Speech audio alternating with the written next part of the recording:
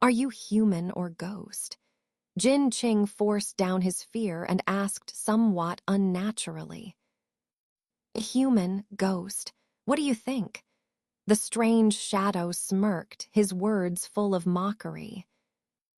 Upon hearing this, Jin Qing's expression turned extremely ugly. Meanwhile, Han Li remained silent, swiftly unfurling the scroll in his hand without any indication. Countless firebirds surged out, rushing towards the strange shadow in a frenzy. At the same time, the giant bird that had been battling the strange python let out a sharp cry, abandoning its fight and transforming into a mass of blazing white flames, fiercely shooting towards the strange shadow. Seeing this, the strange shadow snorted disdainfully, his voice full of contempt. The Zephyr bird? If its true form were to appear, perhaps I would still have some fear. But now, it's just a remnant soul, daring to imitate others in exorcising ghosts. As soon as he spoke, the black chi on the strange shadow's hands condensed, followed by two popping sounds. The black chi burst out, transforming into two ink-black pythons with single horns, which flew into the flock of firebirds, devouring them voraciously. With each snap of their blood-red mouths, several firebirds were sucked in, but the white flames spewed by the birds couldn't harm the pythons in the slightest. Meanwhile, the giant Zephyr bird in the form of a white fireball had already arrived. However, it ignored the two pythons and instead shot straight towards the main body of the green shadow. Seeing this, the red light in the shadow's eyes flashed, becoming even more vivid. Although he didn't move, a hint of solemnity could be faintly sensed. Obviously, facing the remnant soul of the Zephyr bird, this shadow was not as relaxed as he claimed. With a bang, the shadow shook his hands, and the two single-horned pythons detached from his grasp, moving on their own. Then, clenching his fists, verdant flames flared up on the shadow's fists. With a swift movement, he punched fiercely towards the white fireball. To the astonishment of Han Li and Jin Qing, the white fireball was scattered in all directions by the punch and disappeared in the blink of an eye. On the shadow's fist, a milky white crystal suddenly appeared. The strange shadow smirked, without hesitation swallowing the crystal, then coldly gazing at Han Li once again. At this moment, the scroll in Han Li's hand inexplicably burst into flames. He hastily threw it away, and it instantly turned into ashes. Simultaneously, the firebirds still entangled with the two pythons disappeared one by one as the scroll turned to ashes. Han Li took a deep breath. Although he knew that these Zephyr birds were definitely not a match for the opponent, he had only used them to test the depth of the enemy. But he didn't expect that the shadow would easily destroy the artifact specifically designed to restrain evil spirits, and he couldn't grasp any details about it. The only certainty was that the opponent was definitely not just a mere ghost.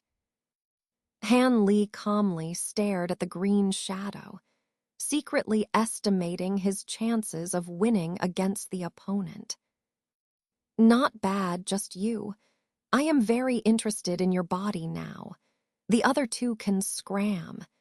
The green shadow stared at Han Li slowly and said, It seemed that Han Li's previous attack had provoked him. While Kyan Hun naturally remained motionless, Jin Qing, upon hearing this, had mixed feelings and his expression changed unpredictably. Although he hadn't personally fought, the opponent was truly inscrutable. Even if he joined forces with Han Li, Jin Qing estimated that their chances of winning were slim. Now, hearing the strange shadow's words about letting him go, Jin Qing's heart was shaken. After witnessing so many cultivators dying tragically before his eyes today, this cultivator, who usually prided himself on being guiltless, for the first time felt the desire to cherish his life and think about the future. What? Don't even want a way out? Then this lord will spend a little more effort and turn both of you into dry corpses. The green shadow sneered coldly, his tone full of killing intent, sweeping a glance at Jin Qing and Kyan Hun. Hearing the murderous tone of the strange shadow, Jin Qing's face alternated between red and white several times, and he finally bowed to Han Li with embarrassment. Han brother, I don't want to perish here yet. I apologize for this time. After saying this, he hurriedly ran towards the stone steps without speaking again. He didn't even glance back at Han Li. Han Li's expression remained unchanged, not revealing any feelings of being abandoned or angry. There was just a hint of coldness in his eyes as he watched Jin Qing leave. Meanwhile, a hint of satisfaction appeared in the red eyes of the green shadow. As Jin Qing sprinted past the scattered pile of bones, another unexpected change occurred. The nearby scattered skeletons suddenly launched an attack at him, shooting towards him like crossbow arrows. Jin Qing was extremely shocked and angered. A silver radiance flashed around his body, enveloping him. But before he could question the strange shadow or release any treasures, those white bones and radiance shot through his protective barrier as if they were nothing, penetrating his body. In an instant, Jin Qing's body became tattered, unable to utter a single word, and he fell heavily to the ground. Han Li gazed blankly at the corpse on the ground, shaking his head lightly. Then he flipped his palm, and a spirit beast bag appeared in his hand. At the same time, the two flying swords in front of him trembled slightly, emitting a faint green light. Interesting. Don't you want to ask me why I didn't keep my word? The green shadow sneered. If you truly wanted to say, you would have volunteered the information without asking. If you don't want to say, then it's just a waste of breath, Han Li said expressionlessly. Indeed, you're quite to my liking, kid. If it weren't for the great calamity that befell you, I might have taken you as a disciple. But now I will never take another disciple in my lifetime, and I will crush all my former enemies, extracting their souls and refining them. The green shadow was initially surprised, but then spoke with chilling coldness. Han Li's expression remained unchanged. With a wave of his hand, Kyan Hun released a protective bloodlight and walked 2 steps to stand beside Han Li, shoulder to shoulder. He didn't intend to waste time talking nonsense. He was prepared to use thunderous force to break the enemy. At the same time, Several other Kingju Be-Cloud swords inside his body were also eager to be released. Bloody refinement, divine light. Good, good. Are you disciples of Jian or Jixuan? The green shadow trembled slightly when he saw the blood light on Kian Hun's body, then burst into laughter in extreme anger. Hanley furrowed his brows slightly, his expression shifting slightly. Jian, are you referring to the Jian patriarch of Jian Island? Hanley said lightly. He had a vague feeling that he might be able to unravel the secrets of the Black Fiend sect and Jian Island techniques. Jian patriarch. How dare that traitor call himself a patriarch? The green shadow immediately exploded in rage upon hearing Han Li's words, followed by a string of curses. Han Li was somewhat dumbfounded. This ghostly figure could actually be the master of the Jian patriarch, which was incredibly bizarre. Just as Han Li was stunned by the other party's words, a flash of green light appeared on his body, followed by a muffled sound from behind. Han Li's heart jolted, and he couldn't help but turn around to look, but there was nothing behind him, no one at all. Not good. Almost in an instant, Han Li realized he had been deceived. He quickly turned his head back and released the other 7 flying swords without hesitation, protecting himself in front. Controlling 9 Kingju Be-Cloud swords at once was currently Han Li's limit.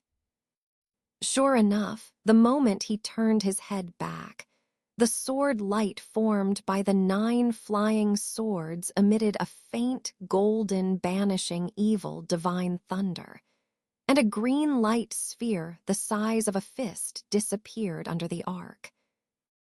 Han Li broke out in a cold sweat. He had almost fallen into the enemy's trap. At this moment, the green shadow emitted an incredulous sound. Han Li smirked coldly, about to taunt the other party, when he sensed a peculiar disturbance in the air beside him. He almost instinctively leaned aside, but then his chest trembled as a familiar blood-colored glow pierced through him, causing blood to surge out instantly. Immediately after, another yellow glow fiercely struck towards him. With a clear clang, several flying swords simultaneously repelled the yellow glow, revealing their original form, the Chaos Bowl. Hun! Hanley shouted in shock and anger towards one side. First attacked by the Blood Ling gem, then fiercely assaulted by the Chaos Bowl, it was evident that Hun was in serious trouble. However, a figure beside him flickered, and Hun, seemingly unaware, shot towards the green shadow. Despite Han Li's mental effort to control Kun, he inexplicably lost all control over him. The green shadow burst into a wild laugh, transforming into a green rainbow and advancing towards Kun. Han Li's face turned extremely pale, but then he gritted his teeth, swiftly forming a hand seal, and forcefully uttered a command, retreat. A small cluster of green light flew out from Hun's forehead in response to Han Li's command, swiftly shooting towards him and merging into his body, disappearing without a trace. At the same time, the rainbow formed by the green shadow also disappeared into Kun. Han Li pressed his hand against the wound on his chest, glaring fiercely at the Kun in front of him. Kun slowly opened his eyes, revealing a pair of eyes as red as blood. Hanli swiftly reached into his storage pouch and retrieved a blue talisman, gently tapping it onto his wound. A flash of white light, and the blood flow immediately ceased. Glancing sideways to see that the injury was temporarily under control, Hanli relaxed slightly. But when he turned back, his gaze towards Xol turned icy, without saying a word. However, his body suddenly emitted a towering blue light, with 9 verdant lights swirling within it, dazzlingly conspicuous. Hanli had made up his mind. If he didn't walk out of here alive, he wouldn't retrieve the azure bamboo beak cloud swords to prevent being ambushed again by this unknown old monster. To be honest, since he started cultivating immortality, he had never been as frightened as he was just now. If he had reacted a bit slower, he would have had an extra hole in his heart immediately. If it weren't for his spiritual sense and agility far surpassing ordinary cultivators, he would have undoubtedly died after Xol's sneak attack just now. The blood spirit drill was incredibly insidious, leaving one defenseless. However, Hanli didn't need to worry about the blood spirit drill's treachery anymore, because the one just now was the last one Xol had cultivated. But Hanli still felt extremely depressed. According to the method of externalizing one's body, he had clearly refined his separated spiritual sense and Xol's physical body to the point of merging them into one. How could he still be unknowingly controlled by the old monster on the opposite side?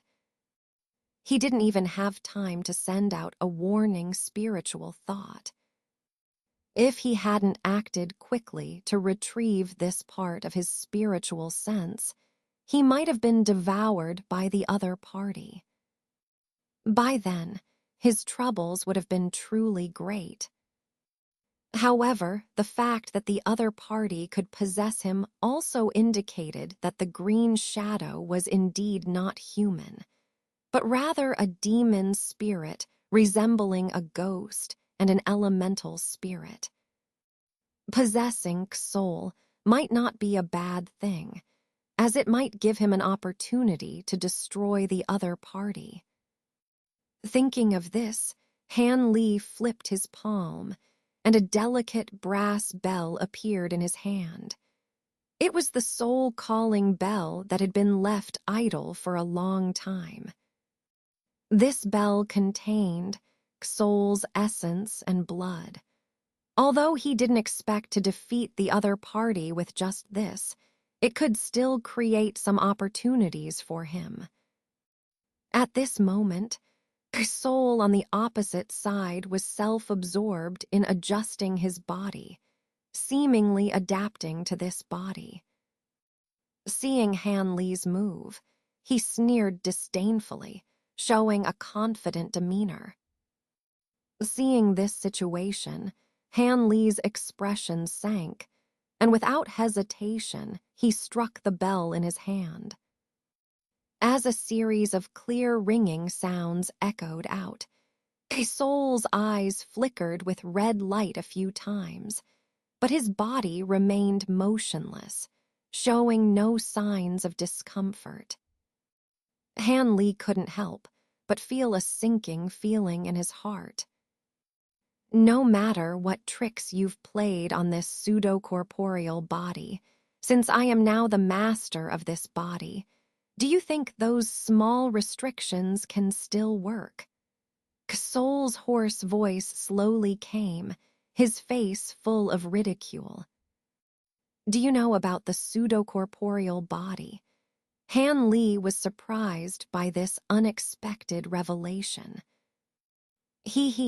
This pseudo-corporeal body and the art of projection were originally passed on by me to two renegades. Do you think I wouldn't recognize it? Dare to use such a secret technique in front of me, you're quite bold. Don't you know that as long as you use such a secret technique to cultivate the pseudo-corporeal body, I can easily control them? Hasn't your master warned you? Sol twisted his neck left and right, then crossed his arms and said lightly. Han Li felt suspicious, but his expression appeared somewhat strange. What master? This method of projection is something I obtained from a jade slip. I don't know what it has to do with you. Han Li didn't want to bear any blame for that extremely sinister ancestor of Yin, regardless of whether what the other party said was true or false. He explained calmly. Jade slip. Kid, do you think that by not admitting you're the disciple of those two renegades, I will let you go? After capturing you, I will extract your soul and refine it. I can still obtain what I want to know. Soul seemed to not believe Han Li's words at all, saying expressionlessly. And after saying this, without hesitation, he waved his hand towards a pile of white bones not far away. The scattered white bones floated up on their own and instantly reassembled into a complete skeleton, then shot towards Xol with a flash of white light. Although Han Li didn't know what the other party was trying to do, how could he let the other party complete all this smoothly? Without hesitation, Han Li flicked his fingers a few times. 3 green sword lights sprayed out from his hand, flying towards the skeleton. It was the green element sword Qi. Do you dare to be so audacious with just a grain of rice-sized light? Xol sneered upon seeing this. Then he opened his mouth, and a jet of blood spurted out. After a rumbling explosion, the blood pillar collided with the green light, splattering light in all directions. Han Li's eyebrows furrowed, showing a serious expression. It seemed that Xol, who had possessed him, was not only limited to the early foundation establishment stage. This was quite strange.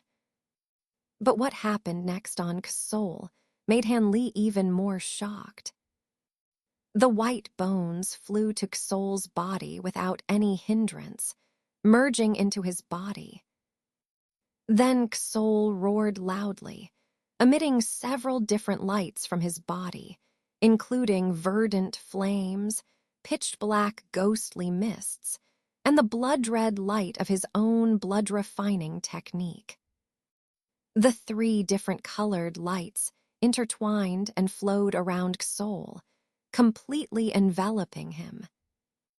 During the roar, there were popping sounds like beans bursting, and then he bent down in pain, his body and limbs slowly shrinking. After the sound stopped, he straightened up again. Xol's originally tall body had shrunk by a large portion, becoming no different from an ordinary person. What surprised Han Li the most was that X's face had turned into that of a handsome young man, and even the pupils in his eyes had diminished in blood color and turned into a light red. In just a moment, Xol had completely transformed into another person. After staring blankly for a moment, Han Li finally showed a bitter smile on his face. Originally, he wanted to take advantage of the other party's bold casting in front of him to make a sneak attack, but he didn't expect the other party's casting speed to be so fast. not giving him any opportunity. Possession or usurpation. Han Li was silent for a moment, then suddenly asked the dry youth with an inexplicable sentence. The handsome young man, after hearing this, showed a smile that seemed like a smile, but not a smile. You underestimate my great demon refining technique. This is a secret technique that only cultivators in the nascent soul stage are qualified to practice. Once I have cultivated it, I will no longer be restricted by usurpation and can freely possess others with my mysterious soul. Now that my condoning bones technique has been completed, let me use you as a blood sacrifice for the return of our ancestor. The young man looked at Han Li calmly and said. Then he raised his hand, and his 10 fingers suddenly became sharp and grew several inches long emerald green nails. Han Li's expression darkened, and he stopped talking nonsense. He gently tossed the spiritual beast bag he had been holding onto, and thousands of gold-devouring bugs swarmed out, forming a splendid cloud of gold and silver after a moment, floating above his head. Then, with a wave of both hands, white light flickered around him. 30 to 40 giant ape puppets appeared around Han Li, each with ice-cold eyes staring at the young man. But Han Li didn't stop there. After pinching a few hand seals, 9 small swords flew out from the green light and merged together, condensing into a jade-green giant sword about 30 feet long. The sword light flickered, and occasional faint golden arcs jumped. Seeing all this, the handsome young man's expression changed drastically, revealing a look of surprise and seriousness. Thunder, bamboo, flying sword, insect-driving technique, puppets. It seems that you are indeed not disciples of the extreme yin and extreme yang. If that's the case, we can have a good talk. After the young man's gaze flickered a few times, he suddenly said such words calmly. Preparing to launch an attack, Han Li was stunned by this, but after a moment of silence, he coldly said, "But I still want to try if you can withstand my flying sword." After saying this, Han Li pointed his finger at the giant sword without hesitation. Immediately, a thick green rainbow shot towards the young man, accompanied by continuous rumbling thunder. The young man's face sank slightly at this sight, but before the flying sword approached, he reached out a sharp claw in front of him and gently waved it. 5 crescent-shaped black lights appeared out of thin air and quickly enlarged. Then, after flashing a few times, they swiftly slashed towards the green rainbow. However, with just a light touch, the half-moon-shaped black light was shattered by the faint golden arcs ejected from the green rainbow, completely unable to withstand a single blow. Seeing this scene, although the young man's expression remained calm, he was greatly surprised in his heart. The power of this golden thunder bamboo far exceeded his expectations. In the blink of an eye, the green rainbow arrived in front of the young man. But he remained calm, watching the giant sword flying closer, seemingly confident. Suddenly, the young ghost's claws flipped, and a green light flashed, shooting towards the oncoming green rainbow. Instantly, thunder roared. Black and golden arcs of lightning burst out, colliding and interweaving, forming a huge thunderball.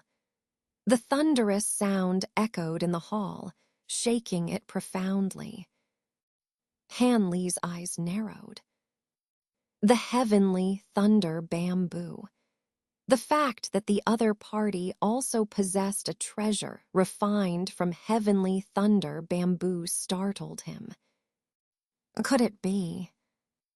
Han Li seemed to have figured something out and stared carefully at the green light shot by the youth. In the dazzling electric arcs, a foot-long emerald arrow fiercely clashed with the giant sword formed by the 7 green bamboo swords. The arcs emanating from it were different from those on the giant sword. Not only was the gold color absent, but instead, a thick black color was mixed in, as if it had been refined with some kind of evil technique. Despite this, the power of this black lightning arc was incredibly formidable, gaining the upper hand in the clash with the golden lightning. Seeing this, Han Li couldn't help but let out a sigh. He hadn't expected his initial suspicion to be true. At the sight of the arrow stuck in the white bone skull, he felt a familiar aura emanating from it, much like his cultivated golden thunder bamboo. However, its somewhat blackened color and occasional hint of evil aura made him hesitate. After all, as far as he knew, golden thunder bamboo had only appeared once in the chaotic star sea, disappearing for countless years afterward. How could it be so coincidental that he encountered it? He found it somewhat unbelievable.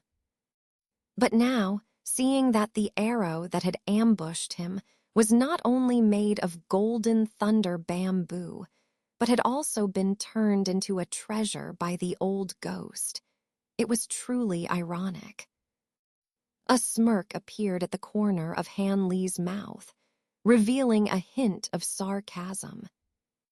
But suddenly, he thought, if the old ghost had suddenly launched the arrow while he was observing the white bone, he would have been so close that he would have undoubtedly died. This thought made him increasingly fearful, feeling cold sweat on his back, truly terrified. As for the 7 green bamboo swords being unable to match this arrow, there was nothing strange about it. These flying swords had been cultivated for too short a time, relying solely on the ability of the golden thunder bamboo in battle, naturally far inferior to the opponent's treasure. If the 7 flying swords had been cultivated for a little longer, they would definitely have been able to compete with the opponent's golden thunder bamboo treasure. But after this probing, since the other party had a way to deal with his evil exorcism divine thunder, Han Li didn't want to fight the other party to the death. After all, from the initial green shadow to the present youth, he had never figured out the opponent's true cultivation level. Moreover, this person was cunning and had a sinister and ruthless mastery of demonic techniques, making him unpredictable. If he were to risk a fight, even with the help of the more than 10,000 gold devouring bugs, he was not sure he would win. Thinking of this, the idea of the other party suddenly suggesting to stop fighting was probably also due to his suspicion of Han Li's peculiar treasures and techniques. With this in mind, Han Li gestured to the giant sword without saying a word. With a loud rumble, the giant sword disintegrated, turning into 7 small swords that flew back to Han Li. Seeing this, the youth's eyes flashed with cold light. After a moment of hesitation, he also recalled his treasure without letting the arrow continue to pursue. If the senior is indeed the master of the extreme yin sect, then the senior must be over 1,000 years old. After Han Li retrieved his flying swords, he asked indifferently, seeming somewhat skeptical. I had already lived for over 600 years before I cultivated the profane soul refinement art. Although I don't know how many years have passed since I transformed into the profane soul, it should be 400 or 500 years. This is also thanks to me dissipating my nascent soul and cultivating this profane soul. Otherwise, even if my physical body still existed, I'm afraid I would have long perished. The youth lowered his head and looked at his hands, speaking indifferently. Hanley listened, speechless. If what the other party said was true, this person was really an ancient ghost.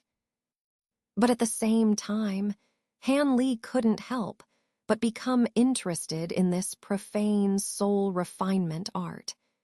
It could extend life beyond the limits of ordinary cultivators, naturally sparking his interest. So, Han Li softened his tone and said, "So, I really should address the senior as a senior." The youth glanced at Han Li and perhaps sensed Han Li's insincerity, chuckled lightly, and said, "Senior. I've dominated the cultivation world for so many years. I never thought I'd end up in such a state, neither human nor ghost, and even giving up the chance to return to the 6 paths of reincarnation. It's all just to seek revenge on those 2 traitors. If you don't explain your origins clearly, I won't let you leave here alive, even if it means damaging my vitality a bit more." Although his voice was extremely flat, the vicious and cold intent in his words was unmistakable. Han Li smiled bitterly, but after thinking about it, he said, "Senior, you are asking too much of me. The junior also has some questions. I wonder if the senior can answer them." Upon hearing this, the youth was slightly taken aback. But then he raised his head and burst into laughter. "Good, very good. I can agree to this condition. But I'm afraid that if you know too much, it will be difficult to keep your life." The youth's madness was revealed. You don't need to worry about that, senior. If I'm not mistaken, the senior's cultivation level is at most equivalent to that of a late foundation establishment cultivator. I should be able to handle it myself. Hanley asked somewhat tentatively, carefully observing the other party's expression. But the youth sneered a few times, showing no unusual expression, making Han Li secretly call him an old fox. "Don't waste time. You said you learned everything from a jade slip, not from the disciples of those 2 traitors. Bring the jade slip over and let me take a look," the youth said coldly, a domineering aura emanating from him. Hanley frowned slightly, hesitated for a moment, then reached into his storage bag and tossed it out. A piece of gray-white jade slip flew directly towards the youth. The youth didn't directly catch it but raised his hand. A black gas turned into a black snake, which bit the jade slip and flew back to the youth. The youth didn't move his hands or feet, just stared intently at the jade slip. After a while, his eyes suddenly lit up, and then he flicked his fingers lightly. With a swoosh, the jade slip shot back into Han Li's hand. Then he slowly said to Han Li, "How did you obtain this? Tell me. Just having a jade slip isn't enough to prove that you have no connection with those two traitors." They.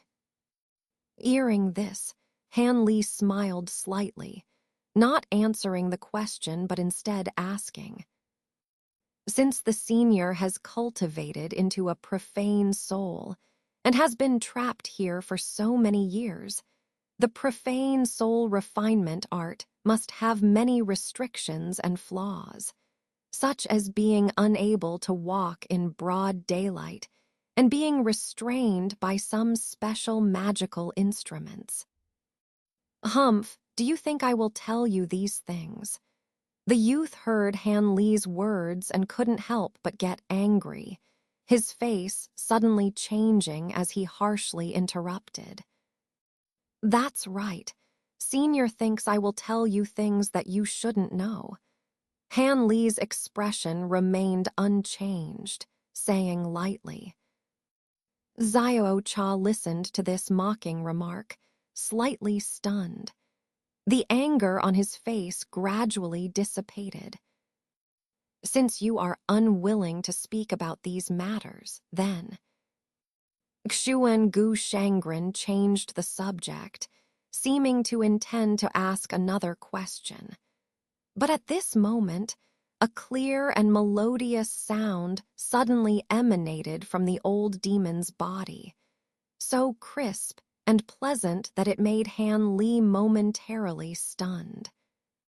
Upon hearing this sound, Xuan Gu Shangren was first startled, then revealed an expression of disbelief and joy. Ignoring Han Li, he suddenly punched himself in the chest. With a pu kai sound, a small piece of pristine white rib bone shot out from his body, circling around Xuan Gu Shangren before falling into his palm. The clear sound came from within this rib bone. Han Li blinked, showing a hint of confusion, feeling a bit puzzled. But as the old demon held the object, the smile on his face grew even stronger. With a bang, the old demon exerted a little force with his 5 fingers, turning the piece of white bone into white powder. From it emerged a white light orb and a black insect resembling a cricket. The insect circled around the light orb, chirping incessantly. But as soon as it saw Xuan Gu Shangren, it immediately stopped chirping and flew into his body on its own. Seeing this, Xuan Gu Shangren burst into laughter, grabbed the light orb, and then the white light disappeared, revealing a slightly yellowed old silk cloth. Upon seeing this item, Han Li couldn't help but feel a shock. This cloth looked so familiar, almost identical to the residual image he obtained from the Black Fiend sect master. Could there be some connection between the two? Han Li's mind started to work, realizing that this might be a clue to unraveling the secret of that residual image, causing him to widen his eyes and carefully observe the other party's every move. Unfortunately, Xuan Gu Shangren took a quick glance before hurriedly stuffing the cloth into his chest. Then, with a calm expression, he said to Han Li, "Since you have no connection with those two traitors, I have no time to waste with you. I have other matters to attend to, so let's part ways. In addition, here's some advice. If you linger here any longer, my disciple might catch wind of it and come rushing over." With these words, Xuan Gu Shangren completely disregarded Han Li's reaction and transformed into a blood light, flashing past Han Li's side with a mocking laughter, then shot out from the entrance in a hurried manner. Han Li was initially stunned, then frowned. But immediately, he moved his body, transforming into a streak of azure light, collecting the treasures and storage bags of Jin Qing and the others in the hall. He turned the bodies into ashes with a few fireballs before flying out of the place as well. He didn't have time to dwell on the matter of the cloth, fearing that if he stayed any longer, Xuan Gu Shangren might have done something to the entrance, which would be troublesome. However, the fact that the old demon didn't even glance at the storage bags of these cultivators, whether because he didn't value the possessions of these Foundation establishment cultivators, or because he was too preoccupied, was actually advantageous to Han Li. But the loss of his transformed soul made Han Li extremely uncomfortable and frustrated. Yet, attempting to confront the other party would likely not end well for Han Li, leaving him feeling helpless once again. As he was thinking this, he flew out from underground to the surface. The old demon had already vanished without a trace, leaving Han Li astonished by the mystique of his escape technique. However, after looking around at the silent surroundings and considering that so many people had entered underground, but only he had emerged, Han Li inexplicably felt a sense of loneliness and desolation. But this negative emotion quickly passed as he cast it aside from his mind. After all, the path of cultivation was still long, and it wasn't the time for him to lament. Han Li didn't dare linger here any longer, quickly orienting himself and immediately flying towards the island's exterior. While flying, he rummaged through his storage bag. After a while, a similarly glowing silk cloth appeared in his hand. Looking at this item, Han Li's heart thumped with excitement.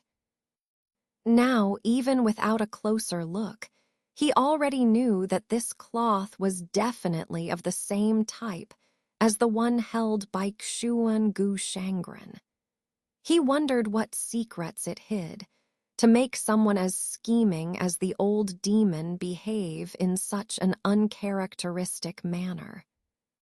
Thinking this, Han Li couldn't help but examine the cloth closely. The originally blurry map had completely disappeared. Only a small golden sword pattern appeared on the empty cloth.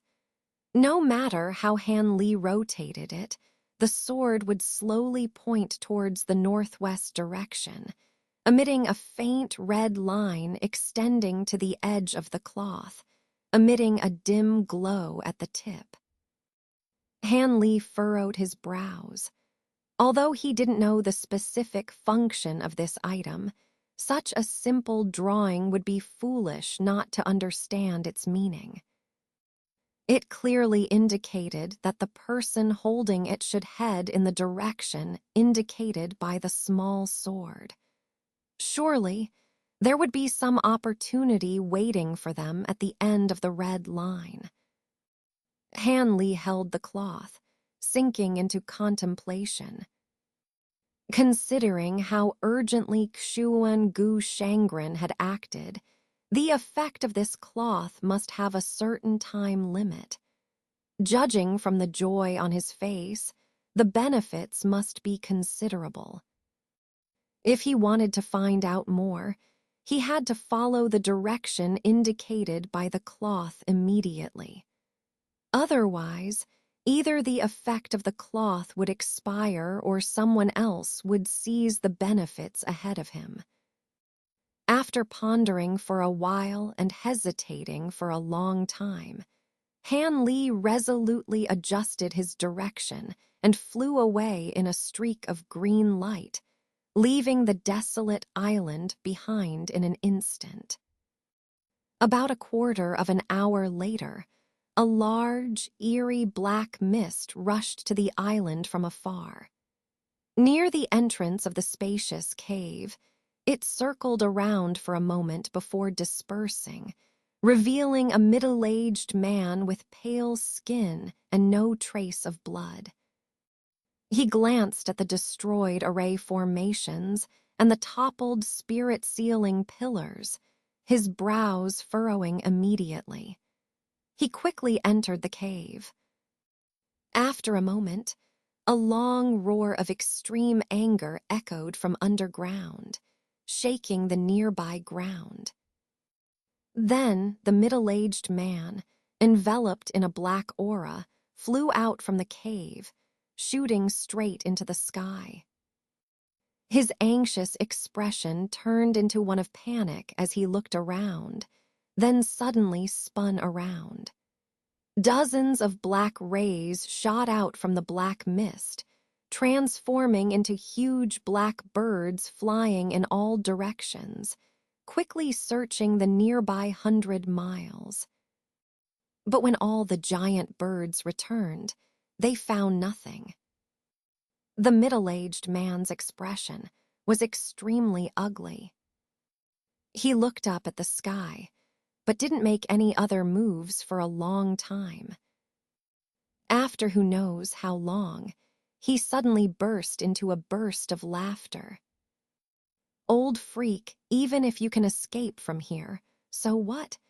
You are no longer the original Xuan-Gu demon ancestor, and I am no longer a mere foundation establishment disciple under your sect. After I finish with the matters of the Void Heaven Palace, I will search the chaotic star sea and drag you out."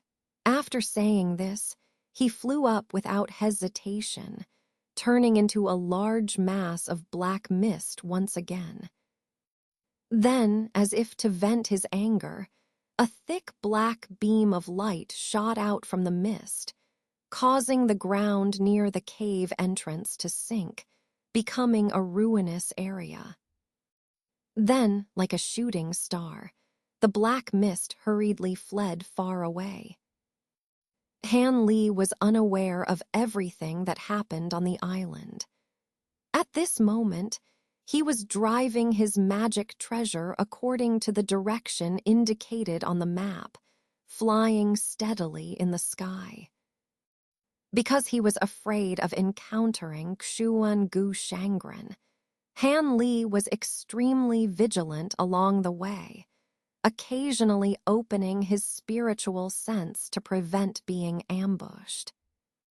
As a result, several days passed without any accidents, which made Han Li breathe a sigh of relief. However, on this day, while Han Li was flying with concentration, the sound of fighting suddenly came from ahead, accompanied by explosions and dazzling flashes of light, indicating that cultivators were engaged in a battle. Han Li frowned, and, relying on his powerful spiritual sense, focused his attention ahead. Surprisingly, there were a man and a woman fighting against 3 people dressed in evil-looking embroidered clothes, creating a lively scene. However, their skills were pitifully low, only at the early stage of foundation establishment cultivation, and the man and woman seemed to be at a disadvantage. Han Li scratched his nose. Since he knew that these people wouldn't pose any threat, he didn't bother taking a detour and decided to fly past directly. As for the cultivators in the field, he wouldn't bother asking. It was more important to hurry on his way. With this in mind, Han Li slightly increased his speed, turning into a streak of green light and flying past them. In passing, he glanced casually, but couldn't help but exclaim in surprise. At the same time, the female cultivator among the pair, after seeing Han Li's face clearly, shouted in joy. "Elder Han, I'm a direct disciple of the right envoy of the Miao Yin sect. I hope Elder Han can help us a little. These three are our sect's archenemies, cultivators from the poisonous Dragon Society." Upon hearing the woman's shout, Han Li was taken aback and turned his gaze towards her, halting the sword light. "You're a disciple of the Miao Yin sect," Han Li asked calmly. The woman, in her early 20s, had a face like warm jade, with skin as fair as snow, and her beautiful face was filled with joy, appearing extremely charming. "I'm Wen Simun, paying respects to Elder Han." The extremely attractive woman hurriedly flew to Han Li's side and respectfully bowed. Her ample bosom and full buttocks, coupled with her graceful figure, exuded extreme charm. Along with the woman's sweet voice, an intoxicating fragrance emanated from her. Han Li calmly looked her up and down before leisurely asking, "How do you know me? Have I met you before?" He was slightly puzzled, as he was certain that this was his first time meeting her. "Elder Han, although I have never had the honor of meeting you in person, the sect master has long hung portraits of several elders in the main hall, which we see every time we visit the main hall," the beautiful woman said respectfully. Upon hearing this, Han Li was first surprised, then found it somewhat amusing. He hadn't expected the Miao Yin sect to resort to such methods to portray him as one of their elders. Although Han Li felt a bit annoyed, he didn't show any change in expression on his face. Instead, he turned his head and smiled at the middle-aged man beside him, saying, "It's been many years since we last met. How have you been?" Since Han Li's appearance, the middle-aged man had been wearing a strange expression, and now, after hearing these words, his expression became even more complicated. Looking at Han Li, his eyes seemed to hold a mixture of envy and inferiority.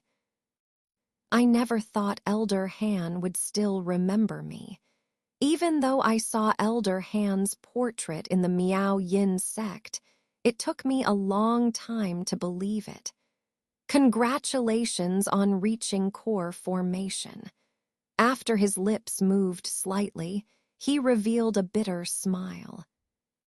This middle-aged man was none other than Wen Qiang, the young cultivator who had crossed paths with Han Li on Quixing Island in the past.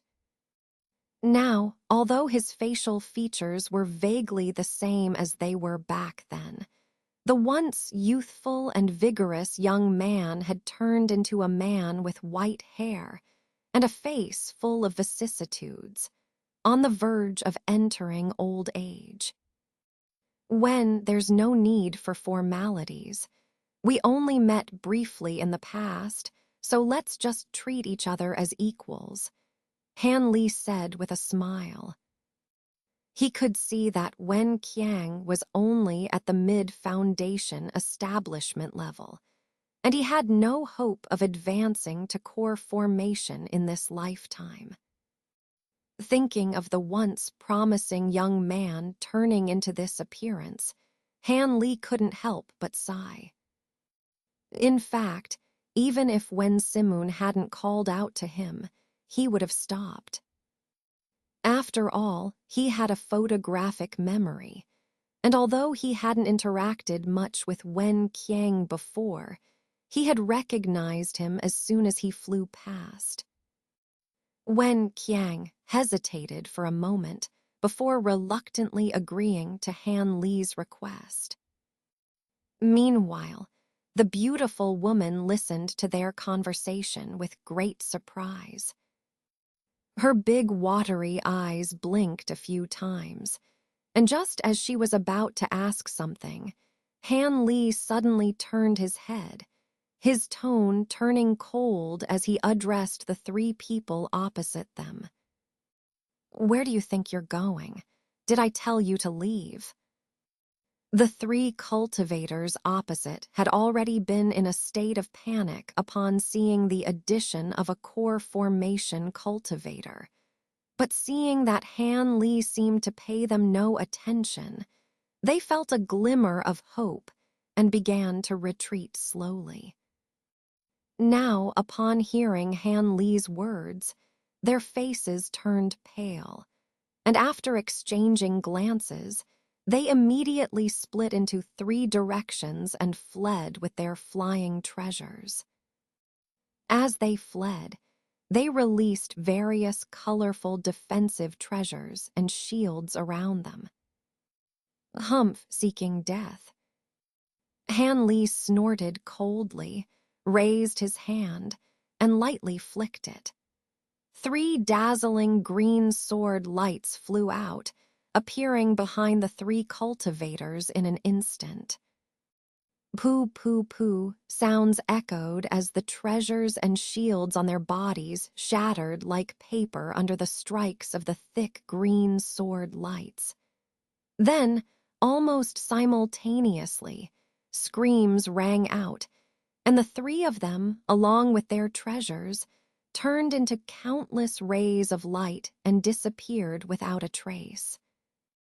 Wen Simoon and Wen Qiang, upon seeing Han Li effortlessly eliminate the three poisonous Dragon Society cultivators, couldn't help but change their expressions, looking at Han Li with a few more traces of awe.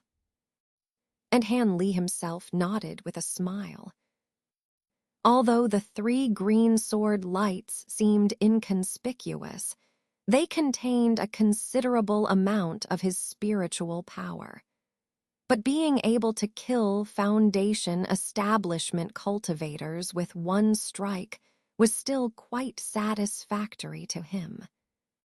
It seemed that as his cultivation grew, the versatility of the green sword lights would become even more useful. By the way, since both of you have the surname Wen, could it be? Han Li seemed to remember something and suddenly turned to Wen Qiang to ask. Wen Qiang, upon hearing Han Li's question, looked a bit embarrassed. "Please don't mock me, Elder Han. Simoon is my daughter." Han Li was taken aback for a moment, then burst into laughter. "Then I must congratulate you as well. This friend Simoon has reached Foundation establishment at such a young age. Perhaps she will also achieve great success in the future." After hearing this, Wen Qiang also showed a trace of pride, saying with some excitement, "I won't hide it from Elder Han. Simoon is indeed my pride and joy. However, she achieved Foundation establishment at such a young age, and I have great hopes for her. I have reached my limit and can no longer progress, so I only hope that she can go further than me." As he said these words, Wen Qiang looked at his daughter with a look of affection.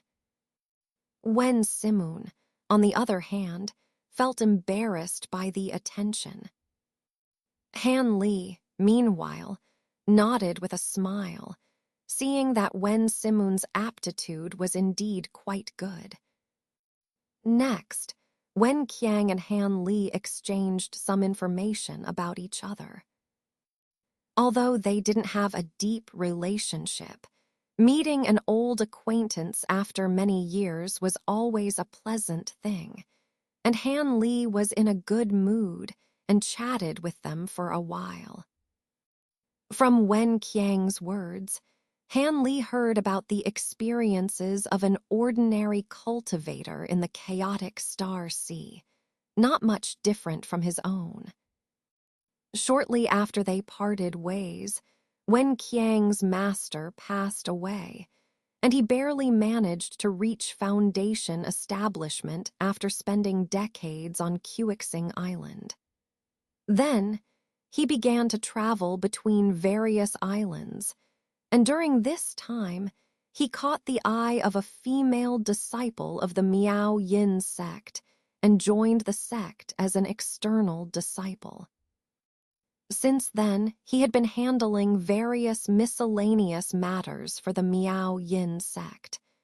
Later, when Simun was born, and his wife passed away shortly after their daughter's birth due to a strange illness. Due to his deep affection for his wife, Wen Qiang didn't remarry and raised Wen Sim alone, allowing her to become a disciple of the Miao Yin sect naturally. Listening to this, Han Li sighed several times. Because his own experiences were much simpler, with almost nothing to talk about except for cultivation. This made Han Li smile bitterly. But in the end, Han Li asked about the reason why the father and daughter were fighting with others here. Upon hearing this question, Wen Qiang immediately showed a look of anger, while Wen Simun's face dimmed. Han Li couldn't help but feel very surprised. After hesitating for a moment, Wen Qiang slowly explained. It turned out that after when Simun reached adulthood, she also married a seemingly promising young cultivator and became cultivation partners with him. Unfortunately, this young cultivator had a short life, and shortly after their marriage, he accidentally died in a battle with other cultivators. As a result, Wen Simun became a widow. As a single woman with innate charm, Wen Simun naturally attracted the attention of some male cultivators in the sect. However, because her husband had just died, she didn't even think about remarrying immediately. As a result, she politely declined several requests for dual cultivation, unknowingly offending some high-level members of the Miao Yin sect. As a result, Wen Simun was assigned a difficult and dangerous task this time.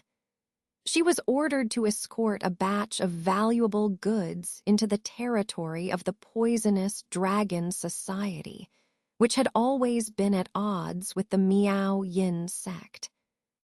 This dangerous task was a result of Wen Simun's unintentional offenses. Wen Qiang, as her father, naturally couldn't stand idly by and had to accompany his daughter on this journey. As a result, the confidential mission was somehow discovered by members of the poisonous Dragon Society, leading to a chase. They were eventually caught up to and forced to fight here, where Han Li happened to pass by. Upon hearing Wen Qiang's angry words, Han Li couldn't help but sigh. He could tell from Wen Qiang's words that he probably wanted Han Li to intervene on behalf of his father and daughter. However, this was only one side of the story, and Han Li wouldn't rashly interfere in the affairs of the Miao Yin sect just because he had some acquaintance with them. After a brief moment of contemplation, Han Li spoke slowly under Wen Qiang's expectant gaze. Wen brother, since you're also a member of the Miao Yin sect, you should know that I'm just a nominal elder and never interfere in any internal matters of the sect. However, if what Wen brother said is true and Sister Simun has been wronged, I will mention it to Sister Xiling when I see her. But whether Sister Xiling will listen or not, that's hard to say. Wen Qiang heard Han Li's words and felt somewhat disappointed, but he knew that he and Han Li didn't have a deep relationship. It was already a great kindness for Han Li to save him and his daughter, so he had no complaints. With a grateful expression on his face, he repeatedly thanked Han Li. He even asked Wen Simun to express her gratitude to Han Li again, but Han Li politely declined with a smile. However, Han Li seemed a bit puzzled and asked another question. Sister Simun is a disciple of Senior Zhuo's, right? Why didn't you mention this matter to Senior Zhuo? Upon hearing this question, Wen Simun's expression became even more desolate, and she explained softly.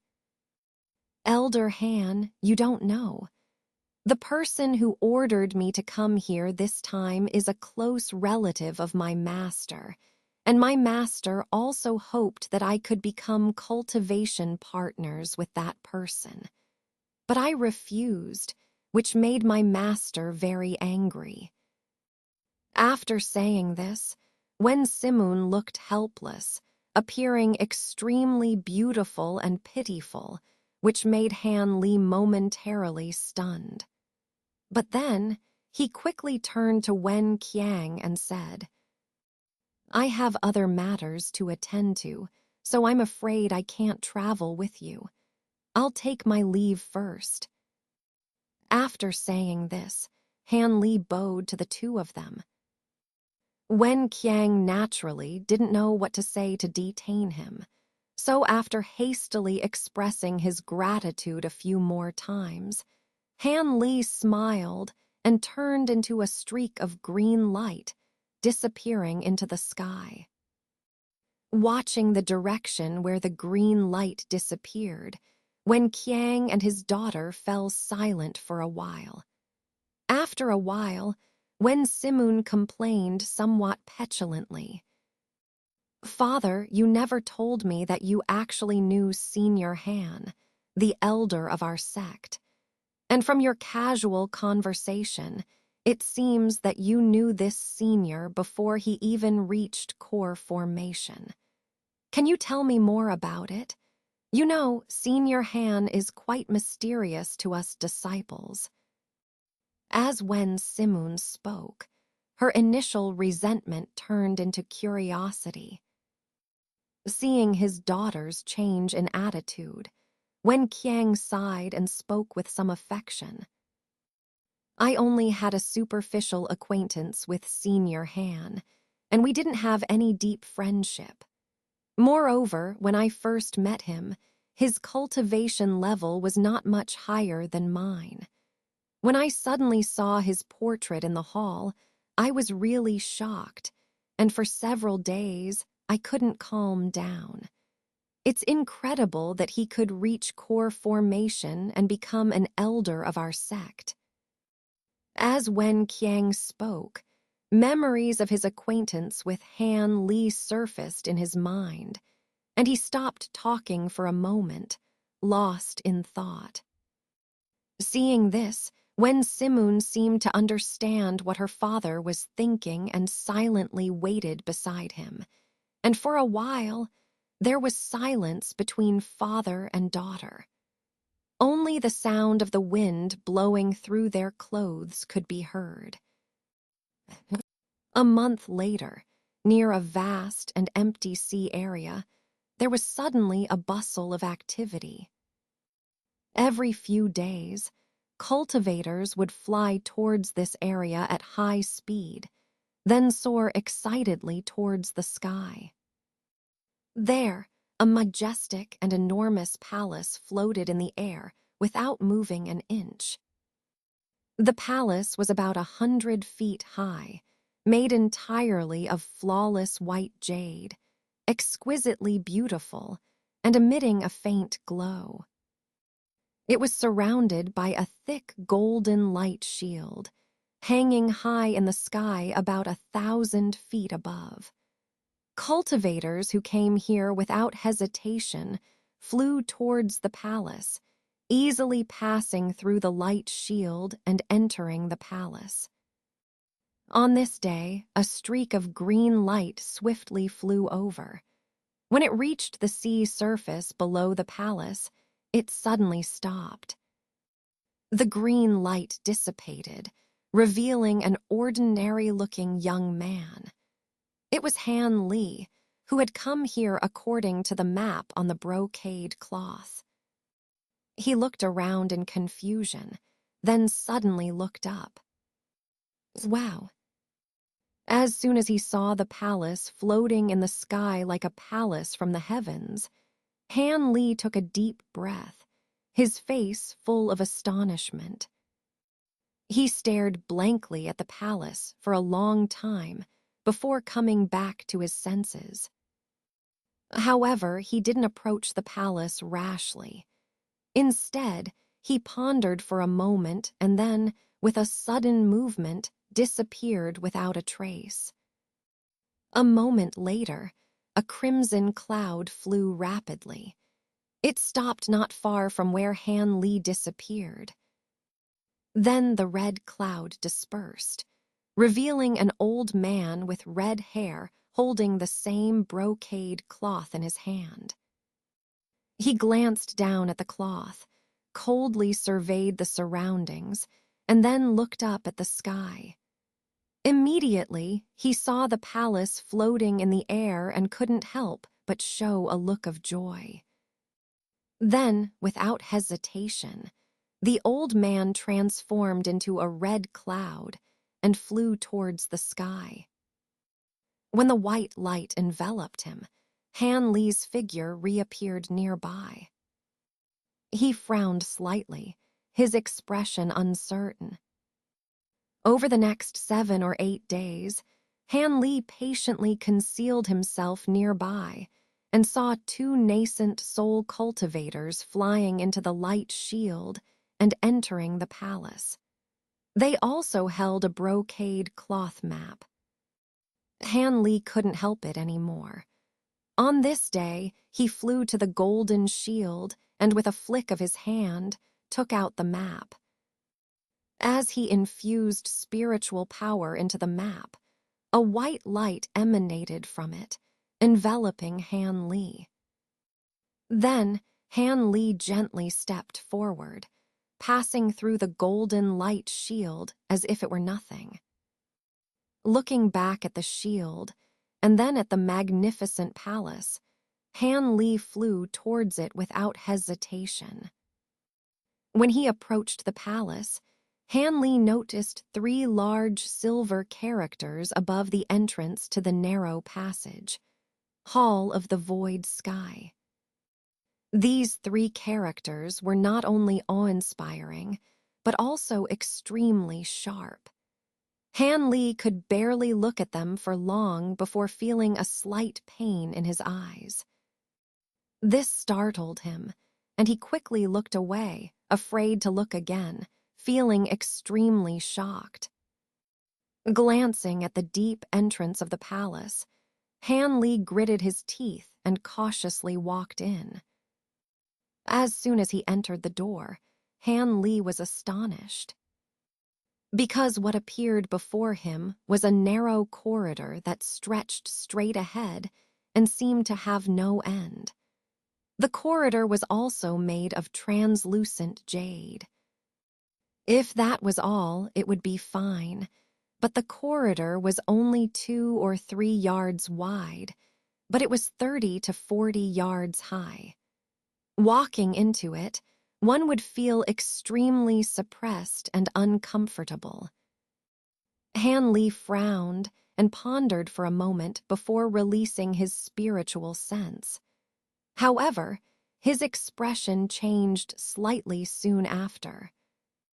As soon as his spiritual sense touched the surrounding walls, it was forcefully bounced back, unable to penetrate even a little, let alone explore the situation inside the palace. Han Li's eyes flashed with determination as he focused his gaze on one of the jade walls. He noticed that. There were faint glimmers of light flickering on it, barely discernible unless one looked closely. It seemed that the entire corridor had been restricted by a powerful spell. Han Li extended his finger and gently touched the jade wall for a moment. Although he couldn't identify the exact type of restriction, the profound spiritual power contained within it still made Han Li's heart tremble slightly. He silently withdrew his finger and, with his chin raised, walked forward carefully. With narrowed eyes, Han Li calmly surveyed his surroundings as he walked through the corridor. Since there was a restriction here, he didn't need to worry about anyone lurking nearby to ambush him and could boldly move forward. However, this narrow corridor seemed to be quite long. Han Li walked for the time it would take to finish a meal before finally swaying and reaching the end. In front of him was an exit emitting a blue light. Han Li's spirits lifted slightly, and he quickened his pace, rushing over. However, what he saw upon entering stunned him, and he felt a sudden shock. Before him was a huge hall emitting a blue light. The area of this hall was at least 300 to 400 yards wide, extremely magnificent and grand. Even if thousands of people entered at the same time, it wouldn't appear crowded. More strangely, the hall was evenly lined with dozens of thick jade pillars. These pillars were large enough to be encircled by several people, exquisitely carved and polished. Each one was engraved with various rare birds and exotic beasts, some of which Han Li had seen before and some he hadn't. Each carving was vivid and lifelike, full of spiritual energy, and none of them were the same. On top of some of the pillars, there were dozens of cultivators, each dressed differently. Except for a few who paid little attention to Han Li's arrival, some of them showed surprise. Han Li couldn't help but smile wryly as he recognized a few of them. Others might not notice, but Han Li recognized Xu and Gu on sight, despite their recent separation. Sitting alone in a corner of the hall, he stared coldly at Han Li, his eyes betraying some surprise. The man and woman standing on another jade pillar, the female cultivator with delicate features, also looked astonished as they glanced at Han Li, their faces filled with disbelief. It was none other than the purple spirit fairy of the Miao Yin sect, accompanied by a composed and elegant young man.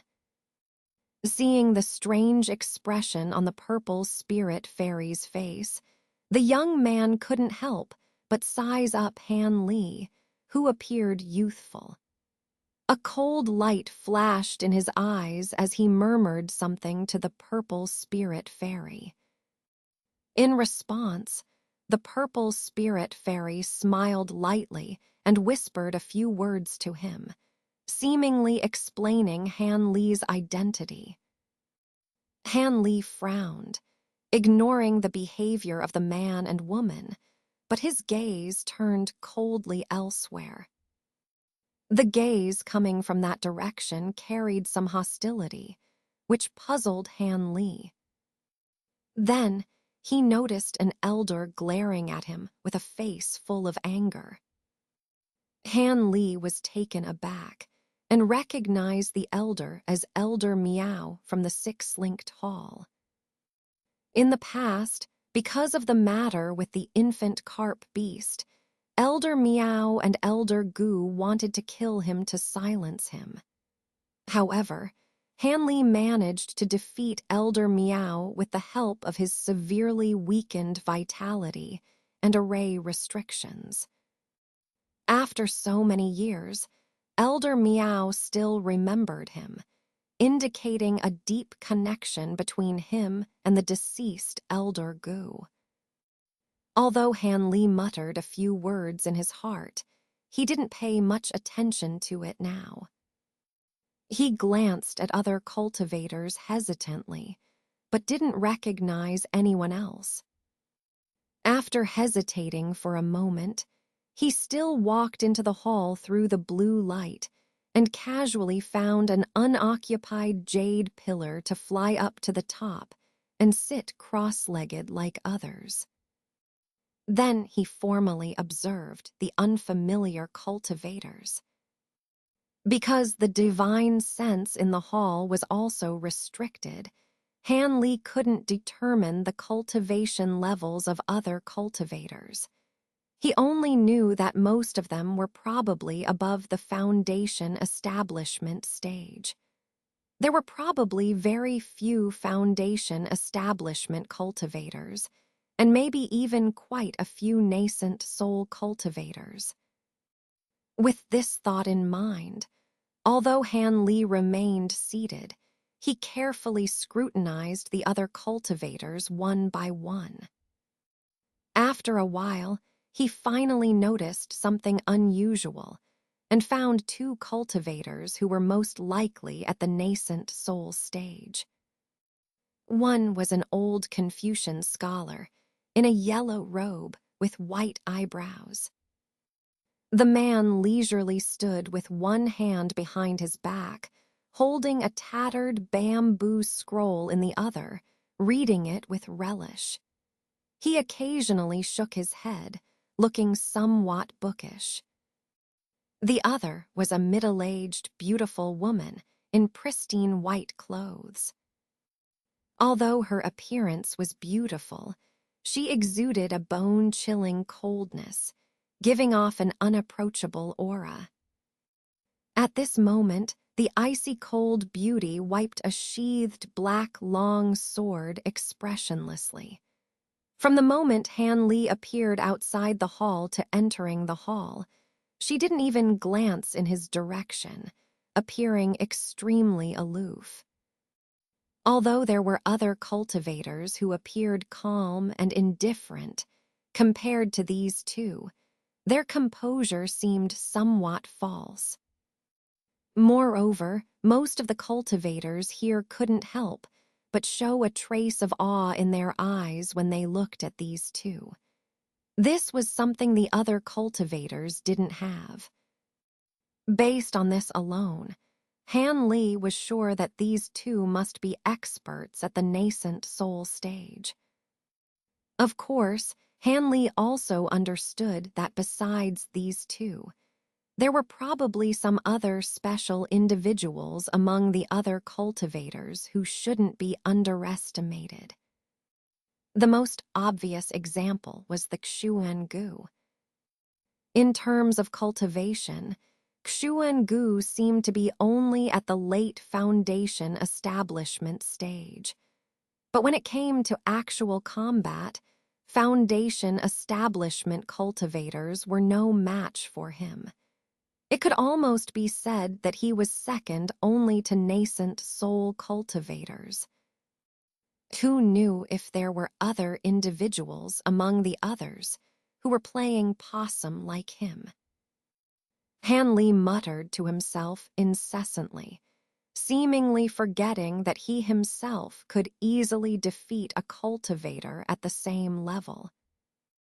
Nevertheless, after calculating for a while, Hanley became even more cautious. He occasionally pondered about the true purpose of these people gathering here. They wouldn't be here just for some boring cultivator meeting, would they?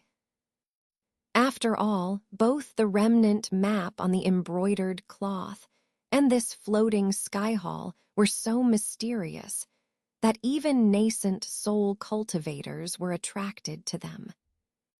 This indicated that something significant was about to happen here. Unfortunately, he knew nothing about it. Otherwise, he could plan his actions accordingly in advance to avoid any danger or unexpected events later on. But at the moment, he could only play it by ear. Just as Han Li was contemplating, he suddenly received a message from Xuan-gu.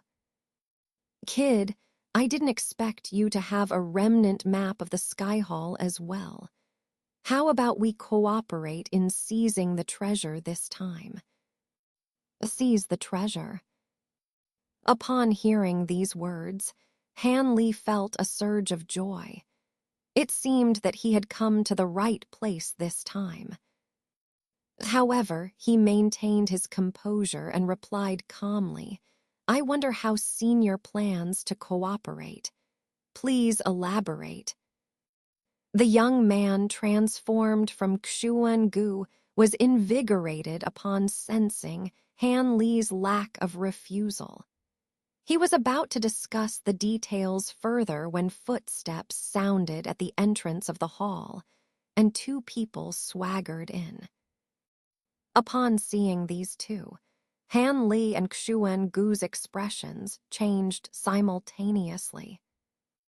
Han Li was somewhat pale, but Xuan-gu's face contorted completely, his eyes revealing a crazed bloodthirst.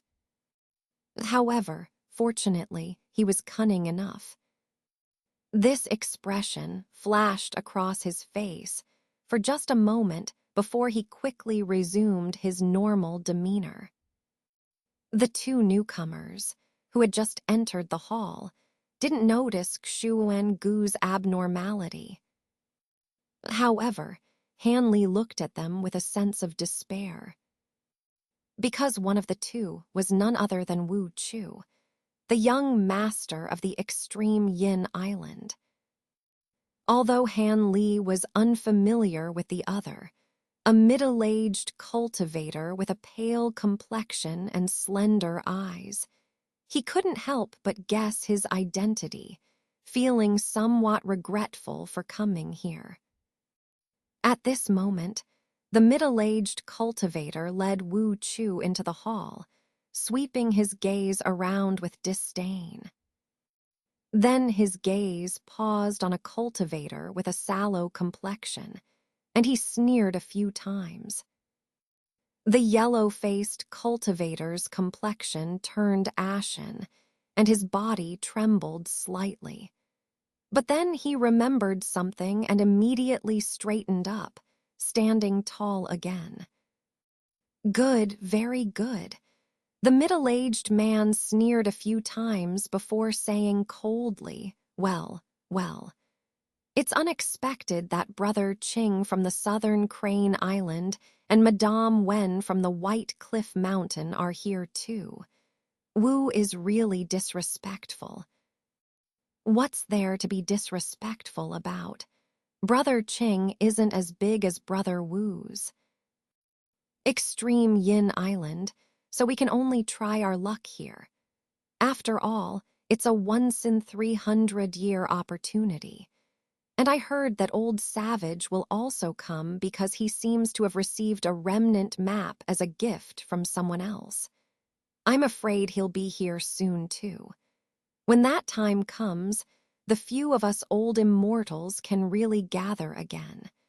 The old man gently put down the bamboo slip in his hand and said with a slightly mocking tone, "Old Savage is coming too."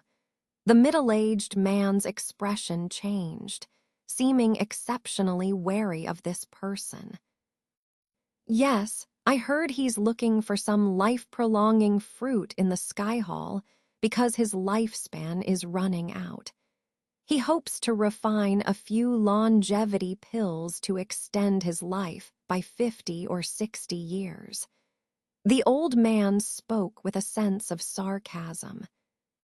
Meanwhile, the ice-gold beauty continued to wipe her sword without lifting her head, completely ignoring their conversation. After listening to their conversation, Han Li couldn't help but take a deep breath.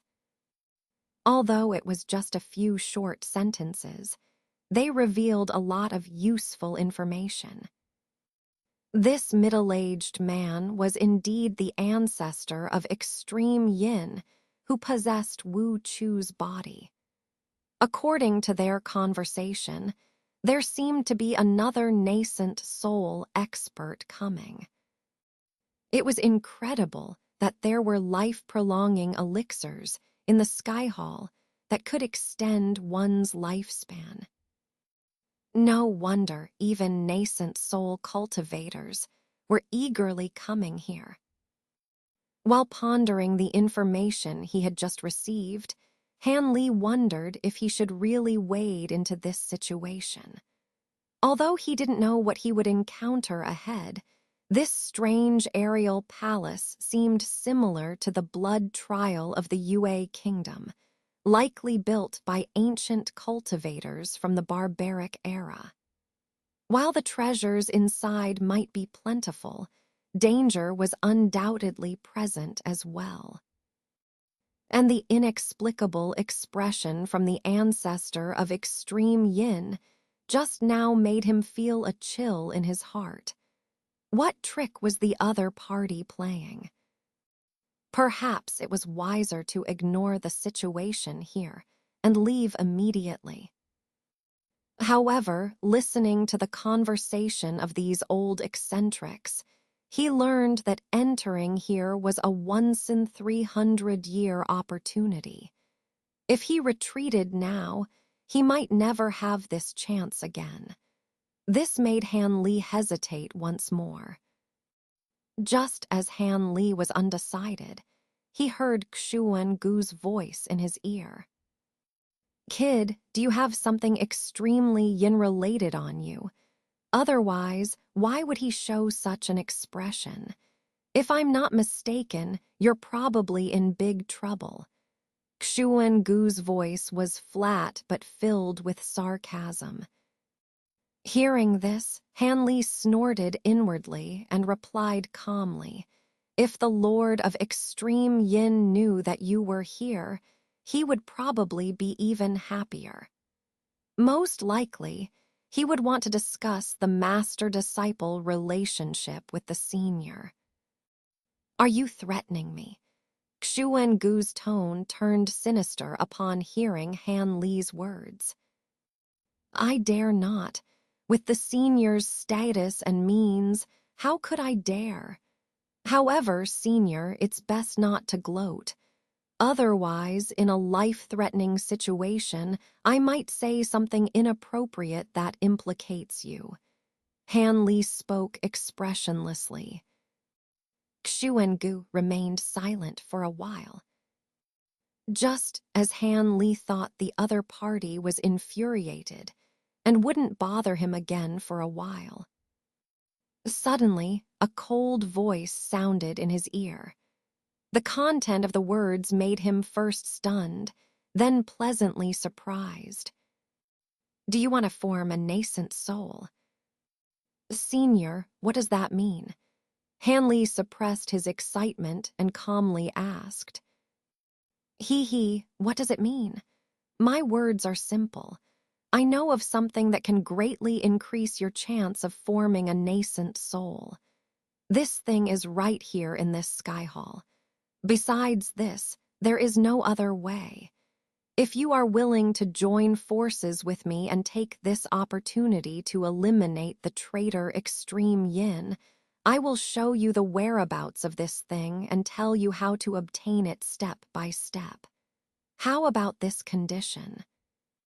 You should know that if I didn't practice the path of demons, I wouldn't need this thing at all. I wouldn't give it to you no matter what. Even if you refuse to cooperate with me, it seems that Extreme Yin will come looking for you on his own.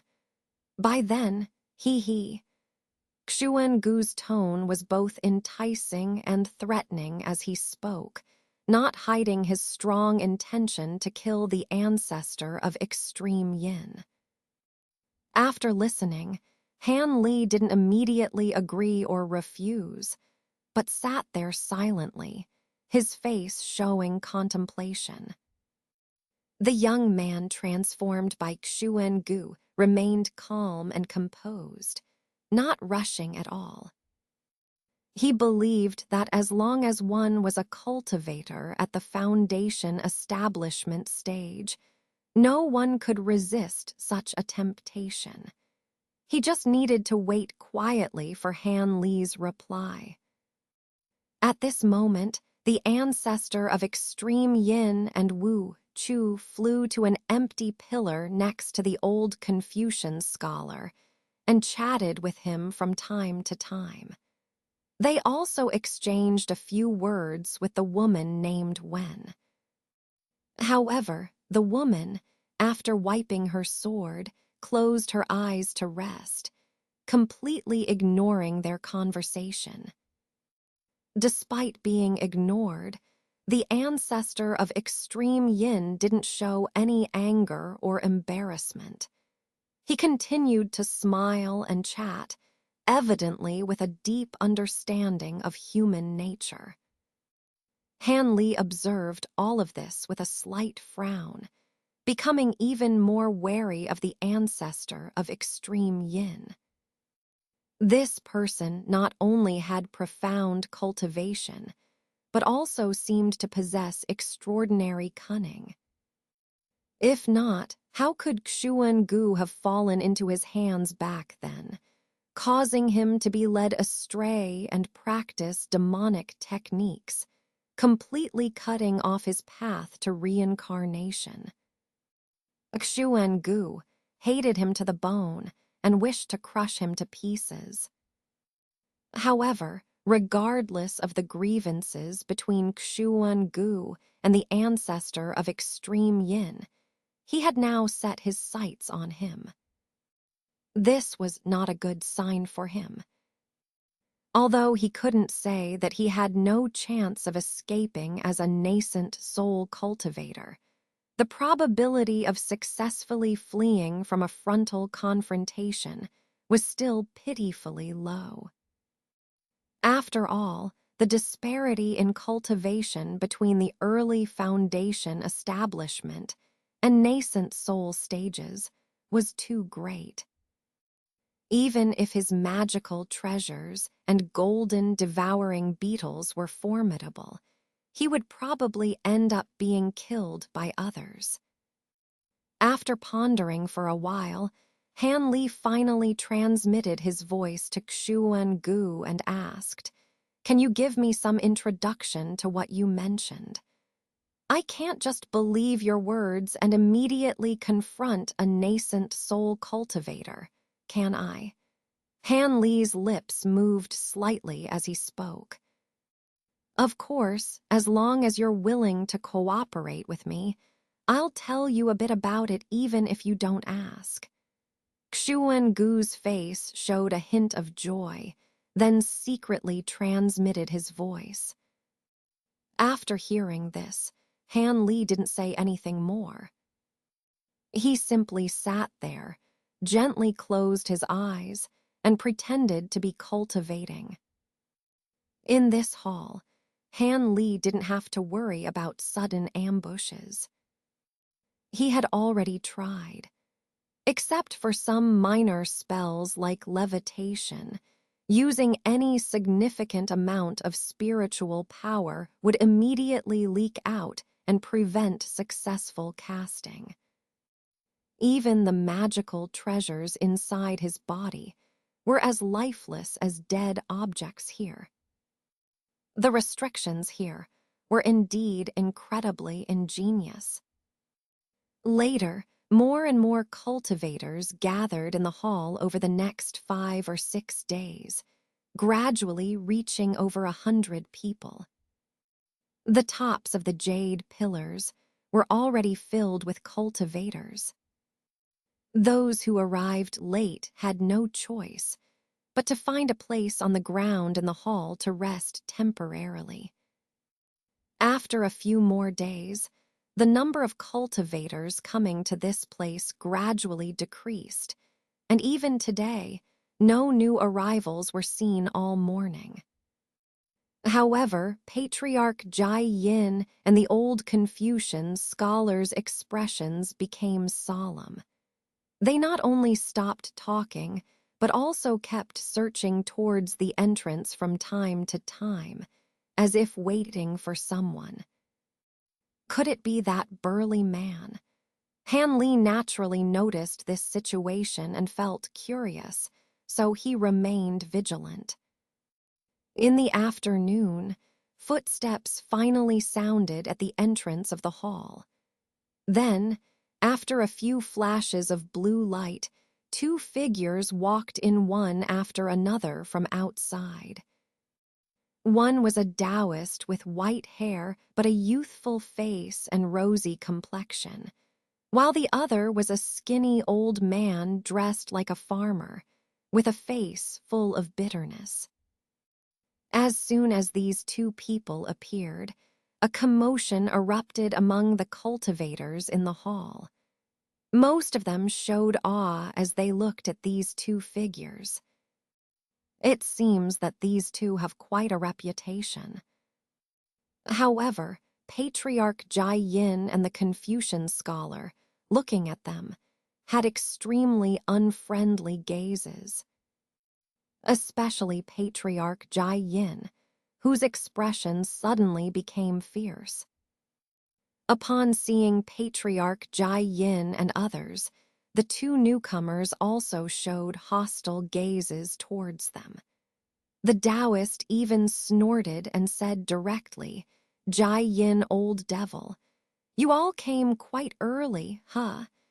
It seems that you people from the demonic path are determined to obtain the ruins of the Void Heaven Palace this time." Tian Wu Zai, it's not that this patriarch came early, but rather you pseudo-gentlemen came too late. I thought the news of the fragment in your hands was fake, but it turns out it was true after all. But that's good too. It's just right for this patriarch to deal with you. Patriarch Jai Yin said with a grim face. Jai Yin, who do you want to deal with? Why not deal with me too? Before the Taoist could counterattack, a deep voice suddenly came from outside. Patriarch Jai Yin and the old Confucian scholar's expressions changed drastically upon hearing this voice. The beautiful woman who had been silent suddenly raised her head sharply and stared coldly at the entrance, saying, "Wan Tianming, you're here too. If Madame Wen is here, what's so strange about me being here?" With this voice, a middle-aged man in a purple robe with a jade belt walked in from outside. This man had a square face and thick eyebrows. His teeth gleamed when he spoke casually, giving off a feeling of overwhelming power. Patriarch Jai Yin, being stared at so impolitely by the other party, had a gloomy face but remained silent, tightly pursing his lips. This surprised Han Li greatly, prompting him to carefully examine this man. Since even Jai Yin, an early Yuan Wying stage cultivator, showed fear towards him, could this person be in the middle Yuan Wying stage? Han Li speculated in surprise. He had already figured out that these three were cultivators from the orthodox path in the chaotic star sea, and they were precisely the adversaries of Jai Yin and the others from the demonic path. The commotion in the hall quieted down immediately when this middle-aged man entered. Only faint whispers of Master of the 10,000 Laws sect could be heard. Apparently, the reputation of this middle-aged man was even higher than the other two. Wan Tianming, one of my wife's sword attendants was injured by one of your disciples, right? Madame Wen seemed unafraid of this man, questioning him without hesitation. Injured, it's just a friendly exchange between my disciple and your attendant, considering her decent cultivation level. Did Madame Wen take such a small matter to heart, intending to seek justice from me? Wan Tianming narrowed his eyes and said calmly, "What friendly exchange? My attendant only has a foundation establishment cultivation base. Your disciple clearly bullied the weak. Are you trying to humiliate my sect?" Madame Wen's face turned cold. "Bullying your sect? How could I dare? Seeing Madame Six Dao's face, I'll have my disciple apologize to you later." Wan Tianming slightly furrowed his brows, then said nonchalantly, "What does my matter have to do with the Six Dao? If you are unwilling, I'd like to have a phoenix and phoenix sword art exchange with the sect Master Wan." Madame Wen became even more annoyed. "Exchange with Madame? That's fine. If the Six Dao finds out that I've offended his wife, he would immediately come looking for a fight with me. I don't want to provoke a war between the righteous and demonic sides."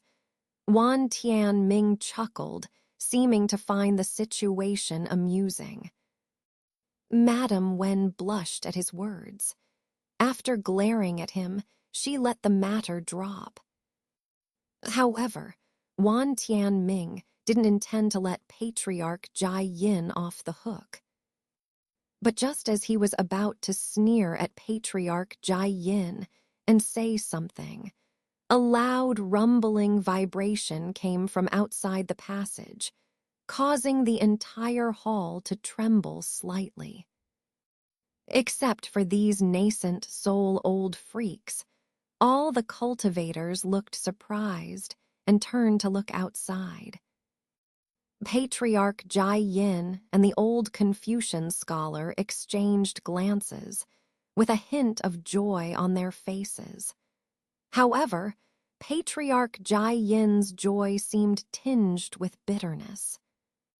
Wan Tianming's eyes flashed with a cold light, like a knife, and it quickly passed.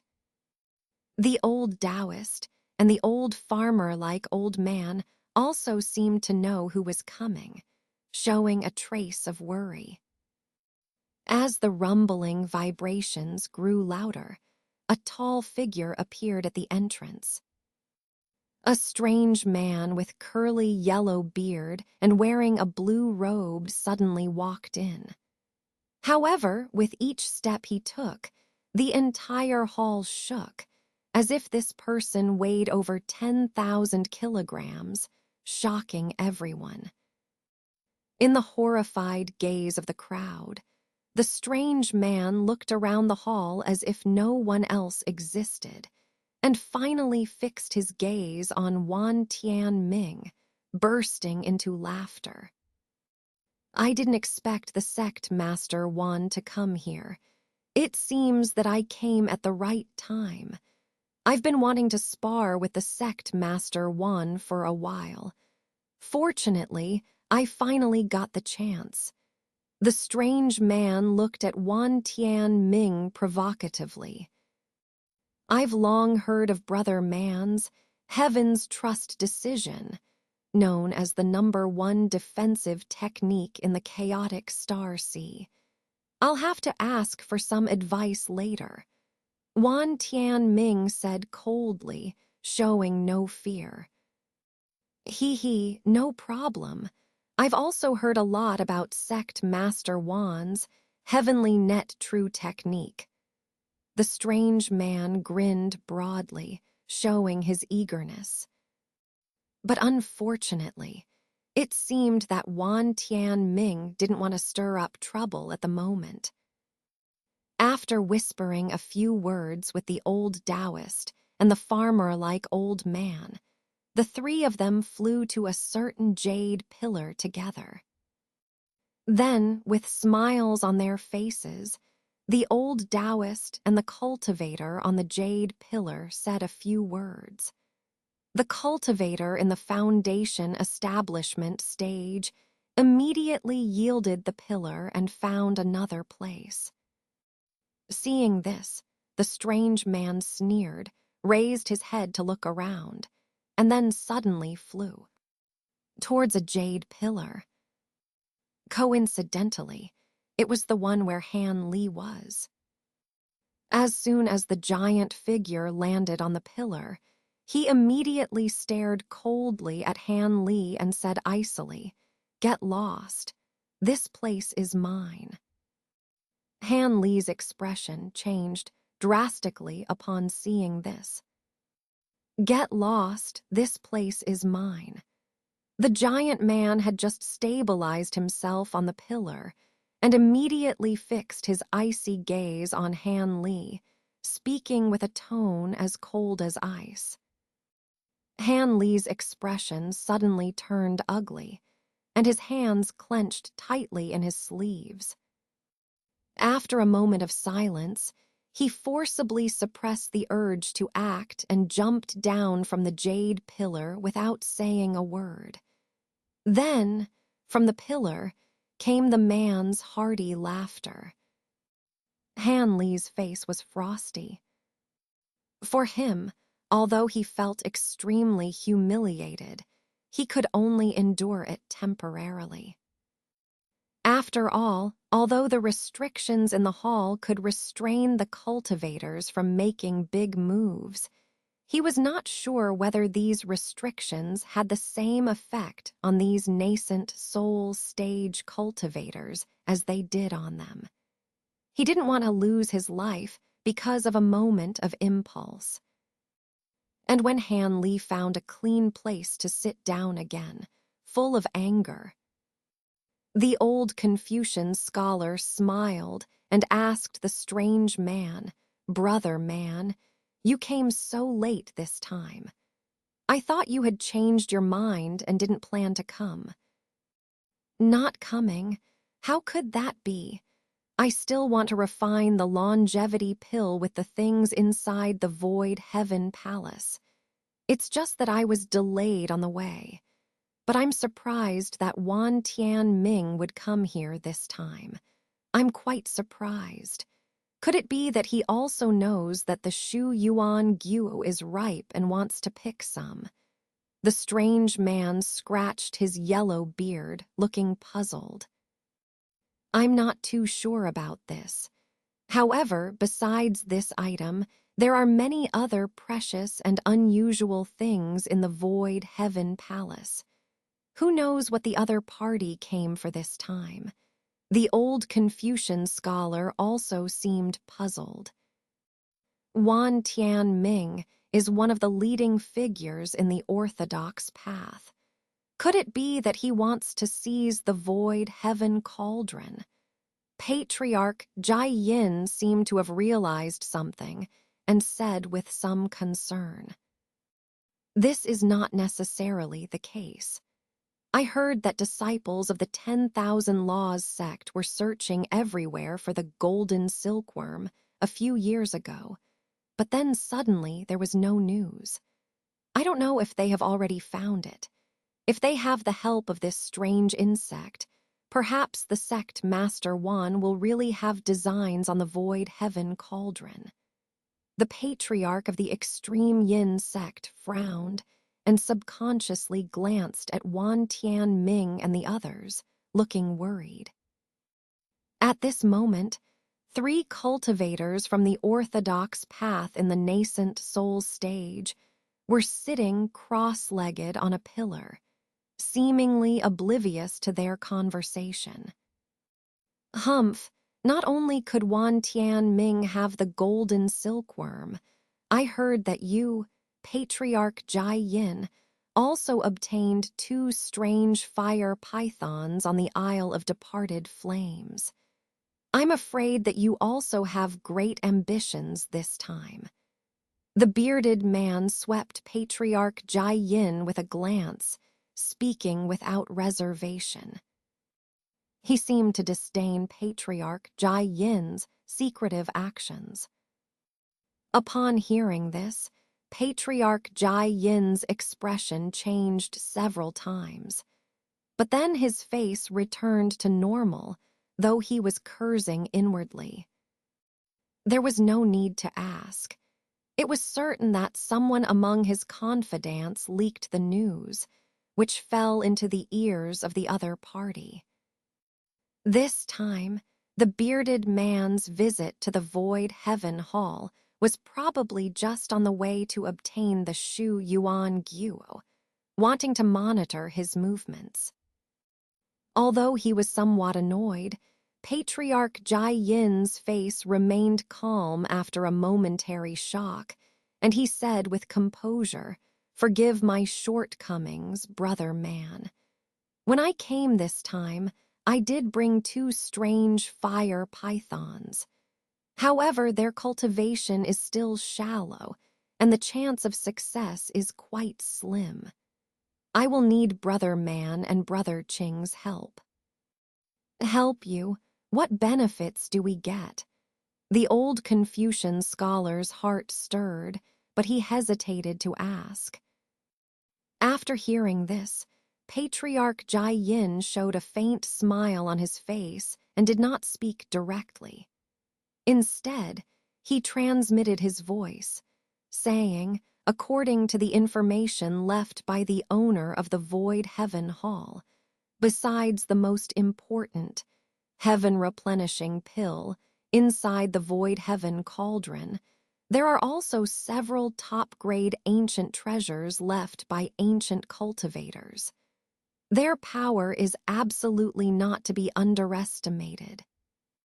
Apart from wanting the Void Heaven cauldron and a heaven-replenishing pill, would you two be willing to split the rest with me? Greed flashed in the old Confucian scholar's eyes, but after a moment of contemplation, he glanced at the bearded man and transmitted, "I have no problem with it, but it depends on Brother Man's opinion. After all, if Brother Man doesn't restrain Wan Tianming, I won't take this risk." Patriarch Jai Yin, upon hearing this, did not show any surprise on his face. He knew that this Confucian scholar, known as Brother Qing, was indeed a cunning old fox. Without involving the bearded man, he would never agree to such a risky matter.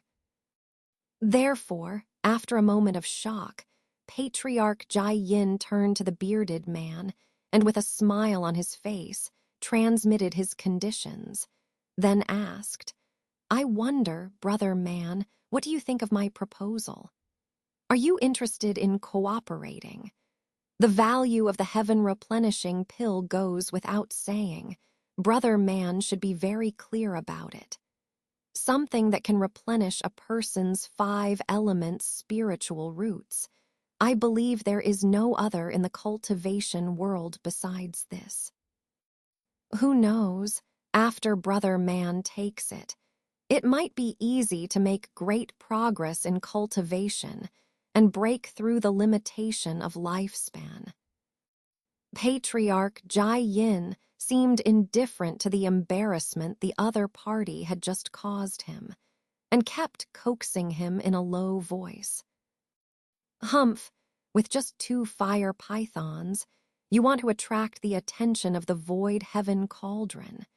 It seems like you guys are out of your minds." Countless nascent soul stage cultivators entered the inner hall back then, but they all returned empty-handed. Do you think there is hope of success in taking such a risk? You should know that the danger level inside the inner hall is completely different from that outside. Even if we nascent soul cultivators enter, we won't be able to come out unscathed. In the past openings of the Void Heaven Hall, not just 1 or 2 nascent soul cultivators perished inside. The bearded man snorted coldly, speaking with a mocking tone. There's no need for Brother Man to worry about this. I just want to ask if Wan Tian Ming and his group really have designs on the void heaven cauldron. Doesn't Brother Man want to go in and take a look? Patriarch Jai Yin said calmly. The bearded man's sneer gradually faded from his face when he heard this question from Patriarch Jai Yin. He narrowed his eyes, a cold light flashed, and then he slowly said, if Wan Tian Ming is really willing to take the risk and enter the inner hall, even without your reminder, I will naturally go with him. After all, even if we of the demonic path cannot obtain the void heaven cauldron, we cannot let it fall into the hands of the righteous path. He said this with great certainty. As long as Brother Man agrees, that's all that matters. If Brother Man is willing to take action when the time comes, my previous proposal will naturally include Brother Man's share. Of course, if Madame Wen is also willing to lend a hand, I would be even more delighted. Patriarch Jai Yin said with a light laugh, glancing at the beautiful woman. I am only here to pick some spiritual herbs. The inner hall is too dangerous. I will not go. The woman surnamed when refused coldly without even listening to Patriarch Jai Yin's conditions. A disappointed look flashed across Patriarch Jai Yin's face. Although the woman only had a cultivation base at the early nascent soul stage, her husband, the Sixth Tao Supreme, was one of the top figures in the demonic path. Even the bearded man was inferior to him in front of her. It was regrettable that he couldn't rope her in. However, he certainly didn't dare to force this woman into the inner hall. He could only smile faintly and let the matter drop. After all, the three of them were not at a disadvantage compared to the cultivators from the orthodox path. There was no need to provoke the woman's displeasure. After discussing among the demonic path cultivators, Wan Tian Ming and the others remained silent and closed their eyes, seemingly confident or already having a countermeasure. Han Li, in the corner, observed all of this. Although he was too far away to hear most of their conversation, which was mostly transmitted, the unfriendly glances they occasionally cast towards the cultivators from the orthodox path gave him a clue that they were discussing how to deal with Wan Tian Ming and the others from the 10,000 Laws sect. This made Han Li secretly delighted. Only when these nascent soul old monsters tangled with each other could he be safer in the midst of it. It would be even better if Patriarch Jai Yin couldn't spare him any attention. That would be even more wonderful. As Han Li was thinking about how to stir up more trouble, two white-robed old men entered the hall with a flash of figures. These two men had silver hair, and their robes fluttered, resembling immortals. When the cultivators in the hall saw these two men enter, their eyes immediately focused on them, but then they showed understanding and respect. Some cultivators who had been holding their breath finally let out a sigh of relief. However, the old monsters from both the righteous and demonic paths showed a complex expression when they saw them. There was envy, as well as some disgust and helplessness in their expressions. The kind-looking, white-robed old man, upon seeing everyone looking at them, smiled slightly and said kindly, We, as the two holy masters, are currently in closed-door cultivation and cannot come to preside over this treasure-seeking event. Therefore, we, as the two elder enforcers, represent the Star Palace to supervise this grand event. As for the rules of this treasure-seeking event, they are the same as in previous years. Anyone who acts recklessly, bullies the weak, or intends to kill for treasure will be stopped by us, and they will also be pursued and killed by the Star Palace. However, our supervision from the Star Palace is limited to the outer hall of the Void Heaven Hall. We will not enter the inner hall, nor will we intervene in anything that happens inside. Therefore, if you feel uncertain, it is better to stay outside the inner hall. In addition, we, the two of us, will not take action to help any fellow cultivator because of the inherent danger of the Void Heaven Hall. Even if a fellow cultivator dies in front of us, we will not bat an eyelid. I hope I have made myself clear, and everyone should understand our intentions. After saying this, the white-robed old man swept his gaze over all the cultivators in the hall like lightning. Others saw his gaze coming and immediately lowered their heads and retreated. Only Wan Tianming and the bearded man met his gaze without flinching. This made the white-robed old man first startled, then frowned, and muttered something in a low voice. The other cold-faced old man beside him also showed a change in expression, but he quickly sneered and resumed his icy expression. Subsequently, the two elder enforcers from the Star Palace sat down cross-legged at the entrance of the hall, one on the left and one on the right. They no longer paid attention to any disturbance caused by their previous words. The cultivators in the hall showed various expressions of joy or worry on their faces. Hanley saw this situation and couldn't help but feel amazed. He didn't know what the people from the Star Palace intended with such thankless actions. Was it just to establish the authority of the Star Palace in the turbulent Star Sea? But at this moment, he heard the voice of the old Xuan Bone. "Kid, be careful. People from the Star Palace are not easy to deal with. From what I know, whenever the demonic path gains power, the Star Palace will suppress them. When the righteous path becomes strong, they will suppress the righteous path. They never give either side a chance to grow. And every time the Void Heaven Hall opens, there are always some cultivators from both the righteous and demonic paths who die inexplicably. It may be the hidden hand of the Star Palace. Although you don't belong to either side, it's better to be careful. I don't want my hard-found helper to die inexplicably." The voice of old Xuan Bone was cold, but the content of his words made Han Li suddenly shocked.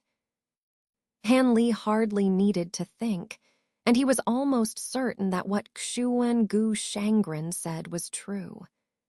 After all, the Star Palace had stood in the Chaos Star Sea for so many years without falling, indicating that they must have used some means. It was also unlikely that they came here just to supervise for no reason. Most likely, they had their own motives. With this in mind, Han Li's eyes flashed with a cold light. Although he didn't reply to Xuan Gu Shangren, his vigilance against the two white-clothed elders immediately increased. However, in the following days, the two white-clothed elders remained motionless, completely immersed in their cultivation, never opening their eyes or uttering a word. So, in this eerie atmosphere, 3 more days passed. But during these days, only 3 or 4 new cultivators arrived, and there were no nascent soul cultivators coming here. Then, on the morning of the 4th day, a sudden change occurred. After a series of rumbling sounds, a white jade door fell from the entrance of the hall without any warning, sealing off the entire hall. The door was covered with a hazy white mist, indicating the presence of powerful restrictions. And in the distance, there was also a loud noise coming from the gate of the palace, as if it had also been sealed off. This sudden development made some people in the hall show a hint of panic. However, they soon found that all the nascent soul cultivators remained calm, which reassured them. At this moment, the 2 white-clothed elders of the Star Palace calmly opened their eyes and stood up. Instantly, the gaze of other cultivators in the hall fell on the 2 of them. Some who knew them showed understanding, while others looked puzzled. As for the nascent soul cultivators, they looked at the 2 elders expressionlessly, without saying a word. The 2 elders calmly walked towards the front of the hall.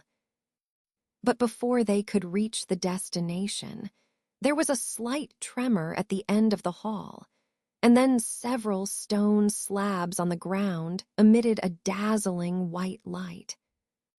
Following the astonished gaze of the crowd, a small teleportation array about 10 feet in size appeared there. With so many cultivators in the hall, none of them could figure out how the teleportation array appeared there, which surprised many self-proclaimed extraordinary cultivators. However, the 2 white-clothed elders of the Star Palace calmly walked to the teleportation array and carefully inspected it.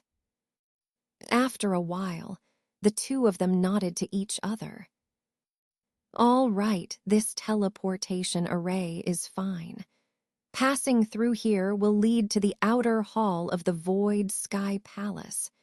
You all take care of yourselves." With these words, the 2 white-clothed individuals stepped onto the teleportation array one after the other. As a result, after 2 flashes of white light, their figures disappeared without a trace. This sudden development made the other cultivators in the hall look at each other. But before they could react, Wan Tianming, along with the old Taoist and the thin black-robed elder, flew down from the jade pillar without hesitation and also entered the teleportation array. Now the other cultivators hurriedly followed suit. In an instant, the teleportation array flashed repeatedly, and half of the cultivators in the hall disappeared in the blink of an eye. Even Xuan Gu Shangren was among them, taking the lead. Han Li's eyes flashed with a strange light, as he couldn't help but look at the extreme yin ancestor and the others. To his surprise, the extreme yin ancestor also looked at him meaningfully, which startled Han Li. He quickly averted his gaze, feeling even more uneasy. It seemed that the extreme yin ancestor was really not going to let him off. Feeling annoyed, Han Li stood up and walked towards the front. Seeing Han Li's actions, the extreme yin ancestor smirked with a hint of cunning.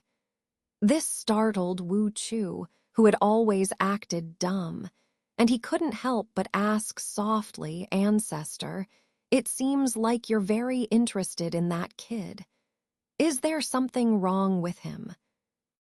Wu Chu was a little curious. Nothing much. It's just that this person is very useful to me. I must make use of him. The extreme yin ancestor shook his head casually, seeming indifferent to telling Wu Chu anything related. This left Wu Chu, who had always been favored by the extreme yin ancestor, feeling puzzled.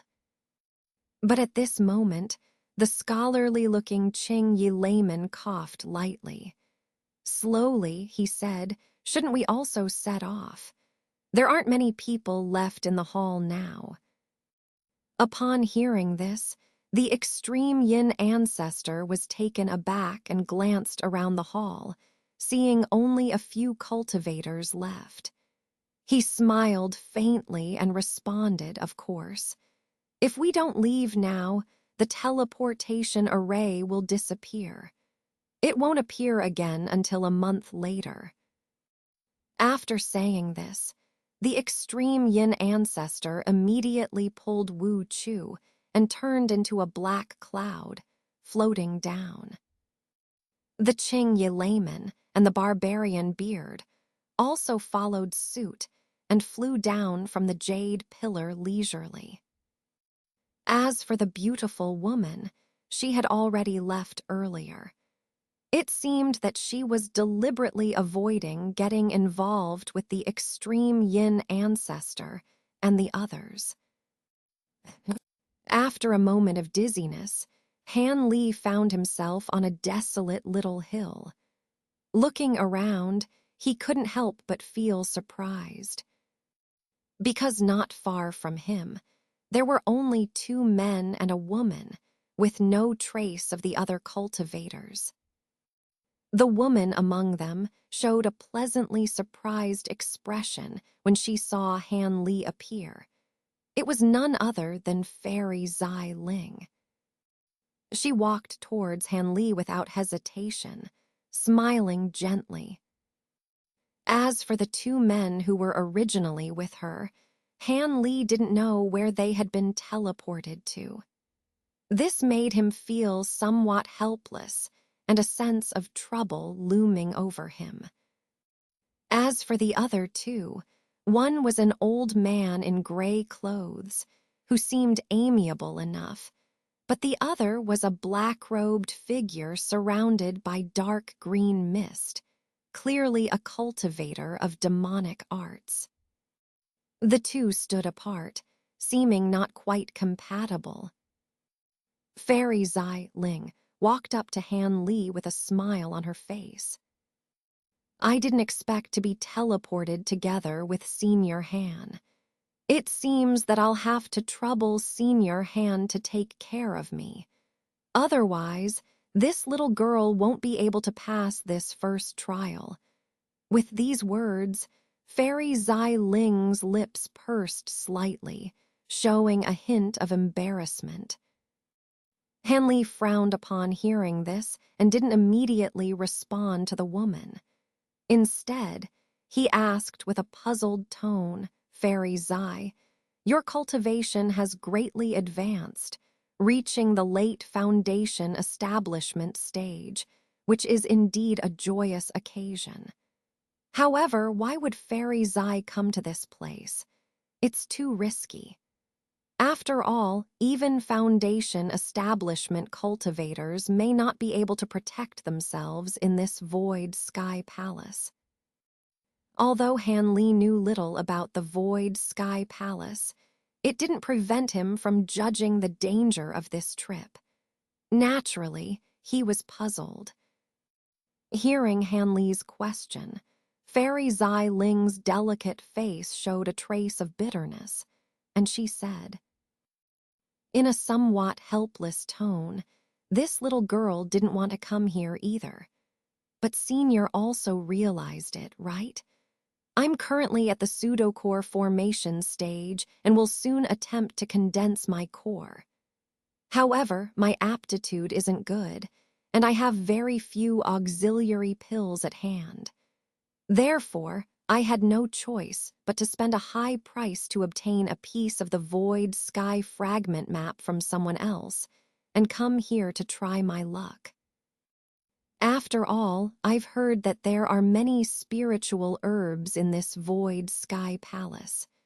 Perhaps, if I'm lucky, I might encounter some spiritual herbs that are very useful for core formation. And I've already made up my mind. I'll only attempt this first trial. I won't try to advance to the second trial. Fairy Zai Ling's expression dimmed, and her brows were filled with despair. Han Li sighed inwardly and fell silent for a moment. If it weren't for his cultivation of the third revolution heavy yang technique and great Tao formula, and the use of numerous spiritual herbs to forcibly increase his chances of core formation, he would probably be even more hopeless than the fairy Zai Ling in front of him. Thinking of this, Han Li felt a sense of empathy towards the woman. However, he quickly changed his mind. After all, the heaven thunder bamboo came from this woman's hands, and the illusory door sect sent him a certain amount of spiritual stones every year, although not many, but still owed the other party a favor. It would be better to repay it now. After thinking this way, Han Li's expression relaxed slightly, and he said in a calm tone, "Since I can be with Fairy Zai Ling, I will certainly take care of her. However, if I really encounter a situation where even I, Han, cannot guarantee my own safety, Fairy Zai Ling will have to find a way to save herself." Then, Han Li turned his head, feeling a little embarrassed to look at her again. This woman isn't extraordinarily beautiful, but just now, her smile was enchanting, with a myriad of expressions. This surprised Han Li. If it weren't for the lack of reaction from the grand Usura technique in his body, Han Li would almost think that the other party had used some kind of amazing charm technique. In this case, his previous loss of composure was somewhat strange. Han Li muttered to himself a few times in his heart, couldn't help but glance back at Fairy Zai Ling. However, the other party had already returned to her delicate appearance. The stunning charm from earlier had disappeared without a trace. While Han Li was puzzled, the gray-robed old man on the other side walked towards him. "I am Ji Li from Tiantai Island. May I know how to address the two Dao friends?" The old man greeted Han Li and the others politely. Putting aside the doubts in his heart for the time being, Han Li responded with a smile. "I am Han Li, and this is Fairy Zai Ling from the Miao Yin sect." When he heard Han Li's name, the old man's expression remained unchanged. But upon hearing about the Miao Yin sect and Fairy Zai Ling, he couldn't help but be surprised. "I have long heard of Fairy Zai Ling from the Miao Yin sect. It is truly fortunate to see her true appearance today." Although the old man said so, there was a strong sense of doubt in his eyes. Obviously, Fairy Zai Ling's appearance did not live up to her great reputation. This surprised the old man a bit. Fairy Zai Ling naturally also heard the other party's polite words, but said nothing, just smiled and remained silent. However, the old man was not an ordinary person. He quickly returned to his normal state and smiled at Han Li, saying, "Since we have been teleported together, it is quite fate. How about we join forces to pass this trial? After all, the ghost grievance land in front of us is not easy to deal with. I heard that many Foundation establishment cultivators have been devoured by the ghosts while passing through this trial, leaving no trace. As the old man spoke, his expression became solemn, seeming to know quite a bit about the Void Heaven Pavilion. While Han Li was listening to the old man, his gaze swept towards the distance. What he saw was a gray mist covering an area about a dozen meters away from their small mound. The mist was accompanied by gusts of wind blowing through it, and there were faint cries of ghosts, making people feel chilly. However, these ghostly mists were blocked by a faint white light near the mound, unable to penetrate even a fraction of an inch. Otherwise, Han Li and the others would not have had the leisure to discuss strategies here. They would have been harassed by wandering ghosts long ago. Seeing this, Han Li couldn't help but look up. Similarly shrouded in mist, it didn't seem like they were inside a grand hall. If he had to guess, he would believe they were in the wilderness. At this moment, Fairy Zai Ling, who had been listening quietly on the side, interjected with concern. I have heard that the first trial's ghost grievance land was not difficult to pass through initially. However, it became dangerous after more and more cultivators fell into it. Because the grudges of those fallen cultivators were so heavy, they turned into powerful spirits, resenting us cultivators who entered the pavilion. If we encounter them, it will be a fight to the death. In recent times, more cultivators have perished in this trial. It is said that during the last opening of the Void Heaven Pavilion, a group of cultivators encountered a berserk ghost king in this ghost grievance land. As a result, the entire group was annihilated, with only one person escaping. A ghost king. Hanley touched his chin, showing a hint of surprise. Although he was not very clear about the ranks of ghosts, he knew that ghost kings were almost equivalent to late Foundation establishment cultivators. Plus, these ghosts had intelligence comparable to humans, making them quite formidable opponents. As the conversation unfolded, the gray-robed old man quickly said, "Although the chances of encountering a ghost king are slim, it's safer for us to act together. Even though we are Foundation establishment cultivators, if we do encounter a ghost king-like creature, we still have a chance to fight back." The old man's frankness was evident. After hearing the old man's words, Fairy Zai Ling did not say anything more. As a very clever person, she was well aware that the other party's proposal to team up was not for her, a Foundation establishment cultivator, but aimed at Han Li. So after her brief interjection just now, she stood obediently beside Han Li, refraining from speaking further. After listening to the old man's words, Han Li smiled. Instead of directly responding to the old man, he glanced at the black-robed person on the other side before calmly saying, "Friend Ji, have you asked that gentleman? Is he willing to cooperate?" As soon as Han Li mentioned the black-robed person, Ji's face suddenly turned ugly. After hesitating for a moment, he said somewhat reluctantly, Don't mention that person from the demonic path. I kindly mentioned the idea of cooperation to him just now, but he coldly told me to leave.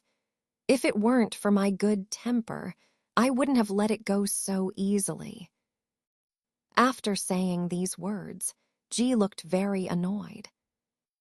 Han Li listened calmly to this, but instead of commenting on the matter, he looked at the black-robed person and called out to him, "I wonder if this friend is interested in joining forces. If the four of us Foundation establishment cultivators join hands, even if we encounter a ghost king-like creature, we'll still have a chance." Han Li's voice was not loud, but exceptionally clear, presumably reaching the ears of the other party. However, upon hearing these words, the black-robed person just gave them a cold glance, turned his head indifferently, and walked towards the mist, seemingly intending to go through the trial alone. Han Li and the others were astonished. However, Ji, with a disdainful expression, sneered, "This person is truly seeking death. Daring to face the mist alone, he's most likely doomed to fail." Han Li paid no attention to Ji's sarcasm.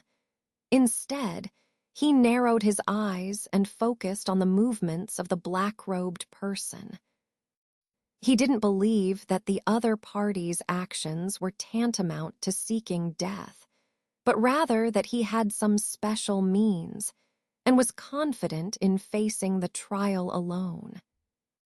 The black-robed person had reached the border between the mist and the white light. He raised his wide sleeve, and a green light shot out, landing in front of him. It turned out to be a small spirit beast resembling a monkey. This small monkey was only about a foot tall, covered in bright green fur that seemed to glow. The most peculiar thing was its extremely large nose, which occupied more than half of its face, giving it a rather strange appearance. Han Li was slightly surprised upon seeing this, but before he could react, Ji, who was beside him, exclaimed in shock, "This is the Cry Soul. He actually has such a spirit. Beast, no wonder he's so arrogant." While Han Li was surprised, the old man beside him was also shocked. Seeing this small monkey, Fairy Zai Ling also showed a shocked expression. Han Li frowned and asked the Cry Soul, "What kind of strange beast is that? Why haven't I heard of it?" Fairy Zai Ling, who had just recovered from her shock, hurriedly explained to Han Li, "The Cry Soul beast is not a naturally occurring spirit beast, but rather a peculiar creature cultivated by a secretive sect in the demonic path. It is a strange creature between a spirit beast and a ghost. Although this creature is usually of little use, it has the natural ability to absorb souls and devour ghosts. Any powerful ghosts and spirits it encounters, as long as it is lightly sucked by its nose, will be swallowed into its belly.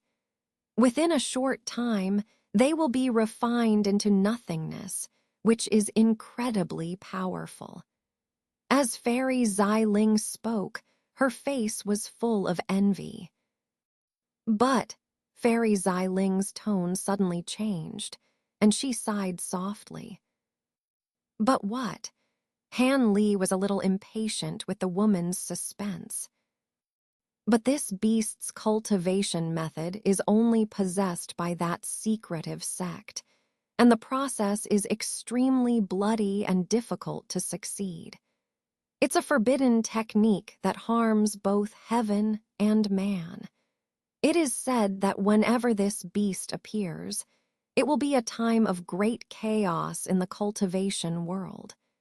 Ji Li looked at the disappearing figure of the black-robed person and said with a complex expression, "When this beast appears, great chaos in the cultivation world." Hearing this, Han Li couldn't help but sneer. Although Han Li is on the path to becoming an immortal, he doesn't believe in the concept of destiny at all. For him, cultivating immortality is just one means of pursuing eternal life. If a real immortal were to appear in front of him, although he would immediately feel awe, he probably wouldn't be able to submit completely. Fairy Zai Ling and Ji Li were somewhat embarrassed by Han Li's blunt words. In fact, Han Li is not alone in thinking this way. Most cultivators only see the matter of crying soul as a legend. It's just that usually, no one expresses it as directly as Han Li does.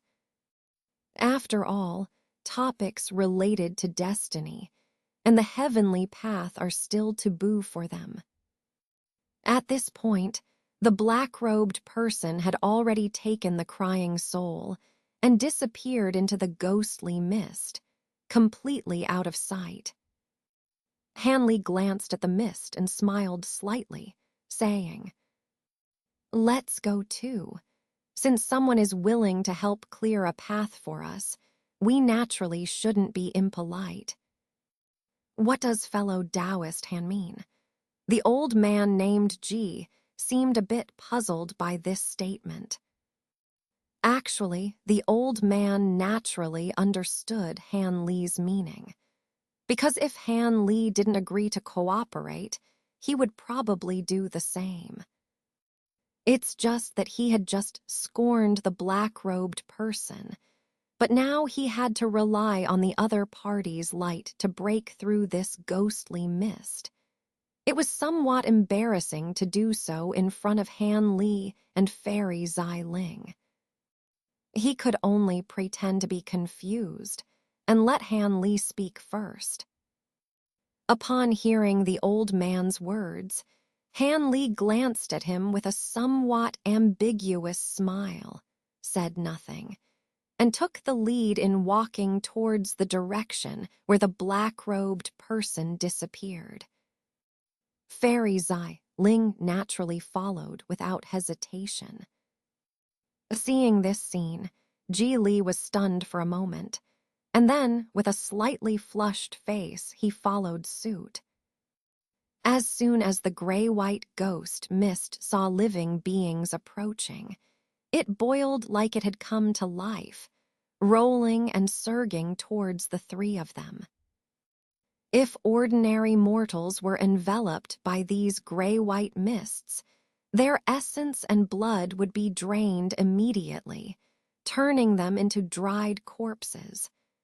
Their souls would become part of these mists, unable to escape the cycle of reincarnation. However, Han Li and the others were cultivators, so they naturally weren't afraid of these mere ghost mists. They each had their own means of protection, with their bodies emitting a flickering light. Ji Li raised his hand and released a crimson umbrella, which spun gently about a dozen feet above his head. A red pillar of light enveloped the old man, and when the ghost mist touched it, it emitted a sizzling sound, followed by eerie green smoke and faint ghostly wails.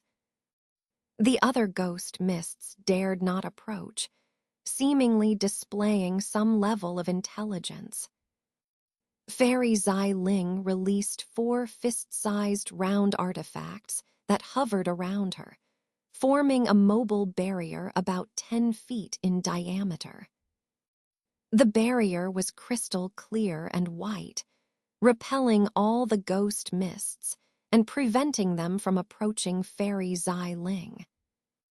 However, the most peculiar means of protection belonged to Han Li. Because aside from emitting a faint blue light, Han Li didn't use any magical tools or treasures.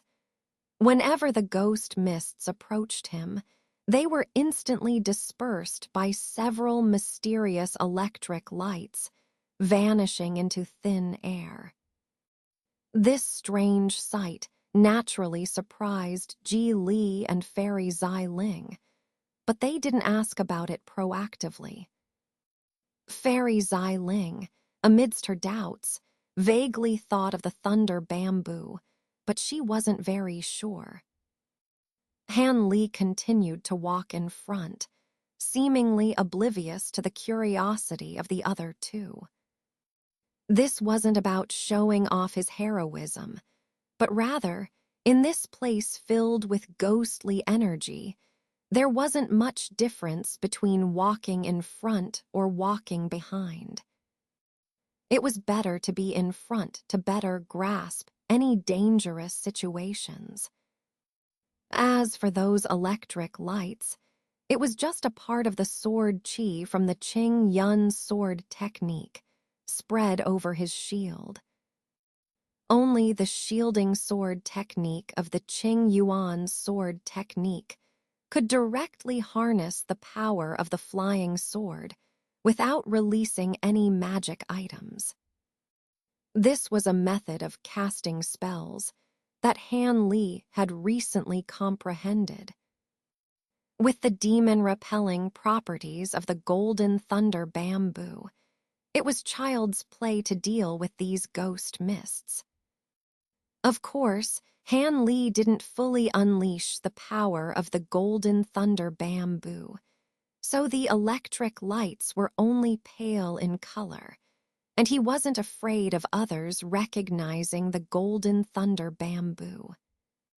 But his powerful spiritual sense, far surpassing ordinary cultivators, had been fully unleashed since entering the mist, to guard against any surprise attacks from powerful ghosts that might go unnoticed.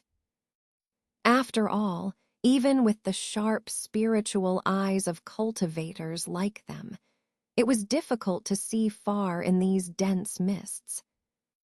However, the traces left by the black-robed person were very easy to find in the thick mist. A path about a dozen feet wide, much lighter than the surrounding mist, was clearly discernible to the naked eye. Han Li and the others just needed to follow this trail. It was unclear whether this was due to the black-robed person's technique or the mystical nature of the crying soul. But for Han Li, it didn't matter. He couldn't be bothered to think about it. The stronger the crying soul was, the more advantageous it would be for those who followed. Now he was walking calmly, observing his surroundings without expression, while moving slowly. Because the ground beneath his feet was uneven, with a damp feeling, as if the air was heavy with moisture. And so, they walked for who knows how long without incident. Unknowingly, they followed the black-robed person deep into the mist. And the color of the mist gradually darkened from its original gray-white. But as time passed, Han Li's expression gradually became gloomy, and his brows furrowed. With a crisp sound, Han Li suddenly stopped in his tracks and looked down. Seeing this, Fairy Zai Ling and the old man also curiously approached. Han Li squinted his eyes for a moment, then returned to normal and moved 1 foot away from where he stood. Because under his foot was just a pile of bones, wrapped in a shiny garment that seemed unusual. Next to it, there were fragments of a broken sword, crystal clear in texture, as if still containing some spirituality. It seemed that this was an unfortunate cultivator who had fallen into this place.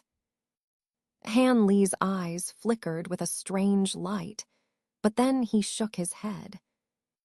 Seeing that this person had died many years ago, yet the fragments of his treasures still retained some spirituality, he must have been a cultivator of considerable skill.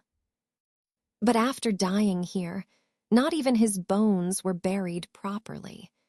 It was a far cry from his former glory, truly pitiful.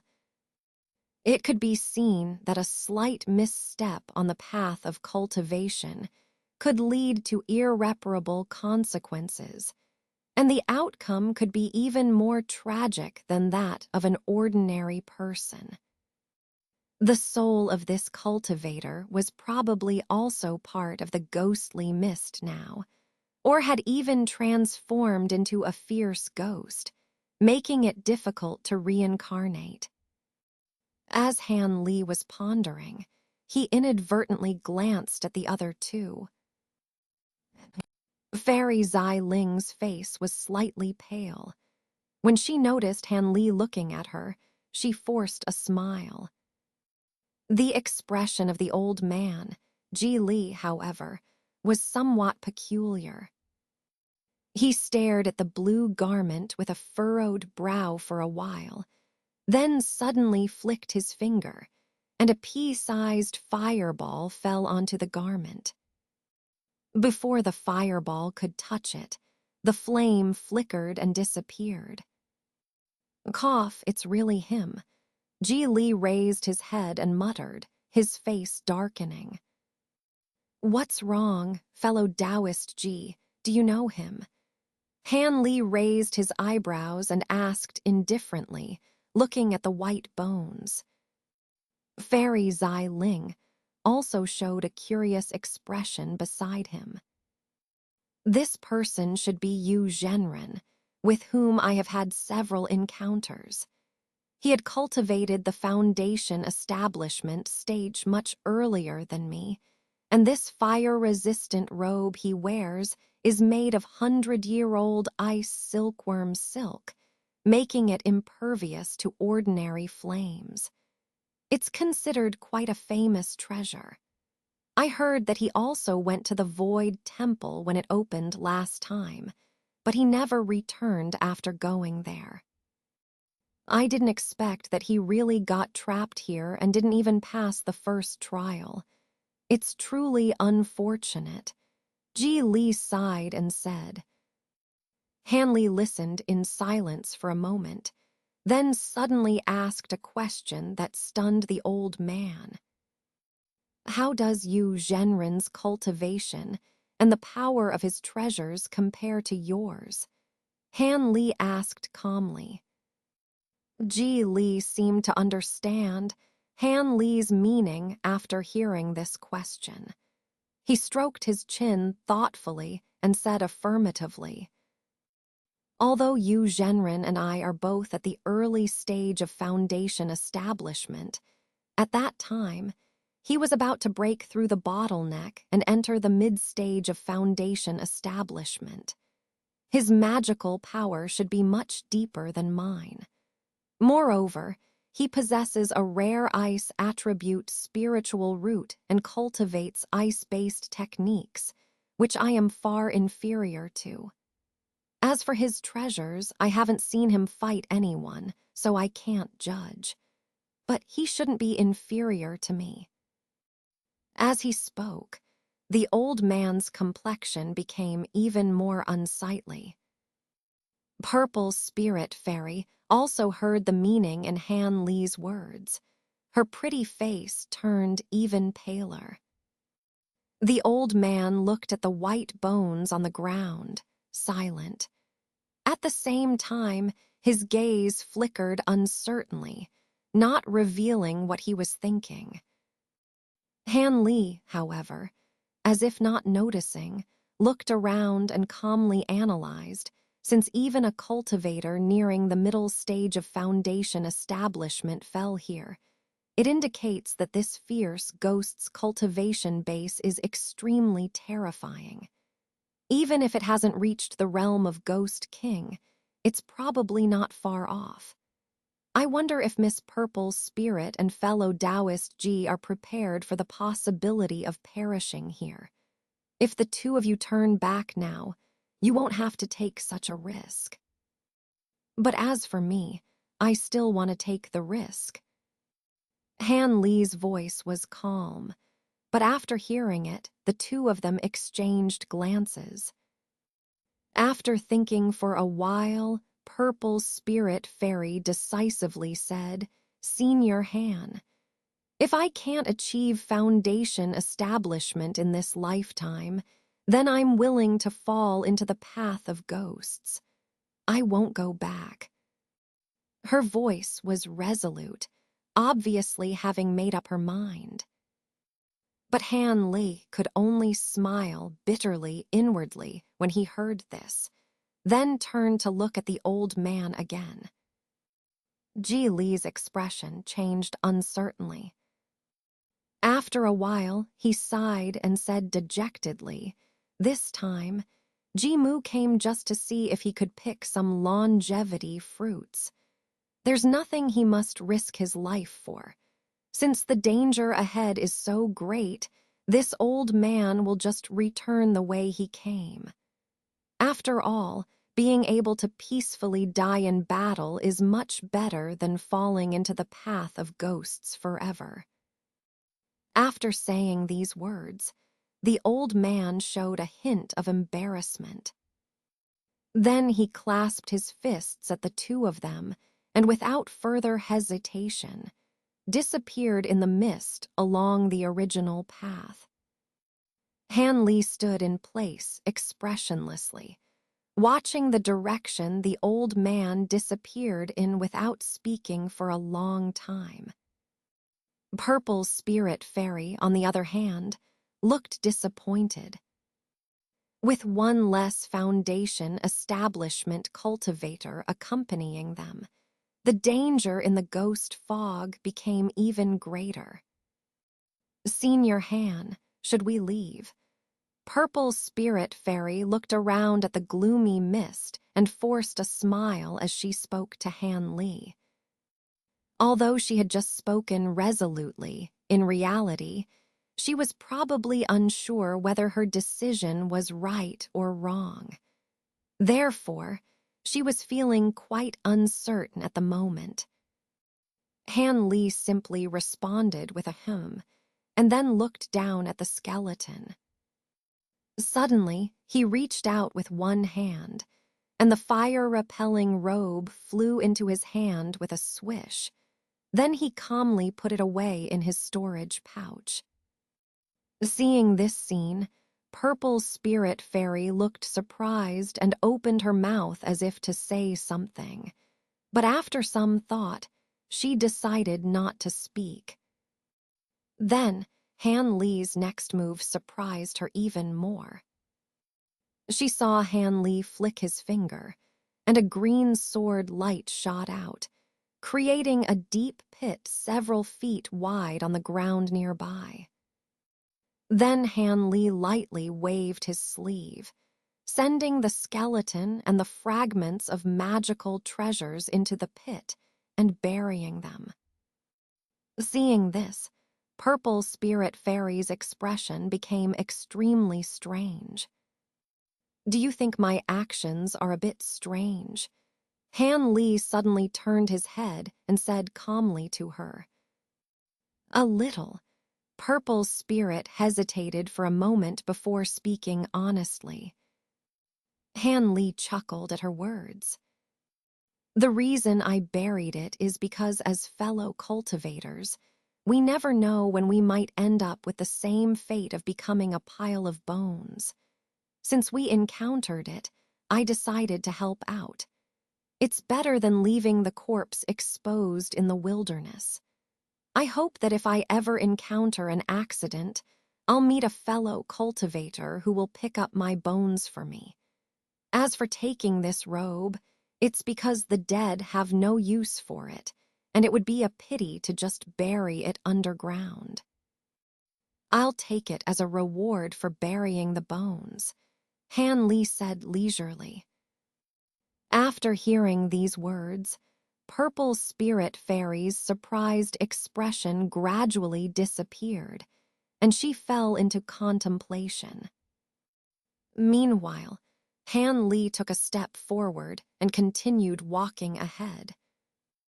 Seeing this, Purple Spirit Fairy glanced at the freshly buried soil on the ground and let out a soft sigh before slowly following behind.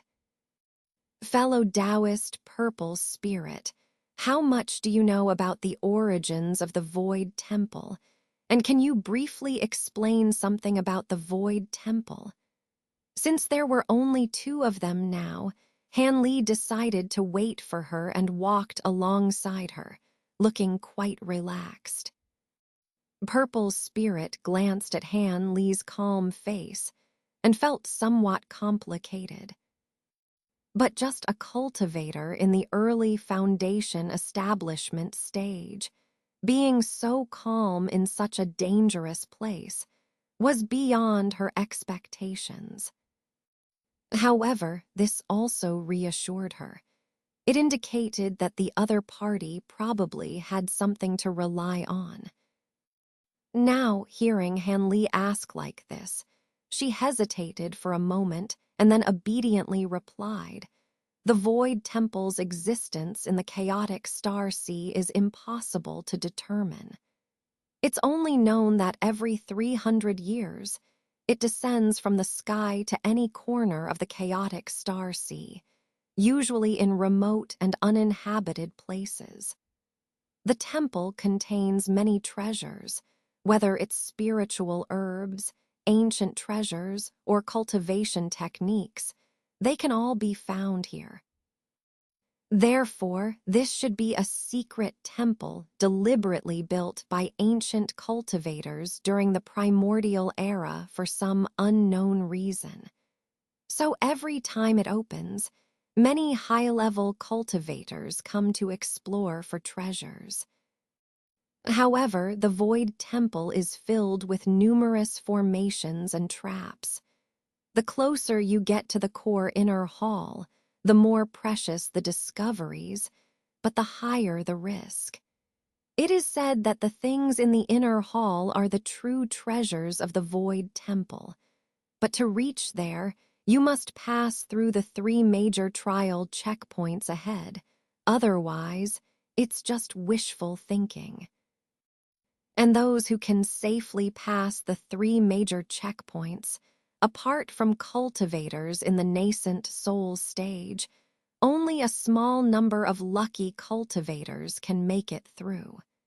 So, for ordinary cultivators, the inner hall remains a mystery. Purple Spirit Fairy spoke softly in her pleasant voice, while also paying attention to Han Li's expression. But she felt somewhat disappointed. Han Li remained expressionless throughout, giving her a sense of mystery. Even though there are many treasures in the Void Temple, after so many years of opening, there shouldn't be many left, right? Han Li asked casually. I'm not too sure about that. However, the time the Void Temple opens is limited, and each treasure is hidden extremely well, so obtaining them is not an easy task. There should still be quite a few treasures left. It is said that most cultivators who come here can find 1 or 2 items, which is considered quite lucky. There are also many cultivators who return empty-handed, only collecting some ordinary spiritual herbs. It depends on each person's luck. Otherwise, the treasures in the temple would have been swept away by those nascent soul stage cultivators long ago. Purple Spirit Fairy said somewhat uncertainly. Han Li nodded slightly in response and didn't ask anything else, but instead quickened his pace. Next, the 2 of them followed the traces left by the black-robed person and walked for the time it took to eat a meal without any accidents happening. This made Purple Spirit Fairy feel a little more at ease. Perhaps the fierce ghost went to intercept other cultivators, so it wasn't here. This made her hopeful. But as soon as this thought arose in Purple Spirit Fairy's mind, Han Li frowned again and stopped walking. What's wrong? Purple Spirit Fairy was suddenly startled and also stopped, feeling uneasy. Han Li glanced at her, knowing that she probably leaned towards the latter option, wanting to take advantage of the situation to escape. This approach wasn't necessarily wrong. If it weren't for the ghost fog here, Han Li would have done the same without hesitation. But now, Han Li shook his head, sighed softly, and then strode forward. Seeing this, Purple Spirit Fairy's face froze. But after a moment of hesitation, she still walked forward with a solemn expression. She had only walked a short distance when she unexpectedly saw Han Li standing with his hands behind his back, looking solemn. This made her feel relieved and hurried over. But before she could approach Han Li, the sound of wailing ghosts suddenly rose in her ears, causing her head to spin and her limbs to dance uncontrollably, making it impossible for her to control herself. Purple Spirit Fairy's face turned pale with horror. Soul-hooking ghost sound. Purple Spirit Fairy almost didn't need to think, and the chilling ghost technique appeared in her mind. This spell was a natural talent of high-level ghosts and monsters. When used against enemies, it could make opponents whose cultivation was lower than their own have their blood flow reversed, unable to control themselves, and dance uncontrollably. It was an extremely sinister ghost technique. She was slightly negligent in mistaking the sound she initially heard for an ordinary ghost cry, and naturally regretted it.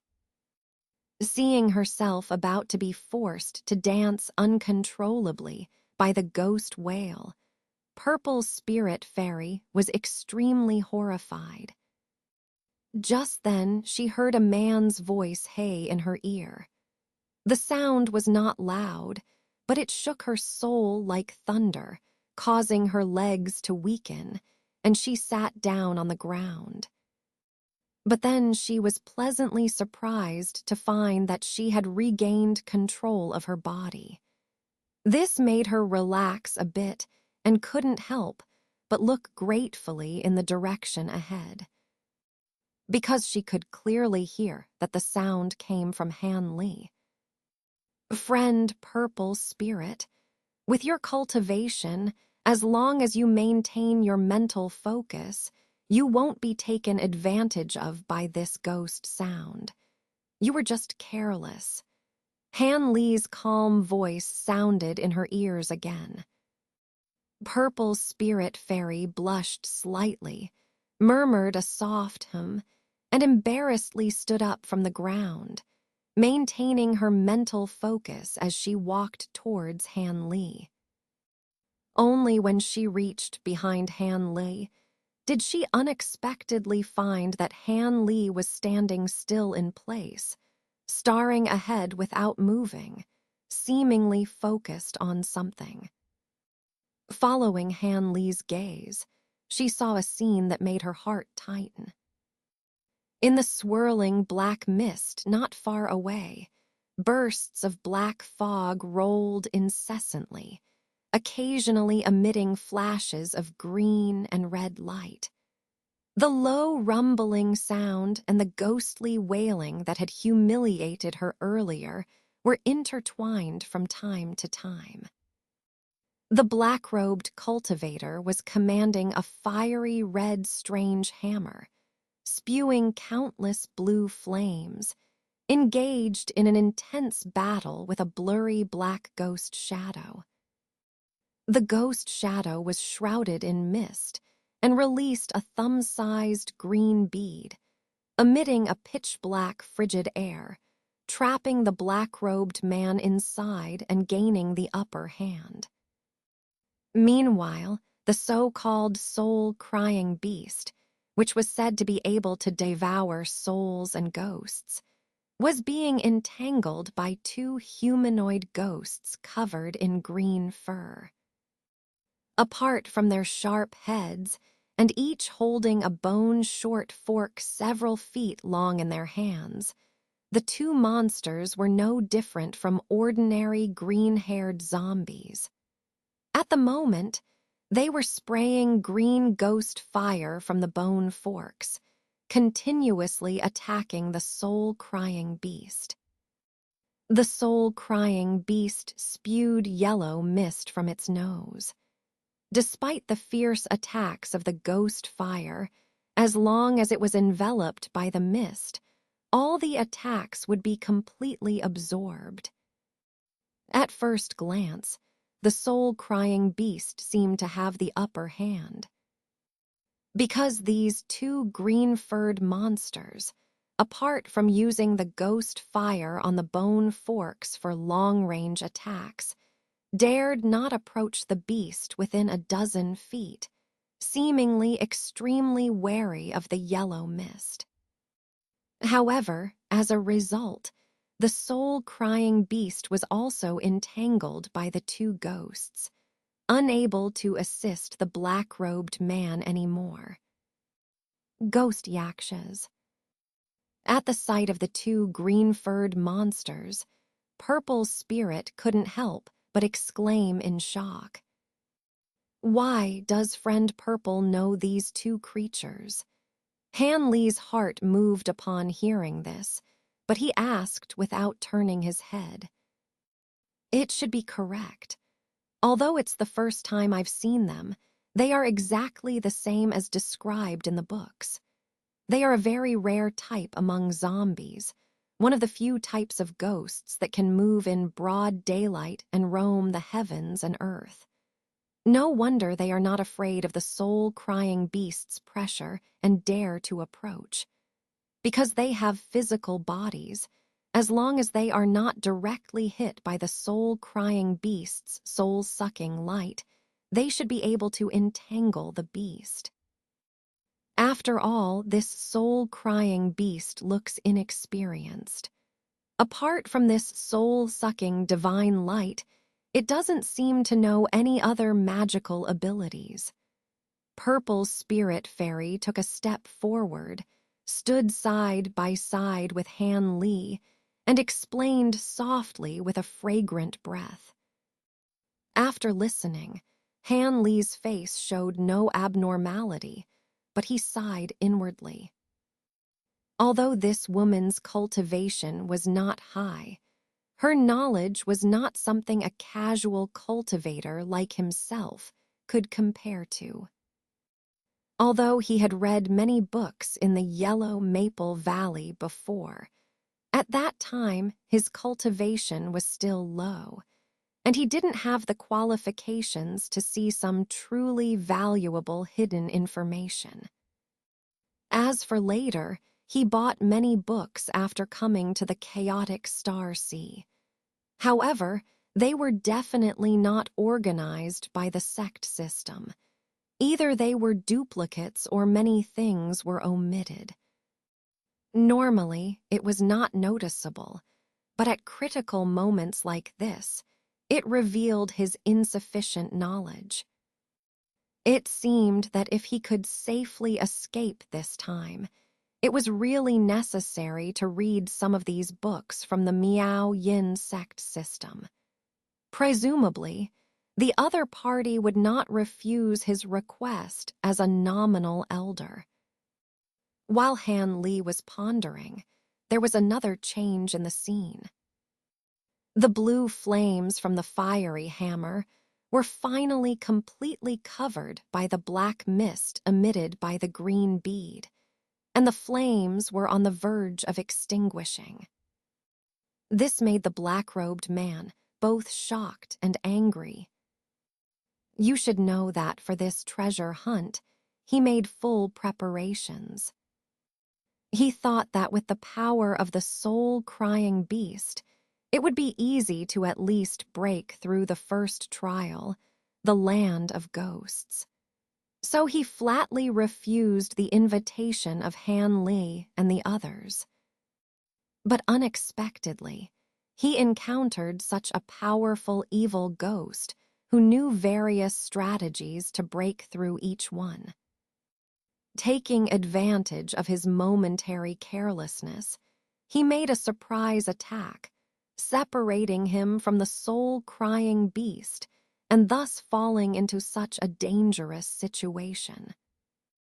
Unfortunately, his disciples in this group, apart from refining the soul-crying beast and knowing some peculiar arts, did not have any outstanding abilities when facing enemies head-on. They could only watch helplessly as the magical hammer, which shared his mental focus, became weaker and weaker. Thinking of the terrible consequences of falling here, the black-robed man's heart turned cold, and panic set in. Just then, Han Li arrived nearby. This made the black-robed man, who had just realized it, feel as if he had grasped a life-saving straw and was overjoyed. But the way Han Li acted after arriving made this usually proud man so angry that he almost spat blood. Because Han Li, seeing him in such a dangerous situation, had no intention of helping at all. Instead, he coldly watched the battle between him and the monster from a distance. This made the black-robed man hate Han Li to the point where his teeth itched, and he couldn't help but grind them. Then, Purple Spirit Fairy also arrived. Seeing the black-robed man struggling so hard, Purple Spirit Fairy was also somewhat surprised why Han Li hadn't made a move yet. Could it be that because of the black-robed man's previous bad attitude, he deliberately wanted to watch him die? This woman felt that Han Li didn't seem like such a short-sighted person, so she became more suspicious. Moreover, because of Han Li's recent act of saving her life, she couldn't directly express her doubts. She could only silently stare at the battle between the black-robed man and the black shadow with a complex gaze. But at this moment, the black-robed man couldn't hold on any longer. With all his strength, he activated all his magic power, actually retrieving the flying hammer, and immediately turned into a red light flying towards Han Li. But at this moment, Han Li suddenly shouted coldly, "Watch out, there are other ghosts." Hearing this, the black-robed man was stunned. But at this moment, a faint, invisible gray figure had already flown out from the mist on the other side and arrived in front of the black-robed man in a flash. The black-robed man couldn't avoid it at all, and his eyes were filled with horror. Just as the gray shadow was about to pierce through the black-robed man, a dazzling white light suddenly appeared between them. The gray shadow let out a startled cry and retreated, seemingly terrified of this white light. The black-robed man, who had just escaped death, was still somewhat dazed for a moment, but then he was overjoyed. Without hesitation, he immediately flew away and finally appeared beside Han Li with a flash of red light. Han Li looked at the black-robed man with some surprise. He saw clearly that there seemed to be a giant bird-like creature flashing by in the previous white light, which scared off the gray shadow. Han Li became curious about this. The black-robed man didn't have a good expression to show Han Li. Having just escaped death, he was still terrified. He deeply regretted not listening to the advice of others and rashly coming to the void heaven palace. But when he thought of the white light that saved his life just now, he seemed to remember something. He hurriedly reached into his bosom and took out an ancient, battered bronze mirror from his black robe. Han Li glanced at it curiously. The mirror had a unique shape and exuded spiritual energy. Could it be another ancient treasure? While Han Li was pondering, a cracking sound came from the mirror. The mirror suddenly split into 7 or 8 pieces without any warning signs. The spiritual energy it originally contained disappeared without a trace, and the item turned into a useless piece of junk. The black-robed man's eyes were filled with regret when he saw this scene. He sighed and put away the broken bronze mirror with some reluctance.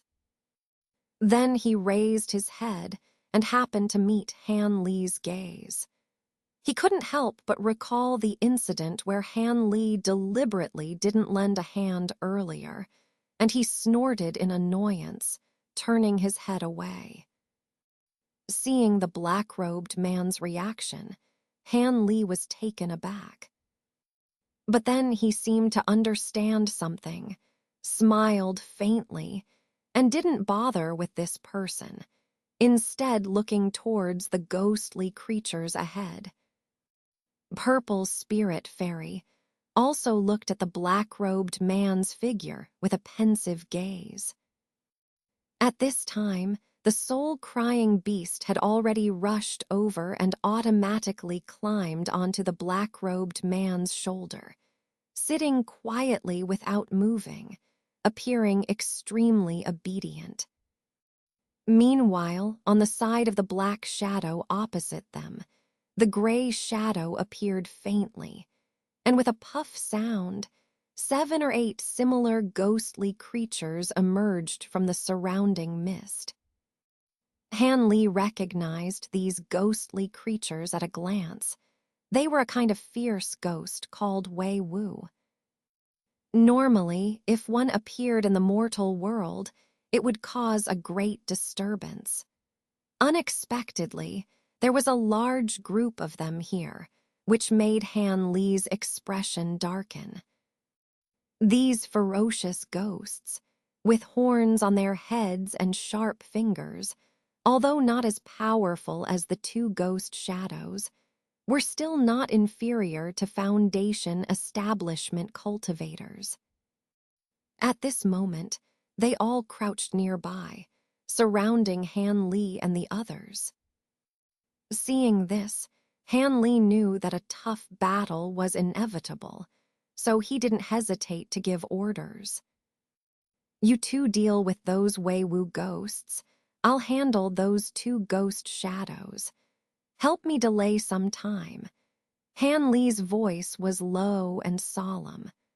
Although the black-robed man was full of dissatisfaction towards Han Li, he understood the seriousness of the situation and had no choice but to reluctantly accept Han Li's command. After all, he admitted that he couldn't defeat the 2 ghost shadows. If the other party was willing to take the initiative to deal with them, he was eager for it. As soon as he finished speaking, the ferocious Wei Wu ghosts revealed their killing intent. Without hesitation, Han Li immediately summoned his spirit beast bag and released a large group of golden and silver-colored devouring gold bugs, forming a colorful cloud in the sky. At this moment, As if receiving an order, the surrounding ghostly creatures all rushed towards the three of them, spewing black ghost fire from their mouths. The black-robed man and purple spirit fairy didn't hesitate to use their magic treasures and spiritual weapons to block them. As for the soul-crying beast, it was even more powerful. With a flash of light from its nose, it directly sucked one of the ghosts approaching it into its abdomen. However, it could only do so much, because the two green-furred yakshas, driven by their bone forks, once again entangled it. Han Li completely ignored these Wei Wu ghosts, directly transforming into a cyan rainbow, and flew towards the two ghost shadows in the distance. The devouring gold bugs buzzed and followed closely behind. Seeing Han Li approaching, one of the ghost shadows, with green light flashing in its black eyes, opened its mouth again and sprayed out the green bead, aiming it directly at the cyan rainbow formed by Han Li. The gray shadow flickered a few times and disappeared into thin air. Han Li frowned slightly, didn't get close to the opponent, and stopped in the middle of the way expressionlessly. But with a flick of his fingers, the two Kingzhu wasp cloud swords turned into two intersecting green lights and shot out. At the same time, the devouring gold bugs, under his spiritual command, dispersed and suspended around him without flying randomly. With a bang sound, the two green lights intertwined with the bead, and the ghost bead quickly emitted a large amount of chilling aura, instantly enveloping the two flying swords, sealing them completely. A cold light flashed in Han Li's eyes, and he pinched a sword tactic with both hands. Immediately, the two flying swords expanded several times in size, turning into two giant green dragons several dozen feet long. They thrashed about, breaking through the black aura and breaking free from the seal, then turned back to fiercely strike the green ghost bead. Seeing this scene, the originally cold eyes of the ghost shadow showed a hint of surprise. After all, although this green ghost bead was originally an ordinary protective treasure of a fallen cultivator, it had been refined for hundreds of years by the ghost and had become extremely formidable. The chilling aura it emitted could damage the spirituality of magic treasures. Once entangled by even a trace of it, they would be trapped and unable to escape. But Han Li's two flying swords didn't seem to fear this chilling aura at all. The green dragons they transformed into only needed a moment of biting and tearing to completely disperse the chilling ghost aura, and the flying swords themselves couldn't be approached by the ghost aura. This made the ghost shadow, whose intelligence had already developed, couldn't help but feel wary. After all, during its hundreds of years of spiritual communication, it had never encountered such a situation. So after hesitating for a moment, it suddenly raised its ghost claws and tapped the green bead in the air. The ghost bead shone brightly, then flew back dozens of feet before spinning in the air a few times. Suddenly, it transformed into a black demonic tiger. This tiger was extremely tall, with eyes like bells. When it roared, it spewed out black and green phosphorescent flames, appearing extremely fierce. But what was most surprising was that this giant tiger wasn't like the cyan dragon formed by Han Li's flying swords, which was just a shadow. Instead, it looked completely solid and real, exuding an extremely powerful aura. Artifact spirit. Han Li was slightly surprised, then couldn't help but narrow his eyes. The so-called artifact spirit referred to the opportunity every magic treasure had to seal the soul of a monster or ghost into it, since its refinement. When driven during battles, these souls and magic treasures would merge, greatly increasing the power of the magic treasure and allowing it to take on the appearance and abilities of the monster or ghost sealed within it. It could be said to be a shortcut to quickly enhance the power of a magic treasure. However, for some reason, no matter whether the sealing was successful or not, from the time of refinement to the final destruction, each magic treasure could only seal an artifact spirit once.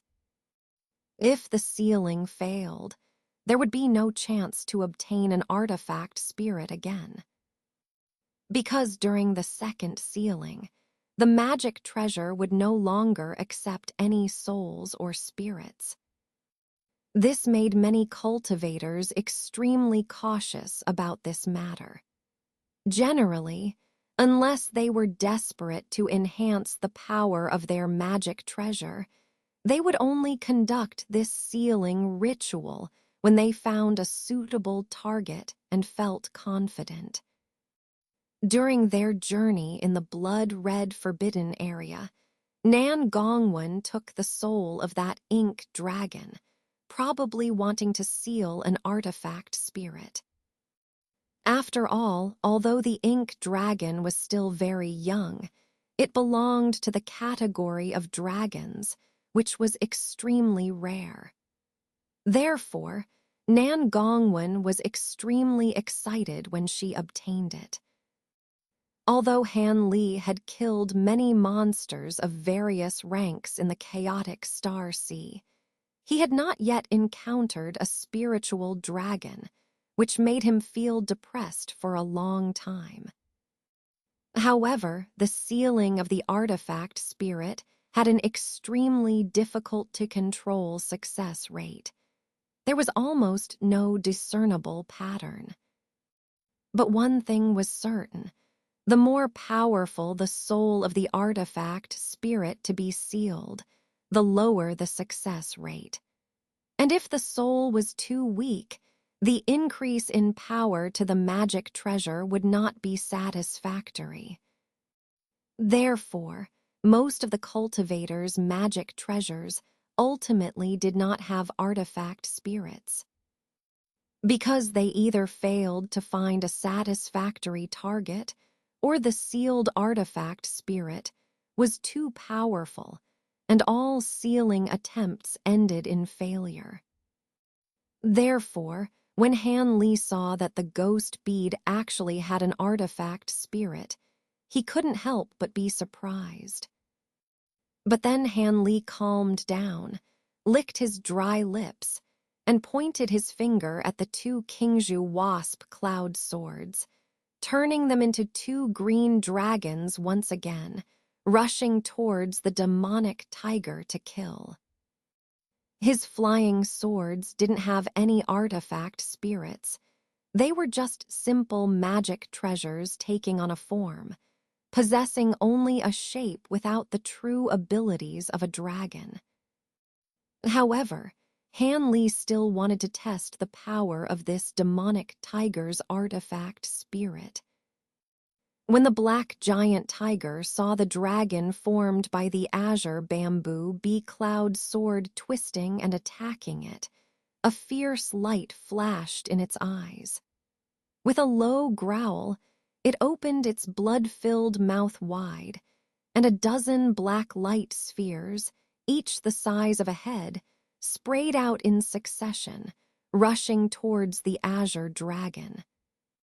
The phantoms of the two azure dragons could still tear apart and crush several of the light spheres in front. But when the seventh or eighth sphere came, they finally couldn't resist any longer. With a mournful cry, the shadow of the dragon was shattered by the impact of the light spheres, revealing the true form of the flying sword. The two flying swords were knocked back more than a dozen zhang away by the subsequent light spheres, tumbling several times along the way. At the same time, the azure light above diminished significantly, as if its spirituality had been somewhat damaged. Hanley felt a slight regret in his heart when he saw this, and quickly pointed with his finger. The two flying swords turned into cyan lights and flew back to him, where he absorbed them into his body for recovery. At the same time, with his other hand, he released 4 more identical cyan flying swords, which flashed and slashed towards the giant tiger. Seeing this, the ghost shadow standing behind the tiger seemed somewhat helpless. It took a deep breath, and a piercing screech sounded as it let out a long howl. When the monster tiger heard this sound, it immediately lowered its head slightly, twisted its neck, and deeply embedded its 2 front paws into the ground. Then a surprising scene occurred. A large bulge appeared on one side of the tiger's head, and then, with a flash of black light, another slightly smaller tiger head suddenly appeared there, turning into a 2-headed monster tiger. With the appearance of the second tiger head, the demonic aura on the tiger's body surged even more, causing Han Li to furrow his brow. At this moment, the 2 tiger heads of this monster simultaneously opened their mouths wide, and a continuous stream of black light balls spewed out, surging towards Han Li with great momentum. Han Li dared not be careless. He quickly formed a hand seal, and the 4 flying swords flying in midair violently trembled, splitting into 8. Then, with a burst of light, the 8 flying swords converged into a cyan giant sword several zhang long. Han Li looked at this sword with a flash of excitement in his eyes. Then, without hesitation, he opened his mouth, and a pure true essence turned into a cyan mist, spraying onto the broad sword body of the giant sword. The giant sword immediately emitted a long, clear sound, radiating light, and turning into a cyan ribbon more than 10 zhang long, fiercely slashing towards the black light balls, emitting the sound of thunder and wind. The collision of the black and cyan lights produced a spectacular burst, with splashes flying everywhere and thunderous explosions. The cyan giant sword cut through many light balls like bamboo, displaying incredible bravery. However, more and more black light balls continuously surged out from the 2 tiger heads, with no sign of stopping, seemingly endless. This situation made Han Li's expression sink, showing some surprise. Just as he was considering whether to use other spells to defeat the opponent or release more flying swords, a slight fluctuation occurred in the air more than 10 zhang behind him, and then the extremely faint gray ghost shadow silently appeared there. Apart from a pair of blood-red eyes, there was no trace of anything unusual leaking from the ghost shadow's body. Han Li seemed to be completely unaware of the anomaly behind him. The gray shadow glanced at the flying insects floating around Han Li, and a few flashes of red light flickered in its eyes. Suddenly, it leaped into a thin gray rainbow and silently shot towards Han Li's back, intending to crush Han Li's nascent soul with one blow. As for those insects, it didn't pay any attention to them at all.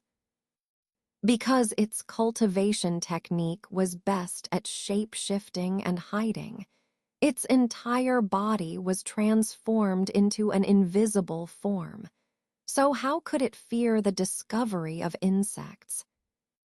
Moreover, even if it were discovered, it was confident that Han Li would not have time to react and would die tragically under its sharp claws.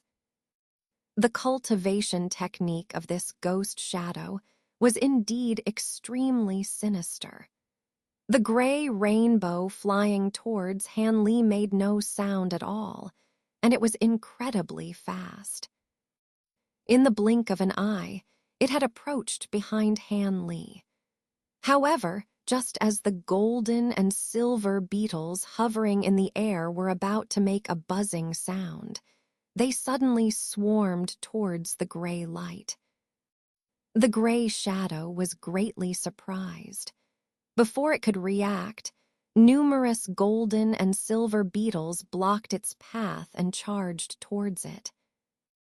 In an instant, the gray light plunged into the sea of golden and silver mist, covered all over by these flying insects, turning into a dazzling golden and silver color.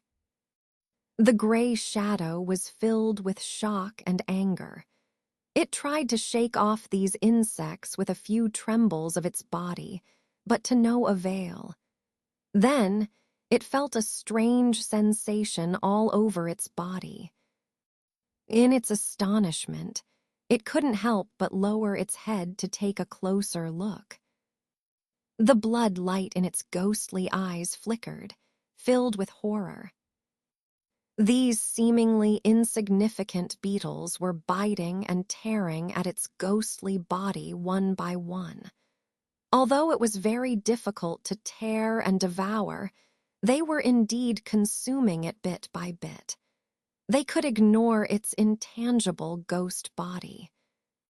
Now the gray shadow was in a panic, and its body began to change constantly.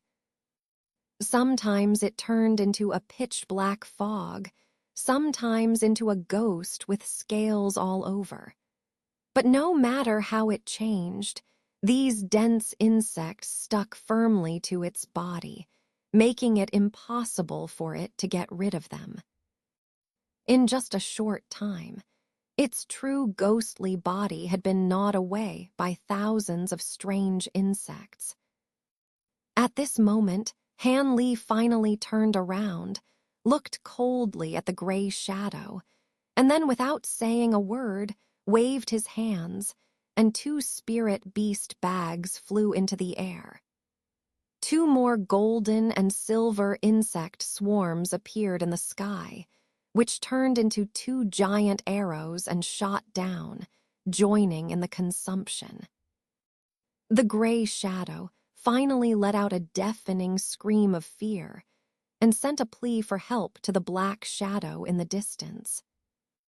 Upon hearing this sound, the black shadow finally showed a hint of anxiety. It glanced at the giant tiger artifact spirit that was still deadlocked with the cyan giant sword, showing a hint of hesitation. But immediately after its green eyes contracted, it suddenly turned into a mass of black mist and pounced on the two-headed monster tiger.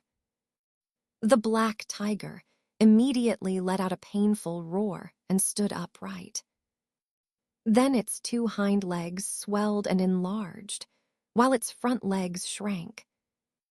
Afterwards, one of the tiger's heads blurred for a moment, and then a furry human face appeared, covered in thick black gas. The other tiger head remained unchanged, but its eyes became full of ferocity. Soul possession technique. Hanley gasped, quietly saying the name of this spell. At first glance, this technique seemed similar to the body possession technique, both attaching to a certain living being. But in reality, their effects were vastly different.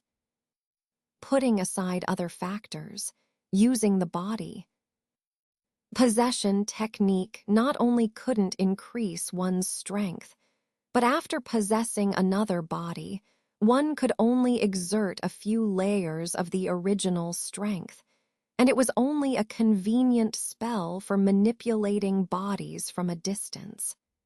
After casting it, there wasn't much aftermath.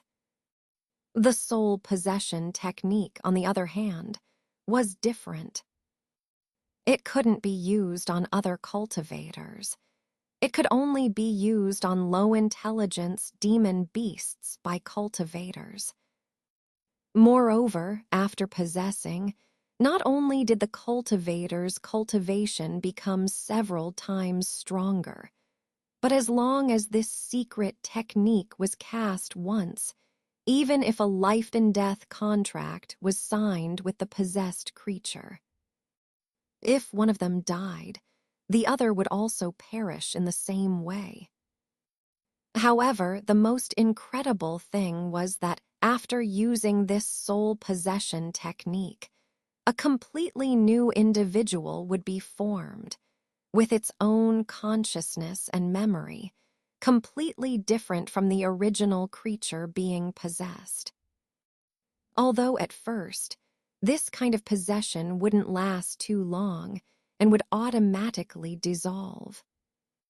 But as the number of times this technique was used increased and the duration extended, the new entity would gradually dominate.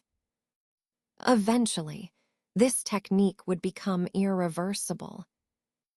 But ironically, this creature, born with astonishing cultivation, had a pitifully short lifespan. Because the price of obtaining this astonishing power was the astonishing consumption of its own lifespan. Often, shortly after becoming truly independent, it was time for it to perish. Furthermore, although it was not known whether it was true or false, there were rumors that cultivators who practiced the soul possession technique would have their souls forever fall into the endless abyss after death, unable to enter the cycle of reincarnation. This made the cultivators of the cultivation world shudder with fear. Fortunately, few cultivators knew about this soul possession secret technique, and even fewer would practice it. Otherwise, they would either greatly shorten their lifespan or perish as a half-human, half-demon monster. The image of the ghost shadow and the giant tiger merging before him was exactly the same as the legend of the soul possession technique. But this secret technique should be cast by normal cultivators. There had been no mention of demons or ghosts being able to practice it, let alone casting it on their own artifact spirits. Han Li, who had always been indifferent, couldn't help but show a look of doubt on his face.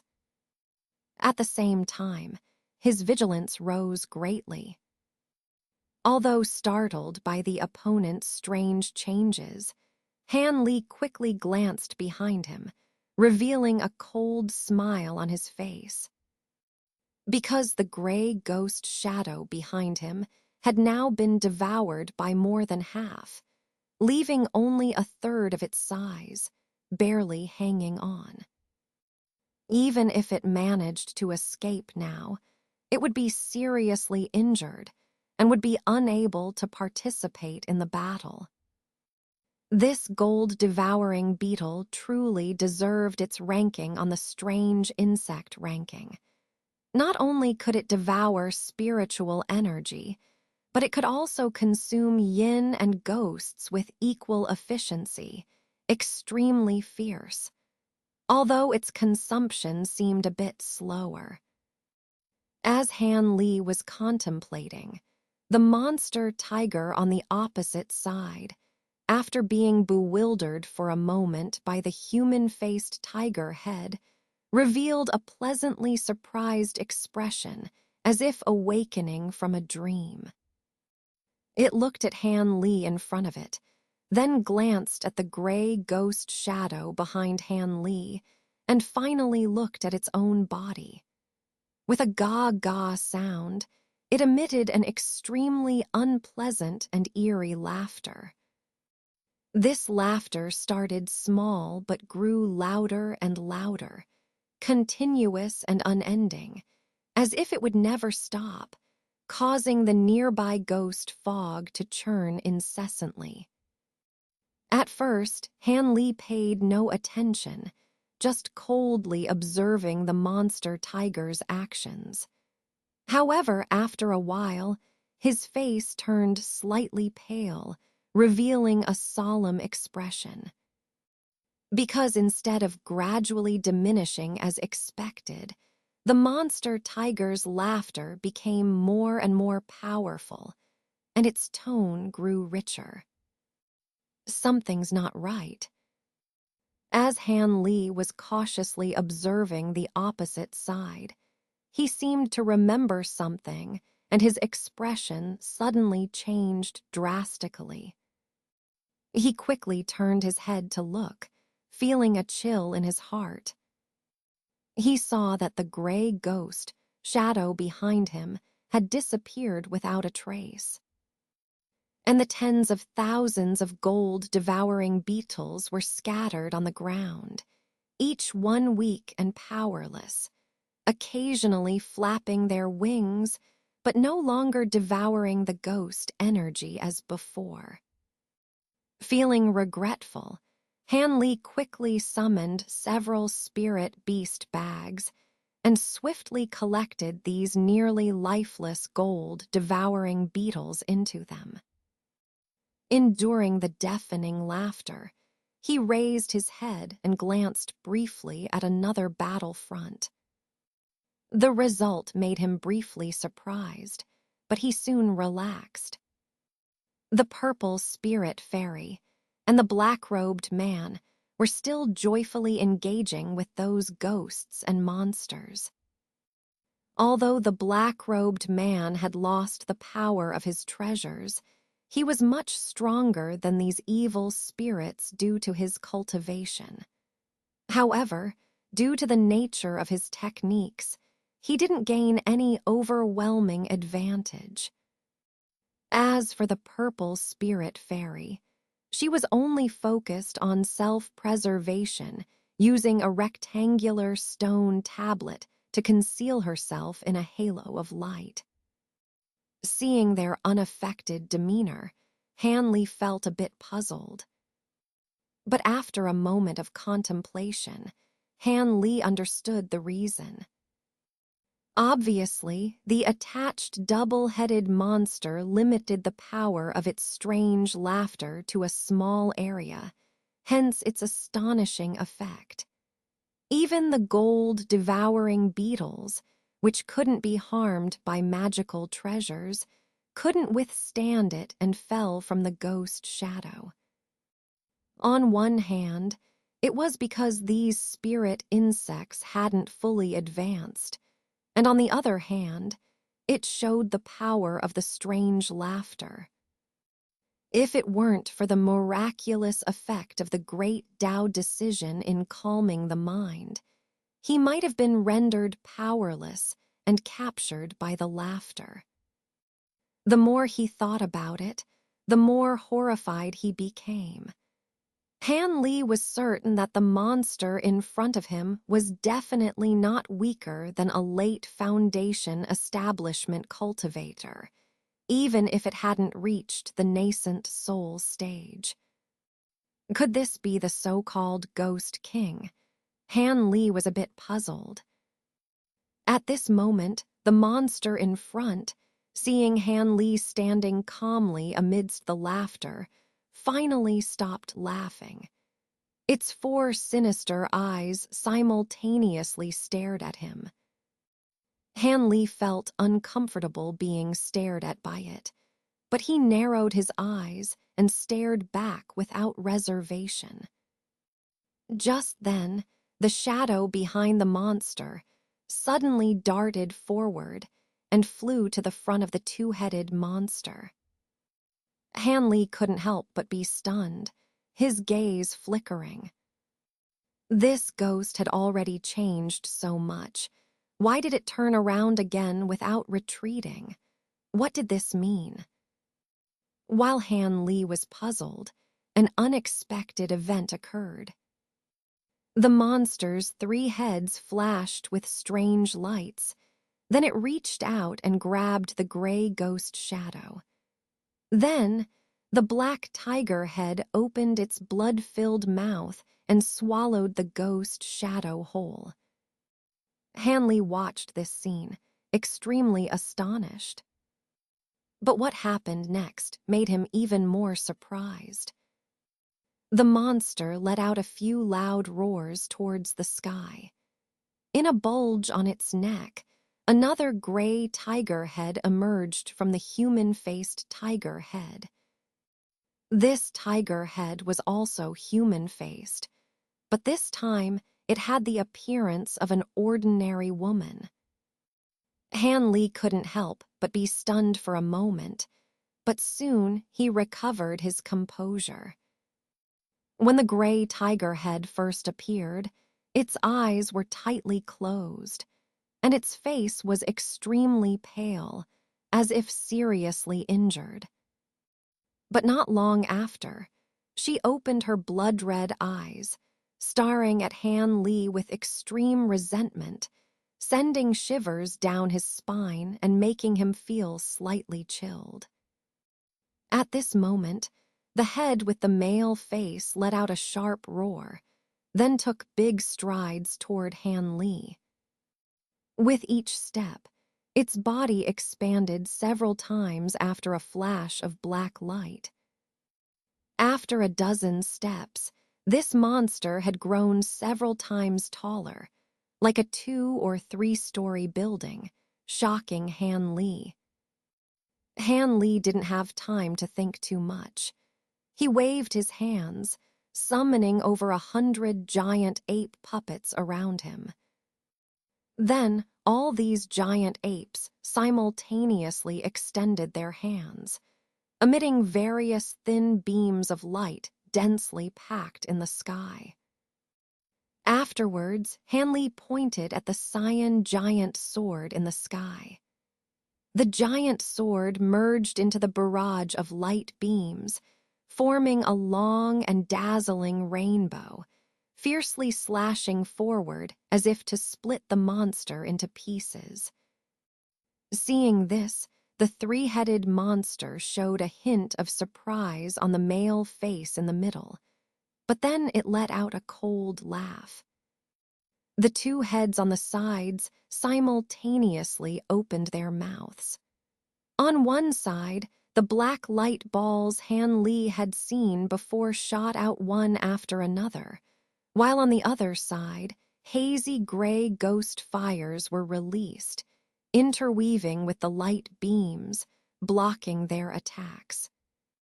Even if some of the attacks slipped through and struck the monster's huge body, they only produced a few sparks before having no effect. Han Li frowned, then his eyes flashed with a cold light. He suddenly formed a strange sword seal with his hands and pointed it into the void. Struggling in the grasp of the 3 tiger demons, the giant sword, under Han Li's void-pointing finger, ceased its tremors, but the green light on it flickered unpredictably.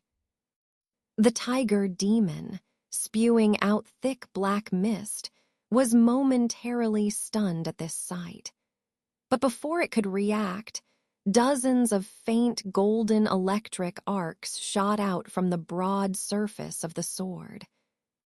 These electric arcs were incredibly fast, fleeting along the furry giant hands of the tiger demon and swiftly adhering to its entire body, forming a golden net that enveloped the monster. Upon seeing this scene, all three heads of the monster showed signs of shock. But before they could take any action, the net of electricity covering them burst open under Han Li's light command, causing a blinding white light to engulf their massive bodies, rendering them completely invisible. Even the purple spirit fairy and the black-robed man, engaged in another battle, couldn't help but glance over in astonishment, while their opponents, the Wei Wu ghosts and two ghost night demons, momentarily hesitated before fleeing in all directions. The purple spirit fairy and her companion were surprised, and after a moment of hesitation, they watched helplessly as the ghosts fled into the mist. Only the soul-wailing beast seized the opportunity to emit a burst of rosy light, swallowing up one of the escaping ghosts that had strayed too close. After a brief moment of the blinding white light, it finally dimmed, returning to normal. The tiger demon remained motionless in place after the white light faded, its three heads still frozen in an expression of horror, without any change. Then a cold wind blew by, and the monstrous body of the tiger demon turned into flying ashes, disappearing without a trace. Only the giant sword and a fist-sized tricolored bead remained floating in midair, the bead shimmering with gray, black, and green colors interwoven, flickering incessantly. Han Li breathed a sigh of relief and waved his hand, causing the green giant sword to emit a low hum before dispersing into 8 flying swords shooting back towards him. However, 4 of them turned into useless pieces halfway. The other 4 obediently flew into Han Li's body, sinking into a state of slumber. This round of electric arcs had consumed all the devil-repelling divine thunder they had accumulated, requiring a long period of recuperation. Han Li glanced at the strange bead, then with a flicker, he arrived in front of it. He then focused his gaze on the object, contemplating. After a moment, a trace of fierceness flashed across his face, and with a single-hand flip, another green flying sword appeared in his hand. Then, with a flash of light, Han Li mercilessly struck the bead with the sword. With a bang, the bead was split in half by the sword, and 3 black mists flew out from within, desperately trying to escape. But with a flick of his finger, Han Li released 3 egg-sized fireballs. After 3 muffled sounds, the 3 black mists were hit by the fireballs, emitting a few miserable screams before being completely engulfed by flames. These monsters were extremely cunning, hiding their main soul in a magic tool, hopping to lure him into reaching out to grab it. Surely, if he had fallen for it, he would have had to face a battle of possession. However, the combined tiger demon being destroyed by the devil-repelling divine thunder was something he had anticipated long ago. After all, with the reputation of the Golden Thunder bamboo and its specialty in warding off demonic and evil methods, if 4 flying swords simultaneously unleashed thunder and still couldn't kill a monster, that would truly defy reason. It was precisely because of this ace up his sleeve that he behaved unusually calm and confident when entering the mist. Even when facing the combined ghost and demon, although he felt extremely eerie, he remained calm and composed. Of course, because of the presence of the black-robed man and the purple spirit fairy nearby, he had originally intended not to use the devil-repelling divine thunder to kill the opponent. But unexpectedly, the combined tiger demon turned out to be surprisingly powerful and stupid enough to grab his green bamboo becloud sword with its hands.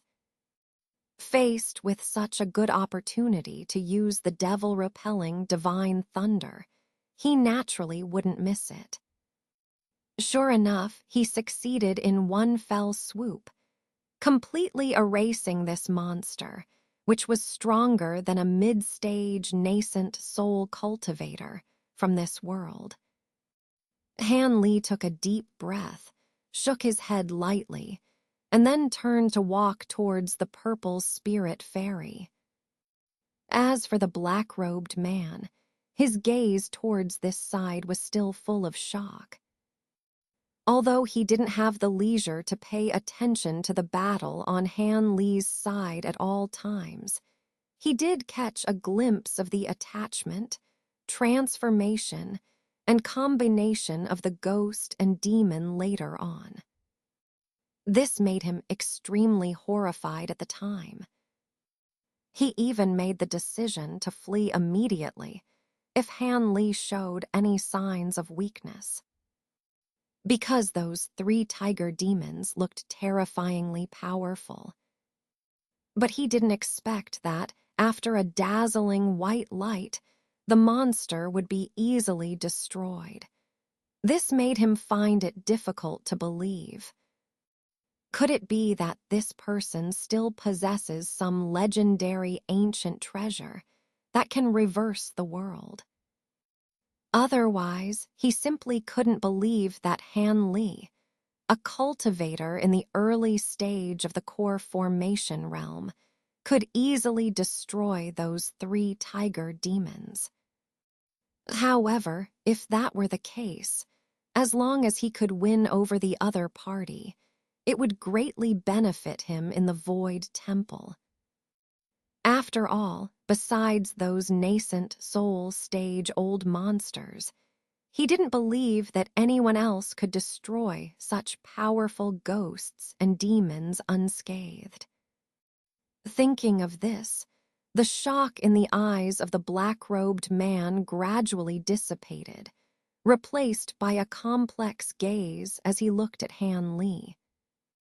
As for the purple spirit fairy, although she was equally surprised, she had already suspected that Han Li was not an ordinary core formation cultivator, and quickly returned to normal, smiling gracefully as she walked up to him. Han Sr.'s supernatural powers are truly impressive. To effortlessly eliminate such formidable ghost and demon, it is truly fortunate to have the opportunity to learn from Senior. The purple spirit fairy said elegantly. Effortless, I was not at all relaxed. Han Li walked over and heard the words of the woman, denying calmly. Senior is too modest. The purple spirit fairy said with a smile in her eyes, apparently thinking that Han Li was being humble. I wonder what was the white light Senior used just now. It had such great power. The black-robed man on the side spoke for the first time, his voice deep and hoarse, somewhat uncomfortable to listen to. After hearing this extremely unpleasant voice, a strange light flashed in Han Li's eyes, and he looked at the black-robed man with a sudden smile. Is Senior a female cultivator? There's no need to speak in a fake voice. Myself and fellow Taoist purple spirit have already seen through it. After Han Li's smile faded, he said indifferently. Upon hearing this, the purple spirit fairy smirked. The black-robed man was first taken aback, but then his eyes were filled with embarrassment. While she changed to a soft female voice and said, since both senior Taoists have seen through it, there is no need for me to conceal anything. It's just more convenient when I'm outside. After saying this, the black-robed woman hesitated for a moment before slowly taking off her black robe, revealing a stunningly beautiful face. This woman not only had skin as fair as snow, delicate and fragile, but also had long, shiny black hair draped over her shoulders, with a golden hairpin on her forehead, adding a touch of mysterious charm. She looked incredibly aloof and proud. Seeing the stunning appearance of the black-robed woman, even the purple spirit fairy, as a fellow woman, couldn't help but show a look of amazement. But then she thought of something, and couldn't help stealing a glance at Han Li. The sight that met her eyes made the purple spirit fairy feel somewhat uncomfortable. Because Han Li was staring blankly at the beauty of the black-robed woman, his eyes revealing a strange and inexplicable expression. The black-robed woman's fair face showed a hint of blush, feeling somewhat pleased and somewhat displeased in her heart. With a cold tone, she said, "Senior, have you seen enough? Is there something wrong with my face?" After saying this, the black-robed woman's face slightly darkened. Being scolded like this, Han Li didn't get angry, but he didn't retract his gaze either. Instead, he let out a long sigh and suddenly smiled mysteriously, continuously examining the woman, showing great interest. Now, not only did the woman's eyebrows twitch, her face also showed a cold frost, and even the purple spirit fairy felt somewhat doubtful in her heart, suspecting that Han Li had some ulterior motive. But she thought again, this doesn't seem to be inappropriate. Because due to the limitations of innate aptitude, there are far fewer female cultivators who can form golden cores in the cultivation world compared to male cultivators. So most of the high-level double cultivation partners are usually male cultivators in the core formation stage, while the females only have the appearance of foundation establishment.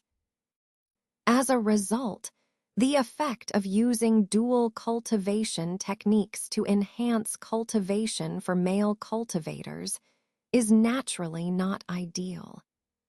Those rare female cultivators who have reached the golden core stage naturally attract the admiration of many male cultivators who consider themselves suitable matches. I didn't expect that after just over 100 years, Miss Yuan would actually enter the core formation stage. It's truly a cause for celebration. While the black-robed beauty was being glared at with extreme annoyance, Han Li's smile disappeared, and he said seriously, "What, Miss Yuan? You've got the wrong person. My surname is Ryuan." The black-robed woman's embarrassment vanished immediately when Han Li called her Miss Yuan, and instead of showing panic, she denied it outright. This unexpected turn of events caught Han Li off guard, and he couldn't help but stare at the woman with a puzzled expression. At this moment, the beautiful woman's face turned pale, and one of her hands rested on the storage pouch at her side. Her eyes widened in alarm, clearly displaying hostility. The atmosphere suddenly became tense. And all of this stemmed from Han Li's seemingly innocent address of Miss Yuan. Han Li remained smiling, but he was genuinely puzzled.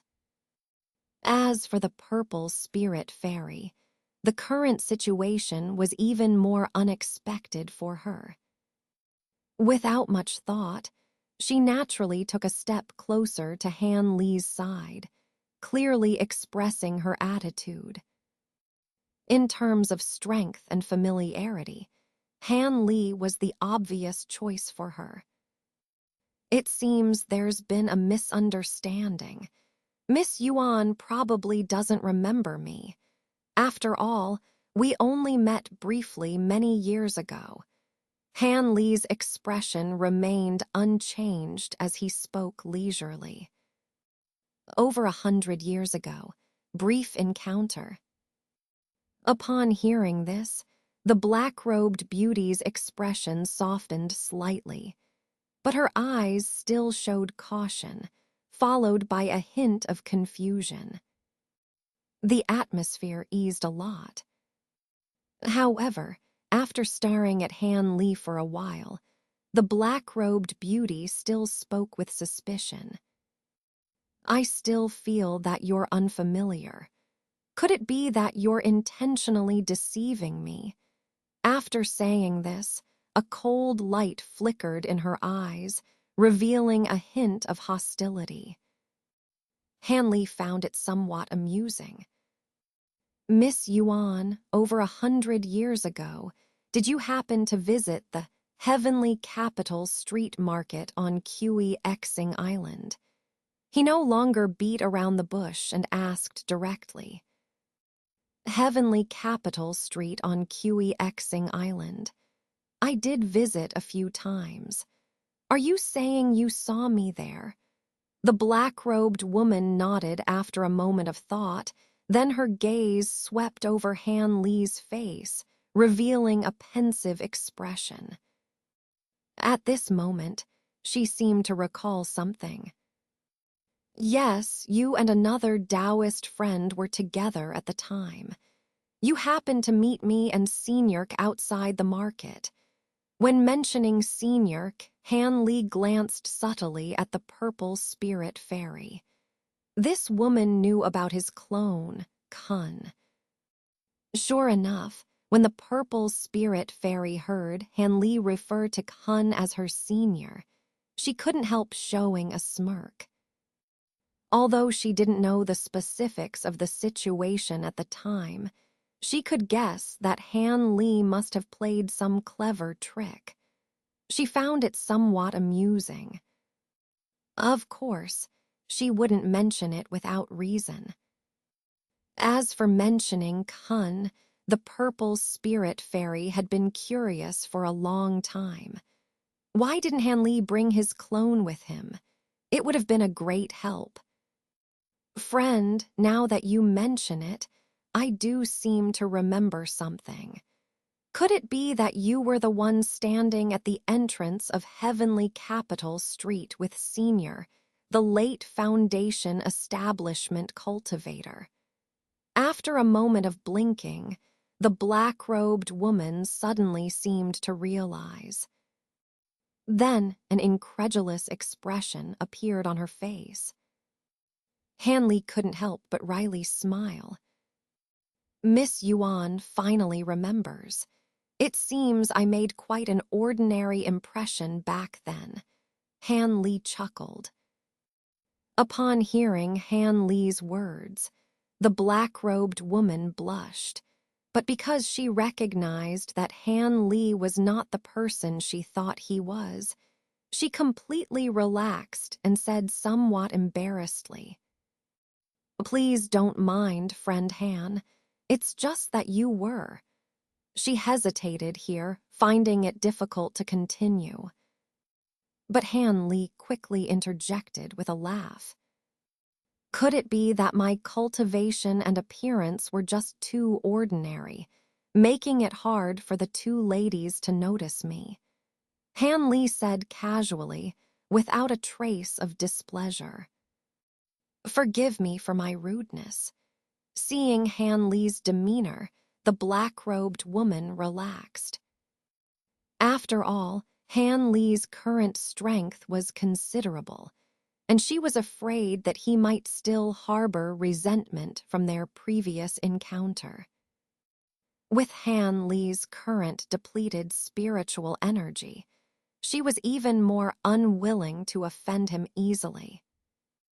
Thinking this way, she smiled and said again, "I must congratulate friend Han as well. After more than 100 years, friend Han has progressed from the chi refining stage to the core formation stage. Your power is so profound that even the ghost king-level evil spirits are no match for you." After hearing the slightly friendly words of this woman, Han Li shook his head inwardly. What chi refining stage progressing to the core formation stage? He had already reached the foundation establishment stage back then. If it weren't for cultivating the 3 transformations heavy essence art, he probably wouldn't have reached the core formation stage. It was this woman who truly progressed from the chi refining stage to her current state.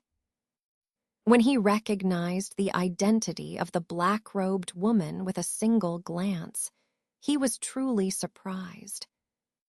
If this woman didn't have extraordinary aptitude, she must have had some other fortuitous encounter during these 100 years. Otherwise, an ordinary cultivator would never progress so quickly. Han Li couldn't help but speculate. Although he had carefully examined her just now, as fellow core formation cultivators, he couldn't see her spiritual roots due to the barrier of her spiritual power.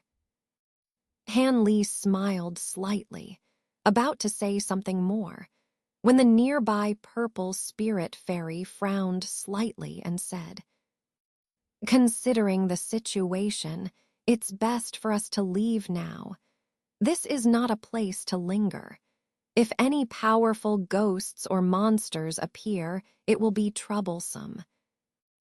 Upon hearing this, Han Li nodded in agreement. Yuan Yao had no objections either. So the 3 of them decided on a direction and left the misty area. HMPH, so what if you found them? With our combined strength, we can simply return to the misty ghost realm. We're no match for the Foundation establishment cultivators in direct combat, but who else can match our expertise in escaping?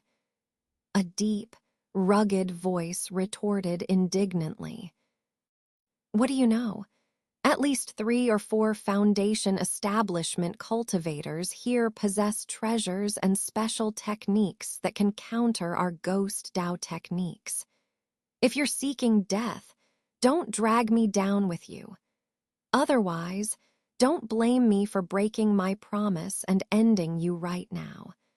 The voice turned cold as it rebuked the young cultivator who was most likely Xuan Gu on the bone. "Xuan Gu, why the anger? I'll stop talking then. But you promised to help me find a suitable body. Don't renege on your word. Otherwise, why would I entrust even a trace of my soul to you and willingly follow you out of the misty ghost realm?" The man seemed somewhat fearful of Xuan Gu's wrath, but couldn't resist reminding him of the most concerning matter. Rest assured. Since I need your help to deal with that traitor Jai Yin, it's more convenient with a body. Besides, we share the same plight as practitioners of the ghost Dao halfway.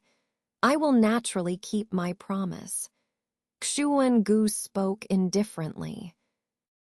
He, with a friend like you, I can rest easy.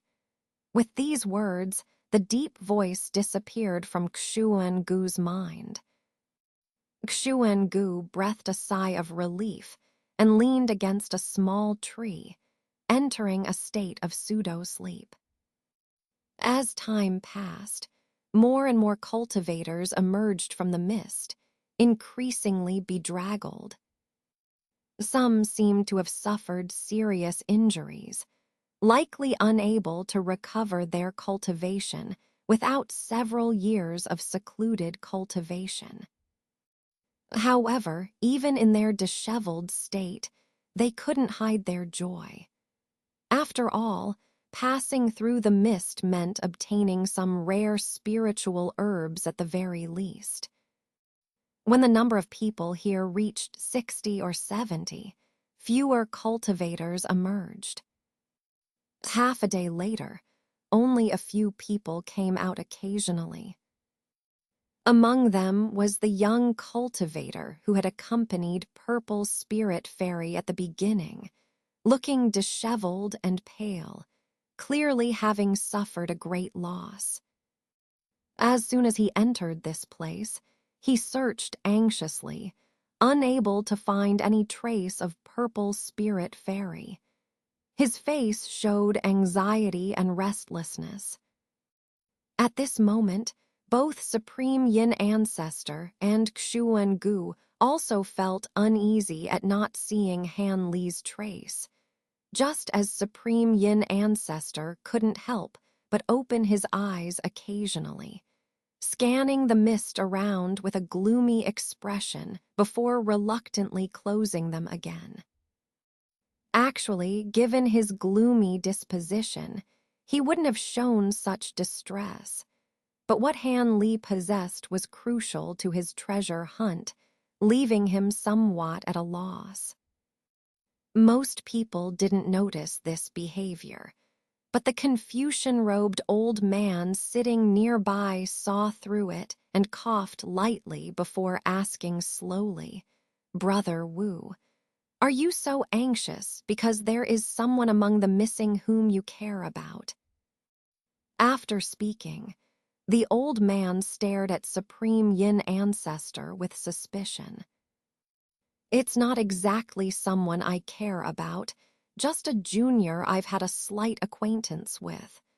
A rather interesting one." Supreme Yin Ancestor heard this and immediately resumed his usual demeanor, speaking plainly. "An interesting junior? Then please introduce me to him, Brother Wu. I've always enjoyed nurturing talented juniors."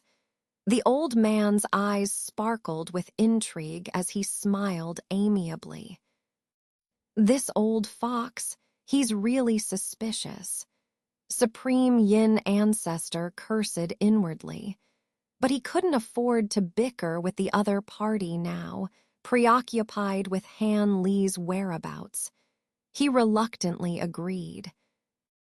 Han Li had not yet appeared, causing him great anxiety, and he couldn't afford to play mind games with the other party. He closed his eyes again, forcing himself into meditation. At the same time, in a corner, Xuan Gu's mind once again echoed with the deep voice. "Xuan Gu, your helper hasn't arrived yet. Didn't he get swallowed by that fierce ghost? What's the use of such a weak helper?" There seemed to be a hint of gloating in the man's tone. Xuan Gu sighed, knowing that it was impossible to stop the other from speaking. He couldn't really kill the other party, as he was still useful, and so far, no one had given him any strange looks. It seemed that a few brief words of reassurance wouldn't cause any trouble. Thinking of this, Xuan-gu reluctantly said, "This person is quite mysterious. Although he's young and only at the early foundation establishment stage, he wouldn't be killed by any fierce ghosts. Even if you encounter him, you'll probably either flee in panic or be utterly defeated. Don't underestimate him." Early foundation establishment. Xuan-gu, are you underestimating me? With someone like that, I could easily drain his blood with a single word. The deep voice didn't believe it. My thunderbolt bamboo's demonic annihilation arrow gave you a hard time, didn't it? Do you have a way to deal with a thunderbolt bamboo flying sword made from the same material? Xuan-gu sneered. Thunderbolt bamboo flying sword? Are you joking? Wasn't the only piece of thunderbolt bamboo refined into that demonic annihilation arrow? How could there be any thunderbolt bamboo treasures left? The deep voice fell silent for a moment, then asked skeptically, "He, whether it's true or not, you'll find out later. But don't blame me for not warning you. Besides the thunderbolt bamboo treasure, this person has some other tricky means. Otherwise, with my reputation as Xuan-gu, why would I join forces with an ordinary foundation establishment cultivator?" Xuan-gu stopped paying attention to the other party after saying this, closing his eyes to rest. The deep voice seemed to sense that it was wise not to ask any more questions and fell silent, perhaps considering the truth of Xuan-gu's words. After waiting for several hours, when even Xuan-gu showed signs of impatience and doubts about Han Li's safety arose, the mist on one side rolled violently. Suddenly, a large area of mist split in two, and 3 figures walked out side by side. It was none other than Han Li and the 2 fairy companions. The sight of so many people took Han Li by surprise, but after a quick scan, he headed unhesitatingly for an empty spot. Purple Spirit Fairy and Yuan Yao exchanged a knowing glance and moved to follow him. But at this moment, a figure flashed. A handsome young man in azure robes rushed forward, eagerly asking Purple Spirit Fairy, "Thank goodness, Purple Spirit, you're safe. I've been worried sick about you." After speaking, he hurriedly stepped closer, wanting to carefully examine her for any injuries, his concern evident. "Brother Li, I'm fine. There's nothing wrong with me." Seeing this man, Purple Spirit Fairy's footsteps involuntarily stopped, and after forcing a smile, her expression became uncertain. Meanwhile, Yuan Yao gave them a meaningful look before drifting away alone. As Han Li found a place to stand alone and turned around, he was surprised to see Yuan Yao following. He frowned and said, "Miss Yuan, we've already left the mist. Is there something you need from me?" Although Han Li was struck by the stunning beauty of this woman, he had no intention of joining forces with outsiders at this time. He stated his refusal bluntly. Han Li's blunt words didn't anger Yuan Yao. Instead, she sighed lightly and said, "Please don't take offense, Brother Han. Following you is my only option. As you should know, my treasures were severely damaged in the battle with the Ghost King and are unusable. Moreover, the Void Temple is extremely dangerous. I only know you among these people and have no choice but to resort to this strategy. Would you really watch me die here?" With these words, the black-robed woman's eyes were slightly red, as if on the verge of tears, making Han Li's frown deepen. "Miss Yuan, since you've said this, I must first clarify some things. I am not a righteous person, full of compassion and kindness. I don't want to be used by others without knowing it." Facing the woman's sorrowful gaze, Han Li asked calmly, "Brother Han, feel free to ask whatever you want. As long as it doesn't involve privacy, I'll satisfy you," the woman said with a hint of annoyance. But she had to obtain something during this trip, so she reluctantly nodded after hesitating for a moment. "My questions are simple. What are Miss Yuan's specific goals on this trip? How far do you plan to advance? Also, explain the panic when you first saw me. What kind of trouble are you in? I don't want to be involved in any unnecessary disputes." Han Li stood with his hands behind his back, staring at the woman and asking slowly without blinking an eye. Upon hearing Han Li's first two questions, the woman's expression remained unchanged, as if she had expected them. However, when she heard the last question, she was momentarily startled, revealing a hint of panic and forcing a smile as she said, "Friend's words are quite interesting. What trouble could I possibly cause? I was just startled at first because..." Since Miss Yuan doesn't intend to tell the truth, there's no need to continue. I don't want to hear insincere words. Han Li interrupted her before she could finish, speaking calmly. "You." Seeing Han Li's unwavering attitude, Yuan Yao finally showed a hint of annoyance in her eyes. She stomped her foot forcefully, leaving somewhat petulantly. Watching her departing figure, Han Li's face remained unchanged. But then, he glanced at Purple Spirit Fairy in the distance. He saw her calmly conversing with the young male cultivator. When she noticed Han Li looking over, she smiled lightly at him before turning back to the man and whispering to him. Seeing this, Han Li withdrew his gaze without any change in expression. But before he could contemplate further, he heard the voice transmission from Xuan Bone Elder. "Your movements are too slow. This elder thought you couldn't even handle a mere ghost fog. Did you encounter the Ghost King?" Xuan Bone Elder's voice carried a hint of dissatisfaction and doubt.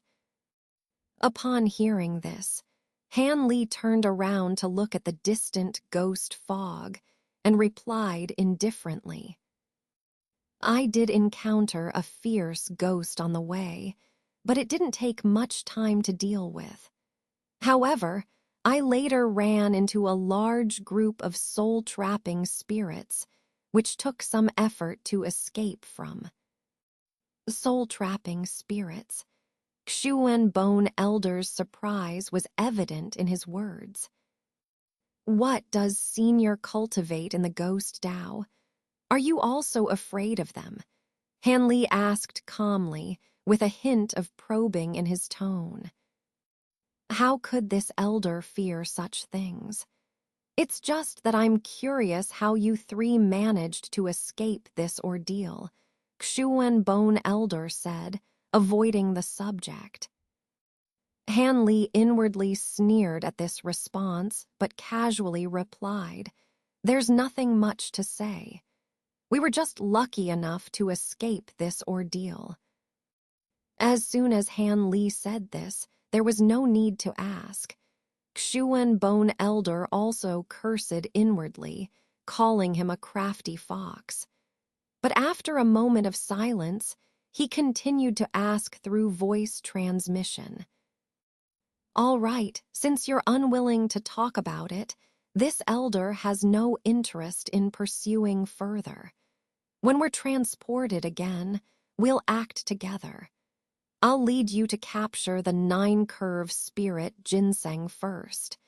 Then you'll need to assist me in eliminating the extreme yin renegade." "No problem.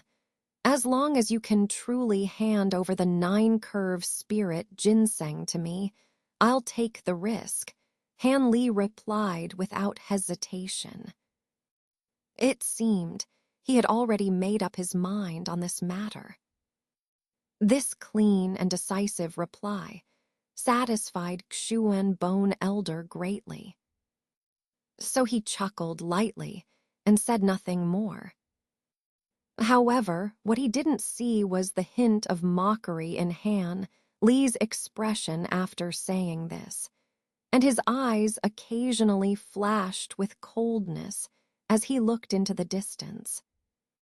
Suddenly, Han Li felt someone watching him and couldn't help but casually glance around.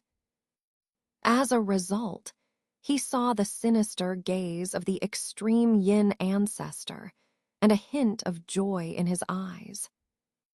Han Li turned his face expressionlessly, immediately forcing a wry smile. It seemed that even if he didn't want to settle things with the extreme yin ancestor, the latter wouldn't let him go easily.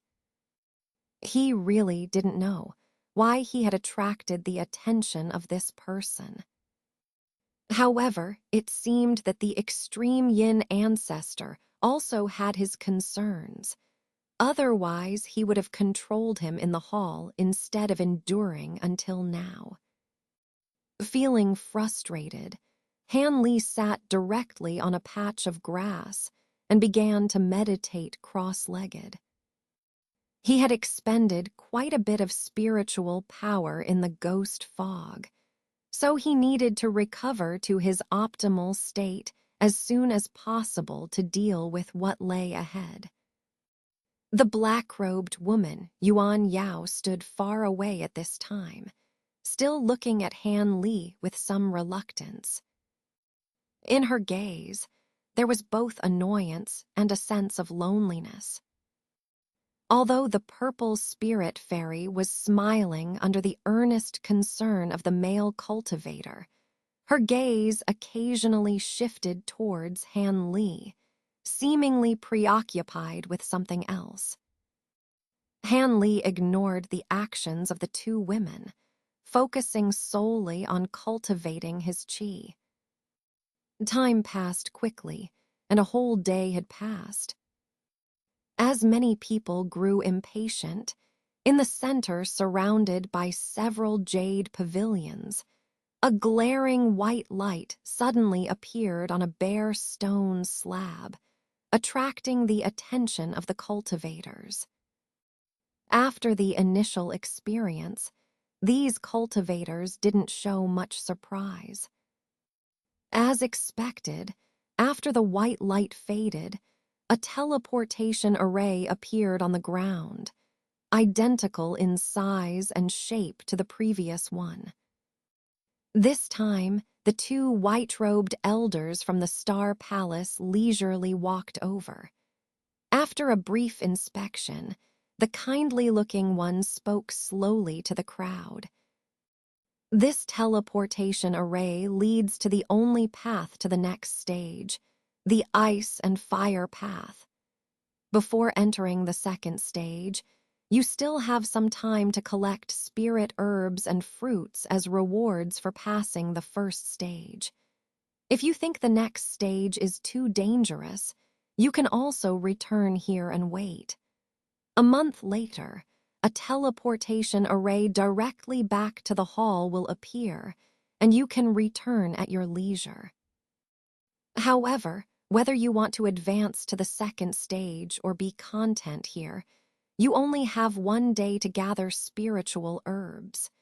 If you stay inside greedily beyond this time, you will be permanently trapped. As far as I know, no one trapped inside has ever been seen again when the void temple opens next time. As for the reason for their disappearance, no one knows to this day. So don't harbor any illusions and deliberately linger inside. The voice of the white-robed elder was not loud, but it echoed throughout the venue, clearly audible to all cultivators. Among these people, some who knew about this matter seemed absent-minded, while those who didn't showed surprise. After the elder finished speaking, he and another law enforcement elder stepped onto the teleportation array and disappeared. This time, the other cultivators didn't hesitate and rushed forward. After all, time was limited, and having more time to search for spiritual items naturally increased the chances of obtaining rewards. After giving Han Li a casual glance, prompted by a subtle signal from Xuan Bone Elder, he also mixed in with the crowd and hurriedly stepped onto the teleportation array. However, just as he was about to be teleported away, Han Li once again sensed the sinister gaze of the extreme Yin ancestor. This made Han Li feel uneasy, and fiery anger rose in his heart. His face turned extremely gloomy the moment the white light surged. After the light subsided, Han Li subconsciously walked out of the teleportation array, took a few steps forward, and then looked around. The scene before him left Han Li dumbfounded. The azure sky, fluffy white clouds, vast expanse of lush green grasslands, distant mountains and peaks, and the fragrance of flowers and grass blowing in the wind. This was clearly not inside the void temple. It was an environment reminiscent of a beautiful place on land. Han Li stared blankly for a long time, without saying a word. At this moment, Xuan Bone Elder also walked out of the teleportation array. Seeing Han Li's shocked expression, he couldn't help but smirk and say, "What's wrong, surprised? When I first came here, my reaction wasn't much better than yours. But this isn't an illusion, it's a real world. Judging from the situation, it shouldn't be any place in the outside world. Because not only is there abundant spiritual energy here, but there's also a kind of indescribable freshness." After saying this, he took a deep breath of air and savored it slowly.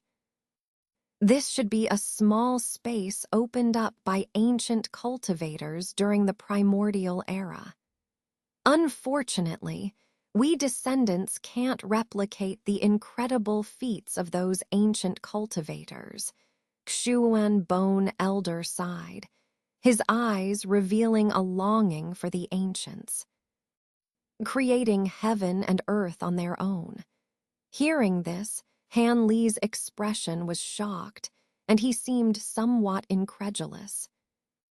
Perhaps sensing what Han Li was thinking, Xuan Bone Elder calmly continued. "What's so surprising about that? The abilities of ancient cultivators were far beyond our imagination, incomparable to us descendants. However, no one knows why these ancient cultivators disappeared completely at some point. Since then, our cultivation world has begun to deteriorate like this." Han Li didn't argue further, but his eyes fell on a small path in front of him. The path was overgrown with unknown wild grass, appearing somewhat blurred, winding its way into the distance without end in sight. For him, the amazing abilities and the mystery of disappearance of ancient cultivators had nothing to do with him now. It was better to deal with what was in front of him first, before worrying about ancient cultivators. After flying rapidly along this small path for several hundred miles, you will see a gorge with restrictions set by someone. This gorge is narrow but very long. Inside and outside the gorge, it is like two entirely different worlds. There are two paths through this place, the mystic crystal path and the lava road. One is bone-chillingly cold, where a misstep can cause you to be frozen solid. The other is unbearably hot, where you might be reduced to ashes. Only by reaching the end of the gorge can you find the teleportation array to leave, thus completing the second trial of the ice and fire road. Before entering the gorge, as those two-star palace guys mentioned, everyone has one day to search for various heavenly and earthly treasures here. What you find will depend on your luck. Hearing this, Han Li moved his lips as if to ask something else, but Master Xuan Gu's expression shifted, and he fell silent. Because behind them, the teleportation array flashed white again, and more people came out one after another. These later cultivators didn't even look at Han Li and Xuan Gu, instead excitedly transforming into streaks of light, flying towards the distant mountains, eager to find treasures like those before them. Watching these people disappear, Xuan Gu frowned slightly, hesitated, and then said, "We should go too. Otherwise, if Jian and the others arrive, there might be trouble." Without waiting for Han Li's response, he turned into a cloud of black mist and flew away. Han Li's expression remained unchanged. He also turned into a streak of green light and followed. Not long after Han Li and Xuan Gu left, Jian, Wan Tianming, and several other nascent soul stage cultivators also emerged from the teleportation array. Being from the righteous and demonic paths, they naturally stood separately, led by Man Huzi and Wan Tianming respectively. As soon as Jian appeared, he scanned the surroundings but was slightly disappointed not to see Han Li. However, he showed no sign of it, even chatting and laughing with the scholar-robed old man beside him. The beautiful woman Wenfu glanced at everyone and coldly said, "I'm going to gather some spiritual herbs. I'll return to the pavilion once I'm done. Fight however you like, just don't involve me." With that, she turned into a silver light and flew away. The remaining righteous and demonic cultivators looked at each other. Wan Tianming glanced at the demonic cultivators, then seriously spoke to Tian Wuzi and others. The three of them then rose into the sky, merging into a three-colored light, and sped away in one direction without a word. The demonic cultivators were left staring at each other, unsure whether to chase after them or go their separate ways. Before they could decide, the righteous cultivators had already disappeared. Seeing this, Jian's eyes flashed with a strange light. He coughed lightly and smilingly said, "Brother Qing, brother man, I need to gather some herbs for alchemy. I'll see you at the gorge entrance." With that, he waved his sleeve, enveloped Wu Chu in black mist and disappeared. Man Husey's expression changed slightly, showing some gloom. The green-robed old man also frowned, looking thoughtful. That Jian sure runs fast. It seems his escape techniques have become even more profound. Brother Qing, if you're free, would you like to help me gather some longevity fruits? With your assistance, I'll have a better chance against the mountain demon guarding the spirit tree. I'll share some of the fruits with you, which can extend your lifespan, Man Husey suggested. The scholar-robed old man, Qing Yi, was initially stunned. After a moment, he looked embarrassed and replied, "I'm sorry, brother man. I have urgent matters to attend to and can't accompany you. Let's meet at the gorge entrance." With an apologetic bow, he flew away.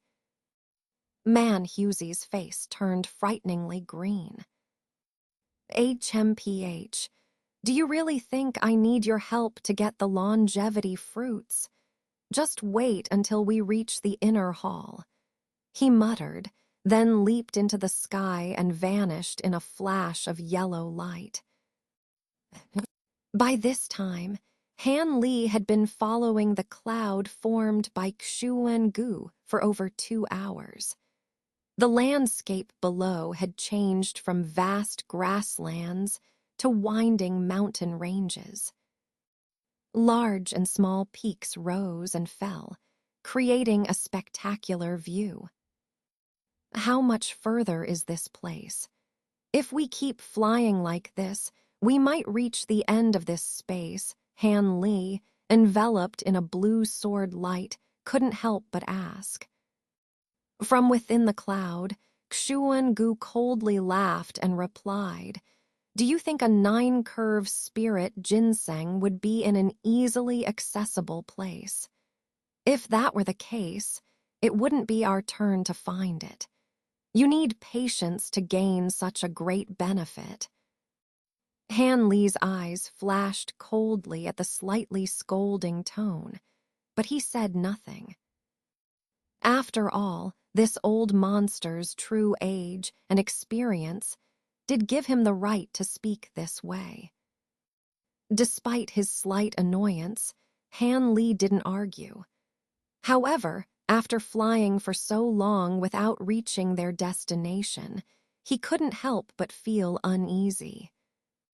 He became more cautious, wary of being ambushed by Xuangu. Their alliance wasn't very reliable. Han Li didn't believe that Xuangu would fly this far without a reason during his previous visits to this space. If they were looking for herbs, the mountains they passed, each brimming with spiritual energy, should have sufficed. Especially a few peaks that emitted dense spiritual energy, even from high above. The spirit grass on such mountains must be extremely rare. Did Xuangu ignore these mountains on purpose? Han Li doubted it. Perhaps sensing Han Li's suspicion, Xuangu's hesitant voice came from the front. "I've been to this space twice. I discovered the 9-curve spirit ginseng by chance the first time while chasing a Zihua spirit bird. Otherwise, I wouldn't have flown this far. Given its precious value, it shouldn't be here. I suspect it formed naturally over time due to the abundant spiritual energy in this semi-closed space. Now it's your lucky chance." Xuangu's tone showed rare envy and regret at the end. "Is that so?" Han Li was still skeptical, but felt slightly reassured. After flying for a long while, the cloud ahead suddenly stopped and hovered in the air. "We're here, but don't rush down. The 9-curve spirit ginseng is highly sensitive and will hide if it senses danger. We need to carefully plan our move to avoid returning empty-handed, Xuan-gu said, his eyes flickering as he looked down. Are you sure this is the place? This barren little hill? Han Li looked down and showed a puzzled expression. Below them was an unremarkable small stone mountain, barren and with scarce spiritual energy. Compared to the nearby peaks, it was starkly different. Han Li found it hard to believe this desolate hill was home to the nine-curve spirit ginseng. Heh, surprised, aren't you? I was too when I first saw it. But the spirit ginseng is indeed hiding somewhere in this mountain. Xuan-gu emerged from the cloud, looking at Han Li with a smirk. Since Xuan-gu said so, Han Li remained silent, watching his next move. Xuan-gu ignored Han Li, focusing on the mountain below. Suddenly, his eyes emitted inch-long blood-red beams, startling Han Li.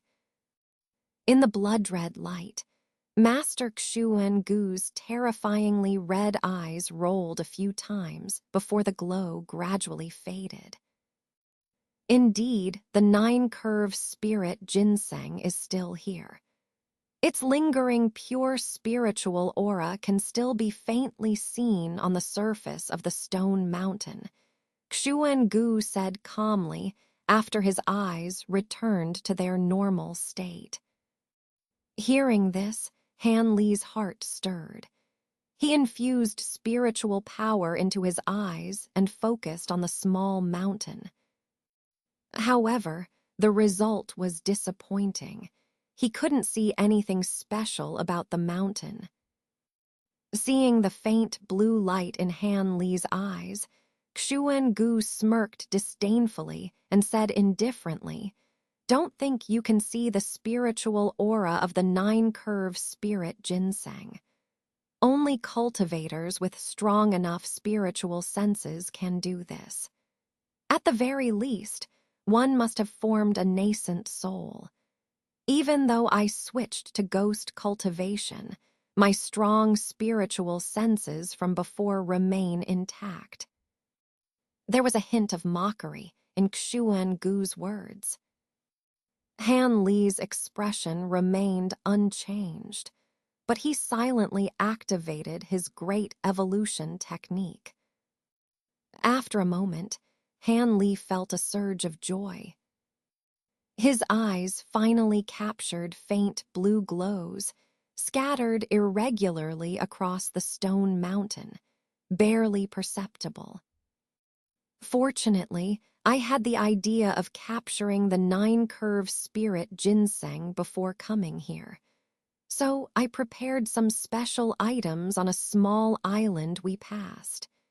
Now, I'll set up a trap to make the ginseng fall into it easily, Xuan-gu said, unaware that Han Li could also see the spiritual aura. He looked at the stone mountain below with a calm demeanor. Then he reached into his storage bag and took out a golden object, holding it in his palm. "What's this?" Han Li asked, slightly puzzled. It was a gold silk ball, about the size of an egg, emitting a faint glow, seemingly specially refined.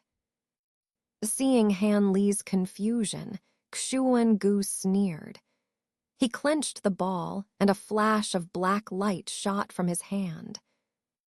A fine gold thread spurted out from the ball, lengthening rapidly and weaving into a small, exquisite gold net about the size of a palm, shining brilliantly. The nine-curve spirit ginseng can only be captured with pure gold items. Other magical tools or instruments can be avoided by it.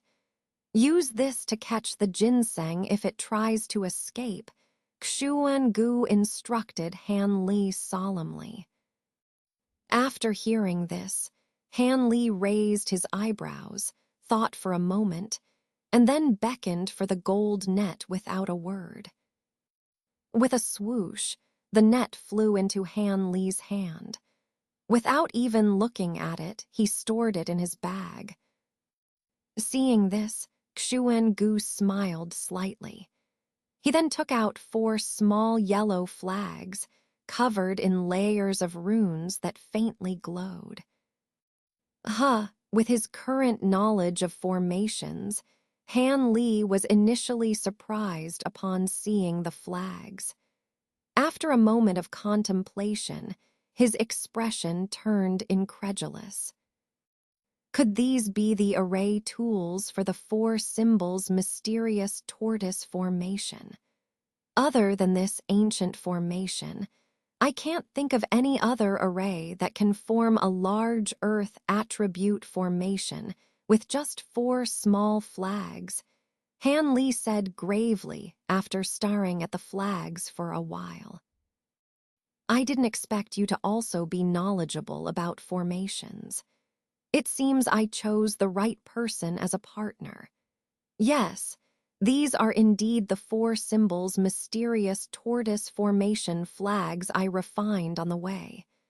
Only this formation can make the surrounding rocks and soil as hard as iron, trapping the ginseng. Since you know about formations, you'll handle setting it up while I scout for the ginseng's exact location, Xuan-gu said, his surprise quickly fading. He then handed the 4 yellow flags to Han Li and turned into a cloud of dark mist, silently flying toward the small mountain. Han Li looked at the flags in his hand, then at Xuan-gu's retreating figure. A strange expression appeared in his eyes, but he licked his lips and flew towards another direction with a cold laugh. Meanwhile, within Xuan-gu's body, a deep voice echoed. Xuan-gu, why did you give him the flags? I don't see your relationship with him being that good. Are you planning something? The voice asked, seeming very familiar with Xuan-gu. What do you think? Giving him the flags to set up the formation will make him trust enough to enter it and capture the ginseng. I'll then take the chance to kill him, Xuan-gu said coldly, his voice icy. Kill him now. I thought you'd wait until we dealt with Jai Yin first. The deep voice exclaimed in surprise. No, this Han Li is too cunning. The longer I wait, the more risks there are. Besides, he likely has his own agenda. I'm not confident I can control him. If he betrays me to Jai Yin, it would be disastrous. I've been betrayed before and won't take any more chances. Also, Xuan-gu said with a chilling tone. Also, you never intended to give him the 9-curve spirit ginseng, did you? The voice continued lazily. Exactly. After all the effort I've put into this ginseng, I wouldn't hand it over to someone else. Even though it might not directly enhance our cultivation, it can be traded for what we need. Also, with his golden thunder bamboo treasure, he's a future threat to us ghost cultivators. It's best to eliminate him early. Moreover, what do you think of his physical body? Xuan-gu asked with a sinister look.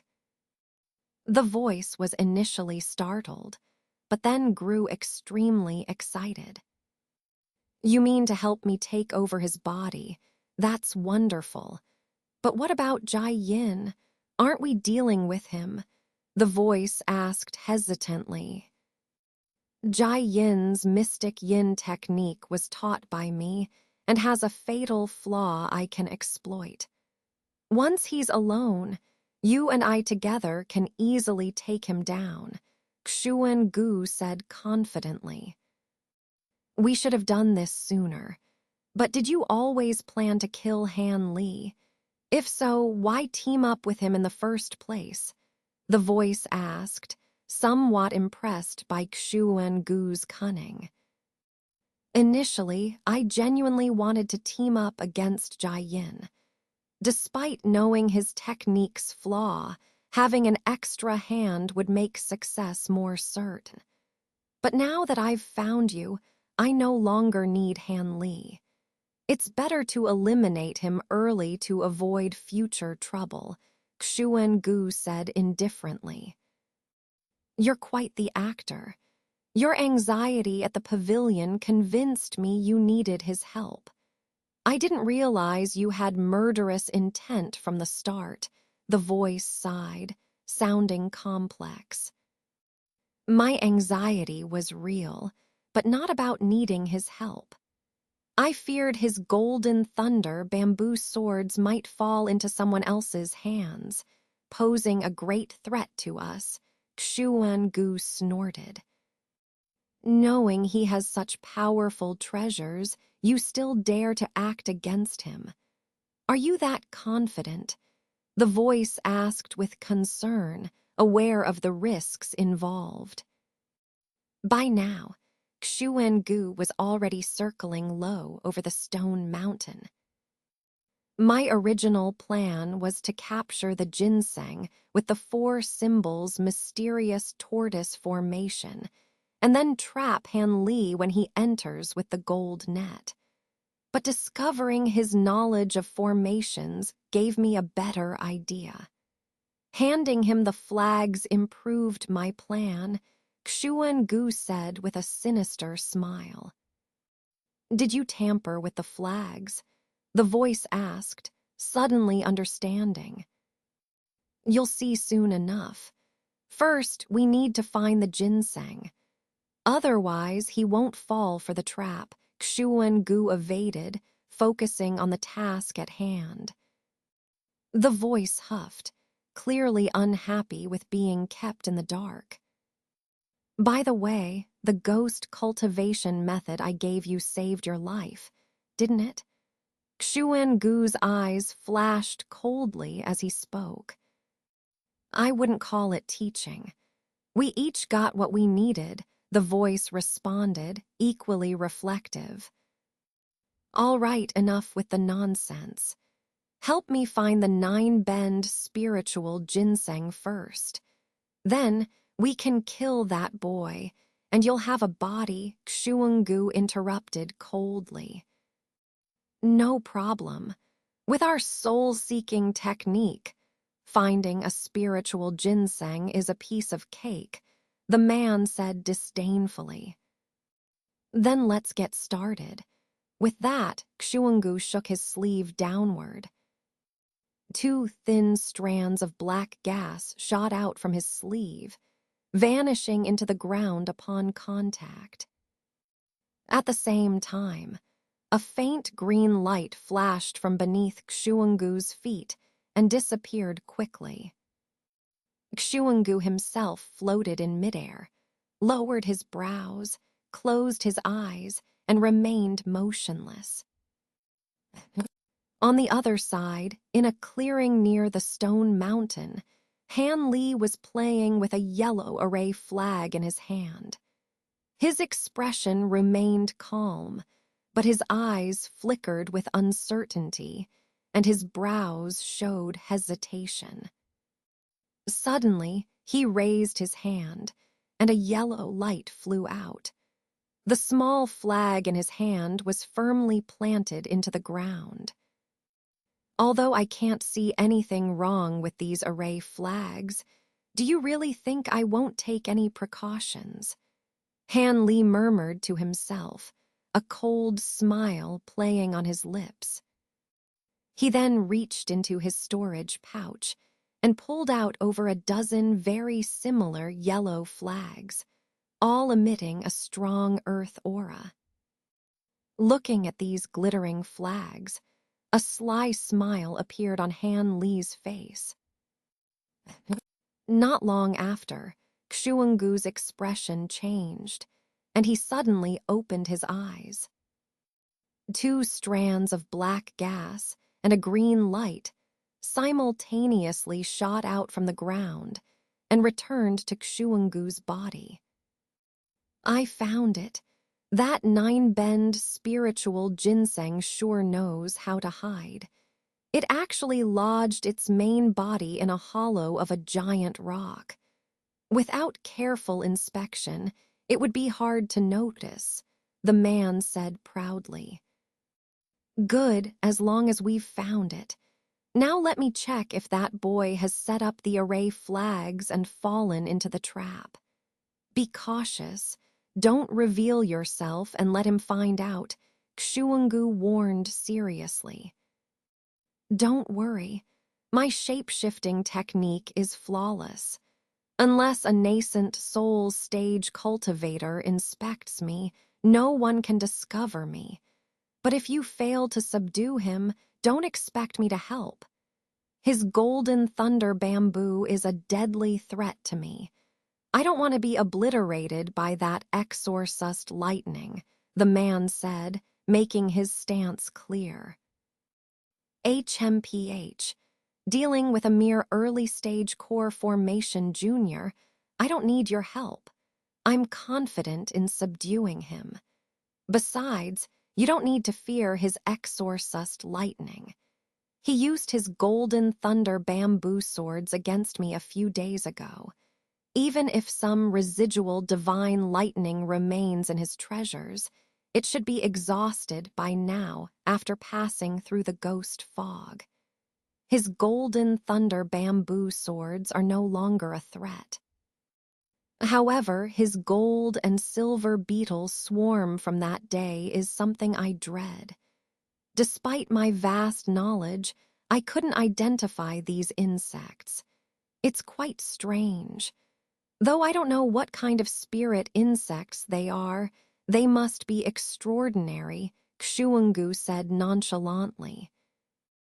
Oh, if there's no exorcist lightning, then he poses no threat. I'll decide whether to help based on the situation, the man said, his tone relaxing. Xuangu smirked slightly and remained silent. Although he held a sliver of the opponent's life essence, he knew it was not enough to completely control him. His opponent, well-versed in ghost cultivation, likely had ways to break free, potentially at the cost of severe injury. Xuangu had no desire to push him too hard. Scanning the area, Xuangu transformed into a cloud of dark mist and flew towards Han Li's location. Moments later, he found Han Li and descended. The area, though relatively flat, was covered in wild grass, with a small grove of scattered trees standing nearby. Is it set up? Xuangu asked nonchalantly as he appeared before Han Li. Of course, it's over there. Han Li lazily pointed behind him. Xuangu looked, and indeed saw a surge of earth aura emanating from the grove behind Han Li. Xuangu's heart leaped with joy. Then he took out a jade box from his storage pouch and opened the lid in front of Han Li. What is that? As soon as the jade box was opened, a foul stench hit Han Li's nose. He straightened up immediately, held his breath, and stepped back a few paces, eyeing Xuangu warily. Don't worry, it's musk ox dung. Despite its foul smell, it has a strong allure for the nine-bend spiritual ginseng. Placing it in the array will draw the ginseng's incarnation. Once we capture the incarnation, we can leisurely dig up the main body without worrying about it escaping, Xuangu explained calmly, glancing at Han Li. Musk ox dung. Han Li looked at the jade box. Inside was a thumb-sized, light yellow lump emitting a potent stench. Han Li was taken aback. He was familiar with the musk ox, a peculiar spirit beast kept by cultivators. Its bright red horns exuded a unique fragrance that had calming and soul-stabilizing effects, highly valued by cultivators.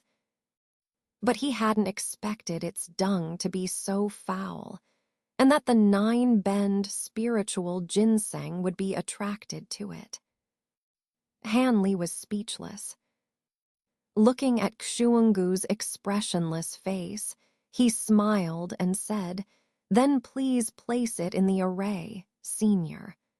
I'll check the array flags to ensure they're secure. Then I'll stay here to capture the incarnation while you extract the main body." With that, Han Li cupped his fists and walked into the grove behind him. After a moment, he disappeared. Xionggu was stunned. He glanced at the grove filled with earth aura, frowning slightly. But after a moment, he sneered and raised his hand. A black serpent formed from black gas flew into the grove with the jade box in its mouth, placing it on the ground before returning. Having done this, Han Li remained hidden, causing Xionggu's face to flash with a cold glint. Without saying a word, he flew into the sky. "What's the matter? Are you afraid of your own tampered flags?" The man's mocking voice sounded in Xionggu's mind. "Better safe than sorry. I'll test if the array was really set up with my flags. Though the chance of him having similar Earth attribute flags is slim, I don't want to take any risks." Xionggu replied indifferently. "If you had been this cautious from the start, you wouldn't be in this mess now. It seems that major setback you suffered wasn't for nothing, old friend." The man clicked his tongue, half praising, half taunting. Xionggu couldn't tell if the man was praising or mocking him, which made him grunt in frustration and ignore the man. Xionggu floated in the air, his body still. He opened his right hand, revealing a small yellow flag. This flag was identical to the ones he gave Han Li, except it was much shorter, making it look small and delicate. Xionggu stared at the small flag, shaking it gently. The flag emitted a faint yellow glow, spinning around Xionggu's hand before pointing straight at the grove below. Seeing this, Xionggu exhaled in relief, a sly smile forming on his face. He put away the small flag and flew towards a spot on the small stone mountain. Han Li finally appeared in the grove. Watching Xionggu's departing figure, his eyes flashed with cold light. Then, with a shift in his expression, he blurred and vanished, leaving only a breeze and scattered dead grass behind. Time passed slowly, and the stench from the jade box grew stronger. Han Li, hiding in a nearby tree, frowned and continued holding his breath. But as time went on, Han Li grew more anxious.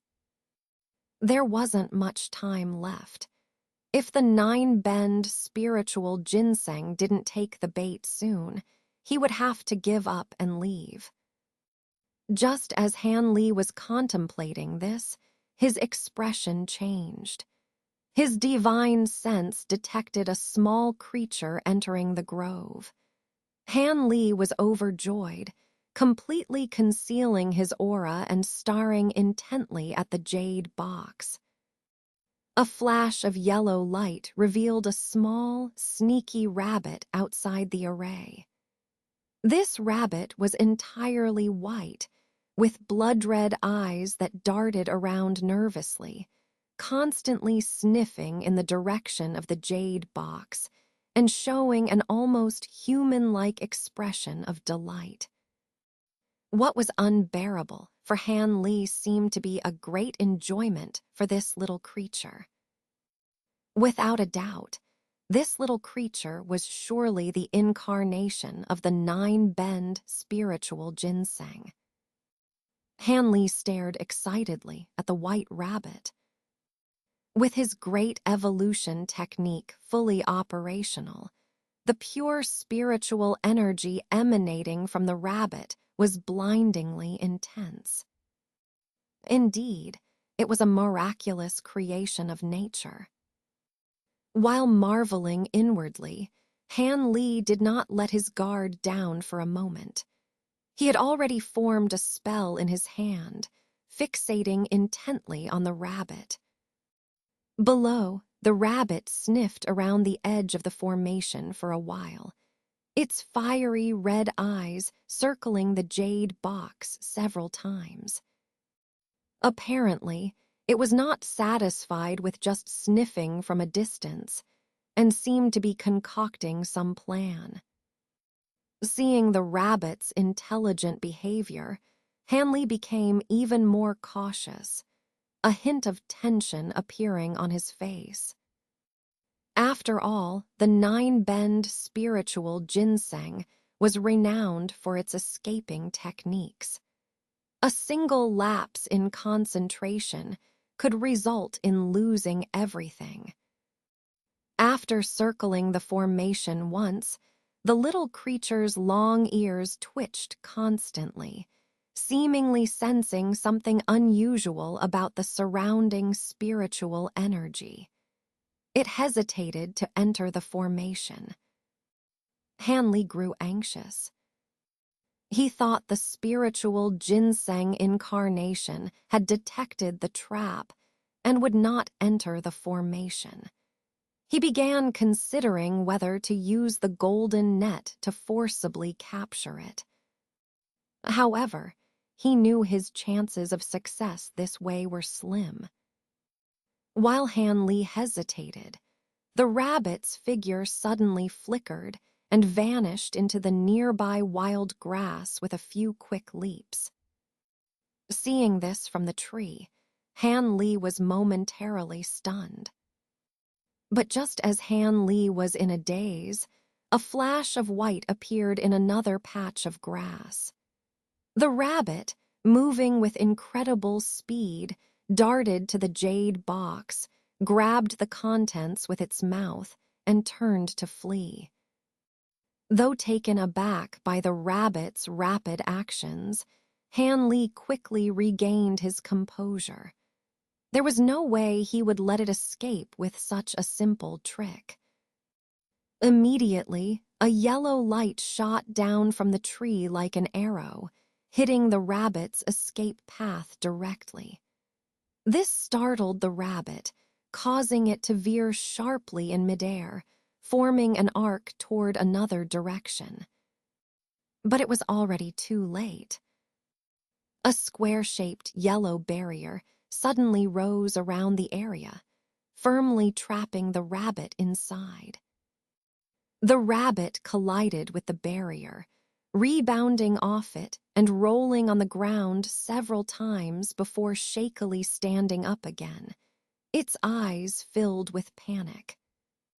However, its body flashed white and transformed into a fist-sized ball of multicolored light, attempting to burrow into the ground. Yet, with a yellow flash, the light ball was pushed back out of the soil after only penetrating a few inches. Now truly desperate, the multicolored light ball frantically dashed around inside the barrier like a headless fly, but each attempt to escape was blocked. At this moment, a golden light shot down from the tree, enveloping the light ball unprepared in its net. A blur of movement later, Han Li appeared on the ground. The golden light flew straight into his hand, revealing itself as the golden silk net given to him by Xuangu. Inside the net, the rabbit reverted to its original form, struggling desperately. Its figure flickered between clarity and blur, occasionally growing or shrinking, but all to no avail. The golden silk net adjusted to its size changes, firmly binding it. Seeing this, Hanli smiled with satisfaction. He brought the net closer to observe the rabbit briefly before securing the net to his waist. Then, he sat cross-legged in the center of the formation, not intending to deactivate it. Hanli planned to wait quietly for Xuangu to dig out the 9-bend spiritual ginseng and reunite with him. Before that, he solemnly took out the ancient treasure basket from his storage pouch and placed it in front of him. Next, he released the gold-devouring insects from 2 spirit beast bags, letting them hover above his head and form a large golden-silver cloud, before calmly closing his eyes to rest. This arrangement was intended to signal to Xuangu that he was no pushover, and that it was in their best interest to peacefully hand over the spiritual ginseng.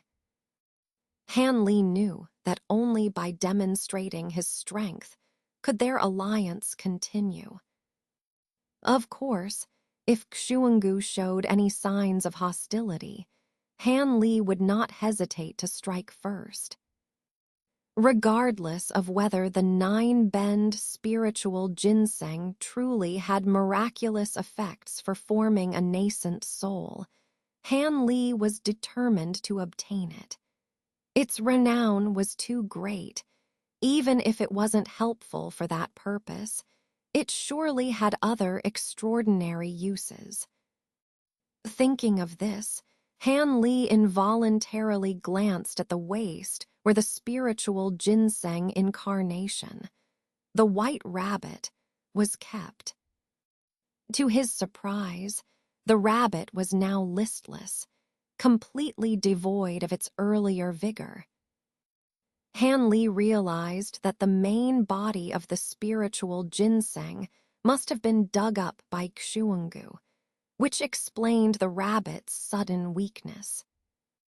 Immediately, Hanli looked towards the high sky outside the grove. After about the time it takes to eat a meal, Xuangu's cloud form finally flew back.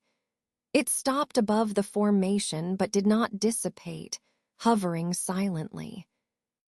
Hanli stood up expressionlessly, staring at the cloud without saying a word. After a while, Xuangu's cold voice came from the cloud. "What is the meaning of this? As if you're facing a great enemy." Xuangu's voice was icy and piercing. "Nothing much. It's just that my cultivation is shallow, and I'm genuinely afraid of Senior suddenly turning hostile," Hanli replied calmly. "HMPH, you're overly suspicious.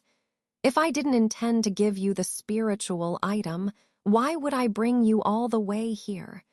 Don't forget, I still need your help to deal with that traitor," Xuangu said, seemingly suppressing his anger. "Senior might not be aware, but there's a saying, times change. Perhaps you needed my help when we first entered the Void Heaven Palace, but now that you have other assistants, I can't be so sure," Hanli replied, his eyes cold and sharp as blades. "What do you mean by that?" Xuangu's voice grew colder, tinged with surprise. "No need to pretend any longer, Senior. Bring out your other helper. I saw his shape-shifting while searching for the spiritual ginseng. There's no need to hide anymore," Hanli said impatiently. Hearing this, Xuangu remained silent for a moment. Soon after, a deep male voice sounded from the cloud. "Kid, how did you discover me? I don't believe you can see through my shape-shifting technique," the voice's owner asked bluntly. "I'm not interested in answering questions from someone I don't know. I'm just asking Senior Xuangu once more. Do you really want to fight to the point where both of us are wounded, benefiting that Jian?" Han Li said mockingly. "Both of us wounded? You're overestimating yourself. While killing you might take some effort, it's a price I'm willing to pay," Xuangu replied coldly. As he spoke, a yellow light shot from the cloud, hitting the barrier of the formation. The barrier's color changed from yellow to fiery red, and the center of the formation became intensely hot, like a giant furnace. Seeing this, Han Li's expression remained unchanged. He sighed softly, raised his hand, and cast a green spell onto the barrier. The barrier's colors fluctuated several times before returning to its original state, as if the scorching heat had been a mere illusion. What did you do to my formation flags?" Xuangu's voice came from the cloud, surprised. "Do something. If anything, it was you who tampered with them," Han Li retorted, not bothering to answer directly. "HMPH, very well. My golden silk net, you've used it quite effectively, haven't you?" Xuangu's tone turned cold. "What, you mean?" Han Li's expression changed drastically. Realizing something, he quickly tried to remove the golden net from his waist.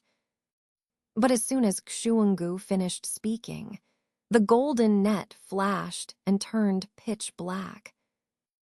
It then transformed into a fine black mist, rapidly enveloping Han Li, binding him tightly and constricting around him.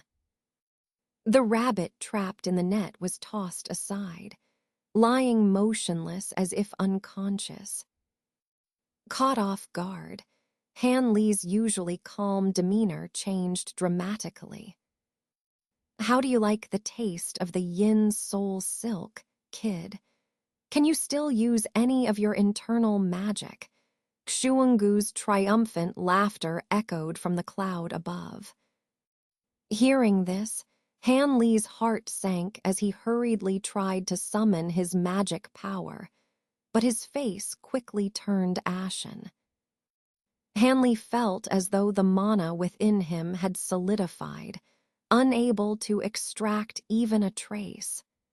Clearly, his true essence had been constrained by these strange, ghostly threads.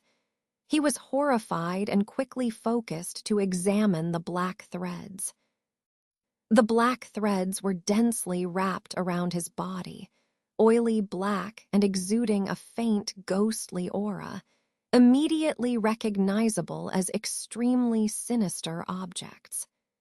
Han Li's face involuntarily twitched. When he first acquired the golden net, he had suspected that the other party might have done something to it. But after thoroughly inspecting it several times, he found nothing unusual. With no other pure gold artifacts on him, he had no choice but to use it. But after successfully capturing the Ling Ginseng avatar with the net, he temporarily set aside his suspicions.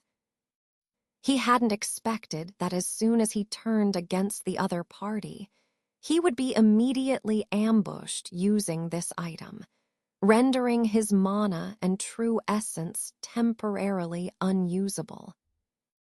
However, the blue color on Han Li's face only froze for a moment before quickly returning to normal.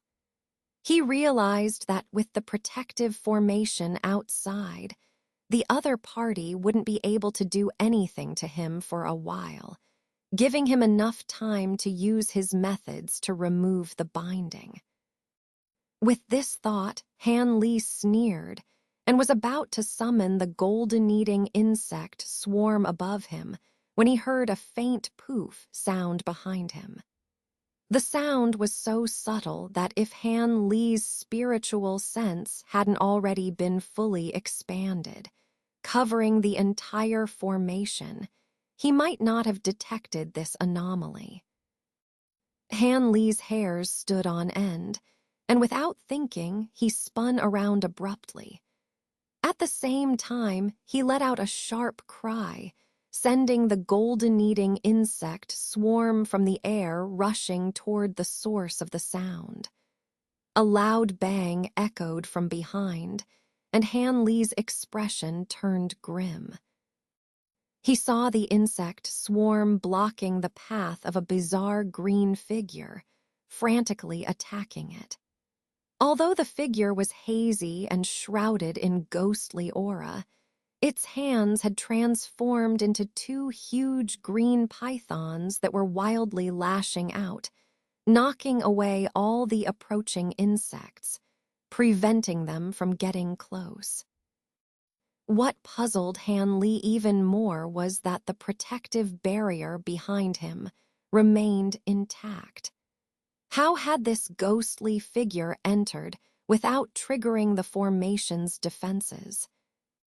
Before Han Li could recover from his shock, he heard a voice cursing angrily from the green figure. "What are these ghostly bugs?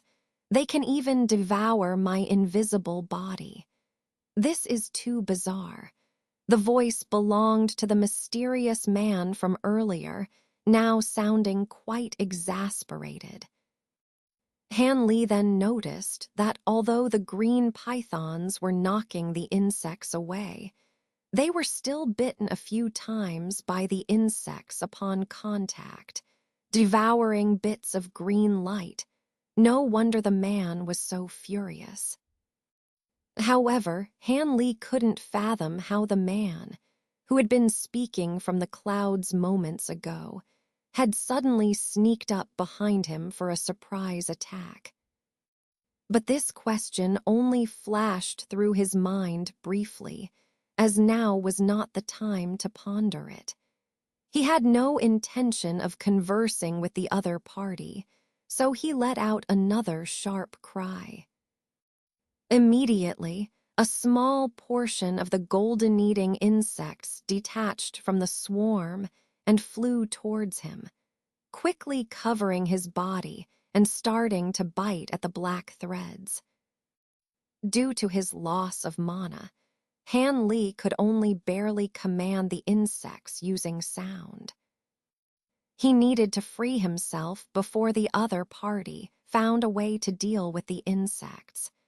He still vividly remembered the time when the insects were severely weakened by a ghostly roar in the ghostly mist.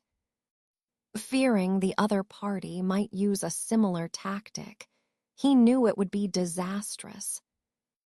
At this moment, the surrounding protective shield seemed to be struck by something heavy. The yellow light flickered a few times, and the light barrier began to shake. Seeing this, Han Li coldly glanced back. It was the skeletal figure in midair, attacking in coordination with the green shadow, launching massive black gas spheres at the light barrier. It seemed the formation wouldn't hold for much longer. With a flicker of strange light in his eyes, Han Li ignored it and turned back. He looked at the green shadow furiously fighting off the insects a dozen feet away, his lips tightly shut, his expression blank. The ghostly threads on his body had already been half chewed through by the insects in that short moment. Han Li could feel his true essence and mana stirring, revealing a hint of joy. Once his mana was restored, he had many methods at his disposal. But at that moment, the green shadow let out a low growl, its body spinning rapidly like a giant top, charging through the swarm towards Han Li, closing the distance by several feet. Tens of thousands of golden-eating insects swarmed forward.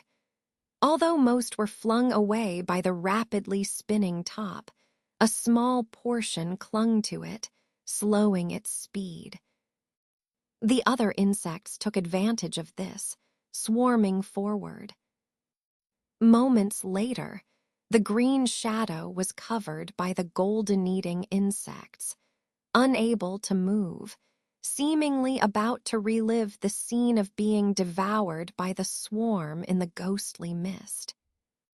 But Han Li was astonished. Faced with the seemingly suicidal move of the green shadow, he felt something was amiss. And the events that followed confirmed Han Li's premonition. The green shadow, covered in insects, suddenly swelled up, turning into a bulging sphere, emitting a dazzling green light. Not good, Han Li muttered, about to call the insects back, but before he could speak. With a deafening bang, the sphere exploded. A frigid aura enveloped all the insects in an instant. At the center of the explosion, where the green light was brightest, a faint green line shot out, flying towards the still-bound Han Li. "Your body will be mine." A voice laughed maniacally as the green line transformed into a ferocious ghost head, lunging at Han Li. Seeing this from above, the skeletal figure smiled, halting his attack, although the barrier only needed a few more strikes to break. Han Li stared coldly at the approaching ghost head, but when it was only a dozen feet away, his eyes flashed with fierce light, and a powerful aura erupted from him. The aura was so intense it seemed tangible, causing the ghost head to pause momentarily. Han Li opened his mouth, unleashing a thick golden arc of lightning, piercing the ghost head at point-blank range. The ghost head wailed, disintegrating into green gas, which tried to flee. But Han Li wouldn't let it escape so easily. Surrounded by golden arcs, the black threads on him disintegrated completely. Han Li's figure blurred as he caught up with the green gas. He raised his hand, a golden arc appearing on his fingers, causing the green gas to dissipate. In his hand was a green crystal orb, glowing eerily as if alive. Han Li glanced at it coldly and clenched his fist. With a snap, the orb shattered into powder under the golden arcs. Even a ghost, king-level green shadow, without a body, was easily killed by Han Li wielding the divine thunder of exorcism. The ease of it surprised even Han Li. Looking up at the skeletal figure in midair, Han Li spoke expressionlessly, "Hand over the 9-curve Ling ginseng, and I will consider continuing our cooperation. Otherwise, it's either you or me." Han Li's voice was calm, but its chilling tone made the skeletal figure's expression turn ugly. "Fine, fine, fine." The skeletal figure glared at Han Li, uttering 3 fine words after a long silence. This made Han Li squint his eyes, staring intently at the other party. "Since he failed to possess you, it proves his incompetence. I will naturally cooperate with the victorious side. Here, take the 9-curve Ling ginseng.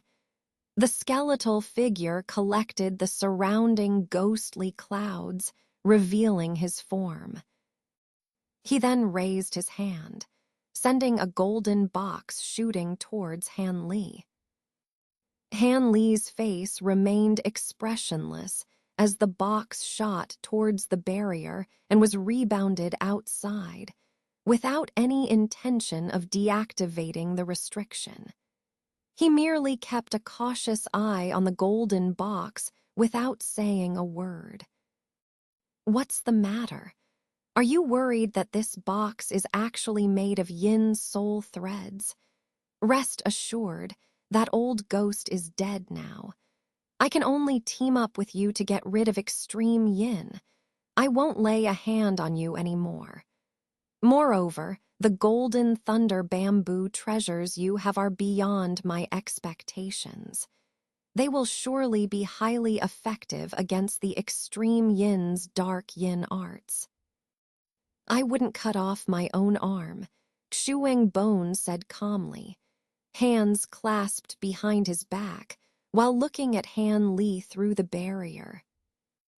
Han Li listened, but didn't even glance at the skyborn Shuang Bone.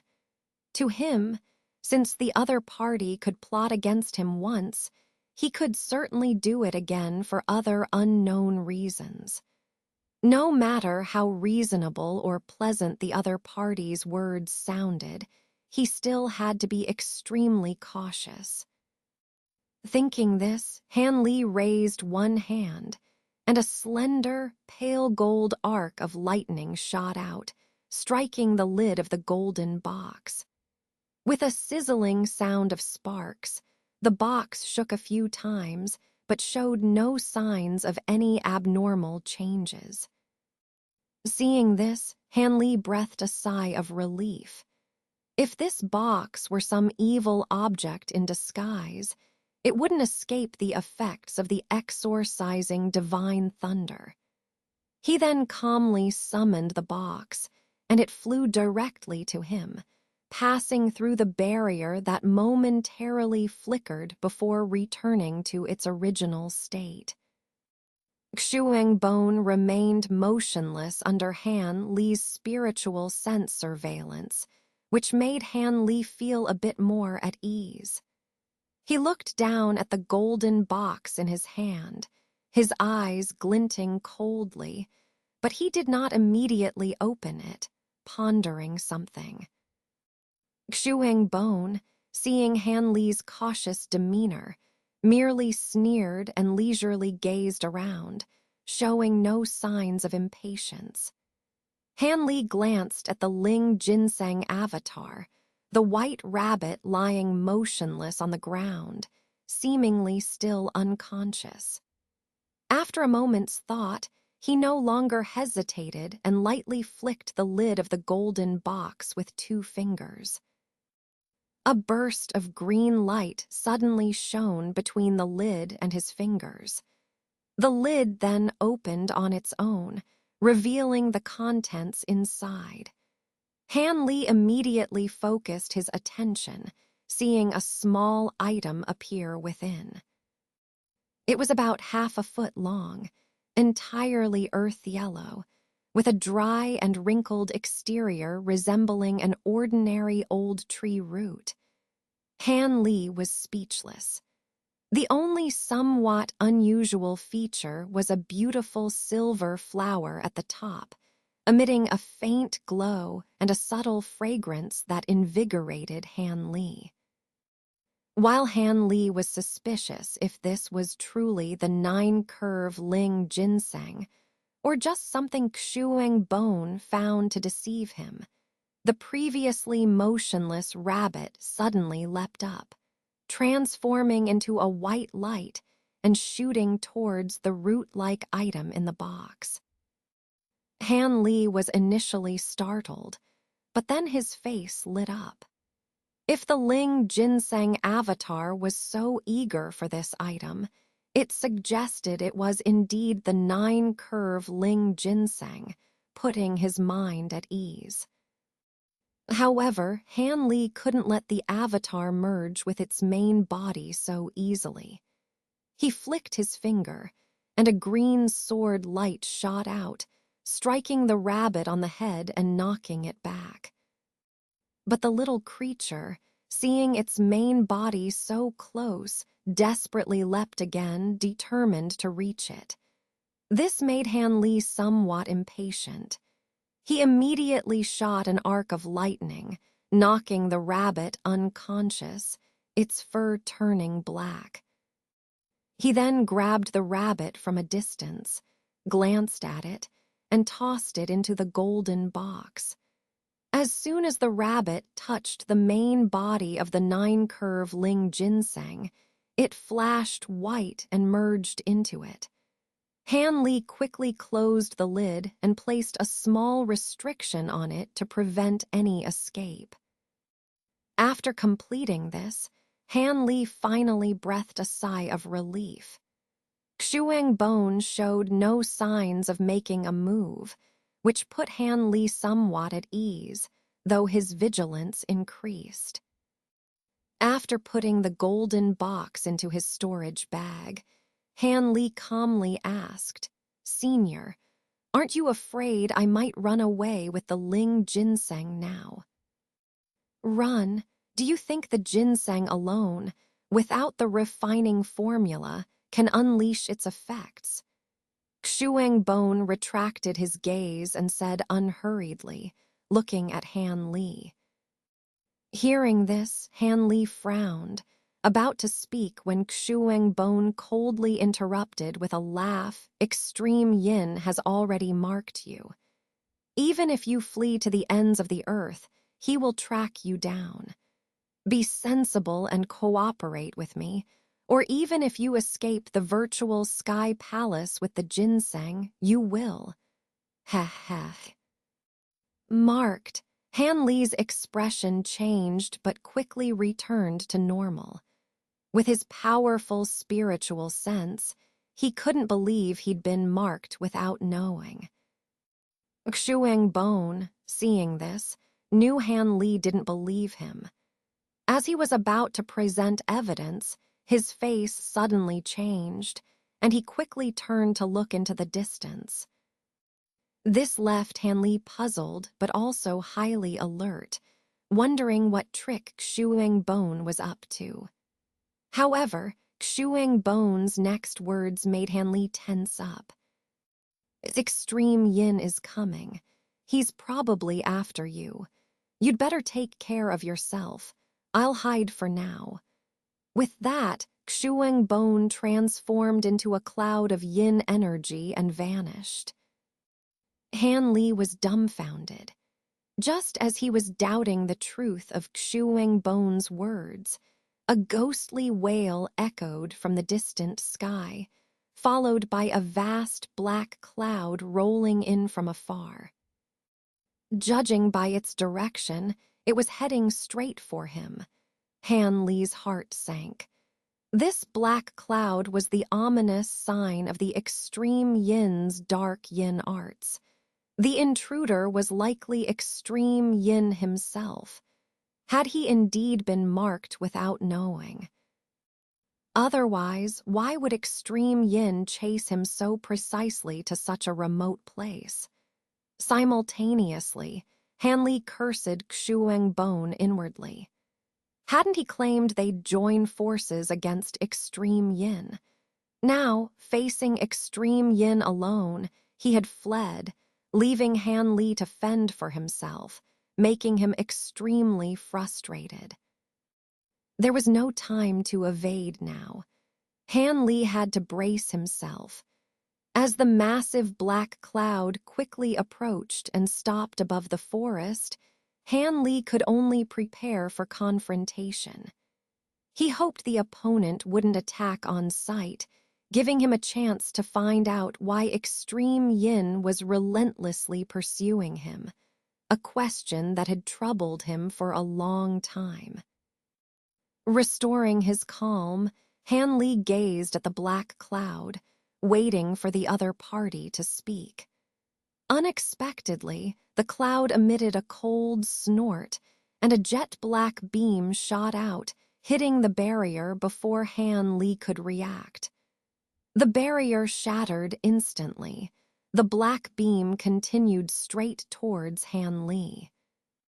Han Li's face turned deathly pale as he swiftly moved, appearing 10 yards away in a flash, his face filled with shock and anger.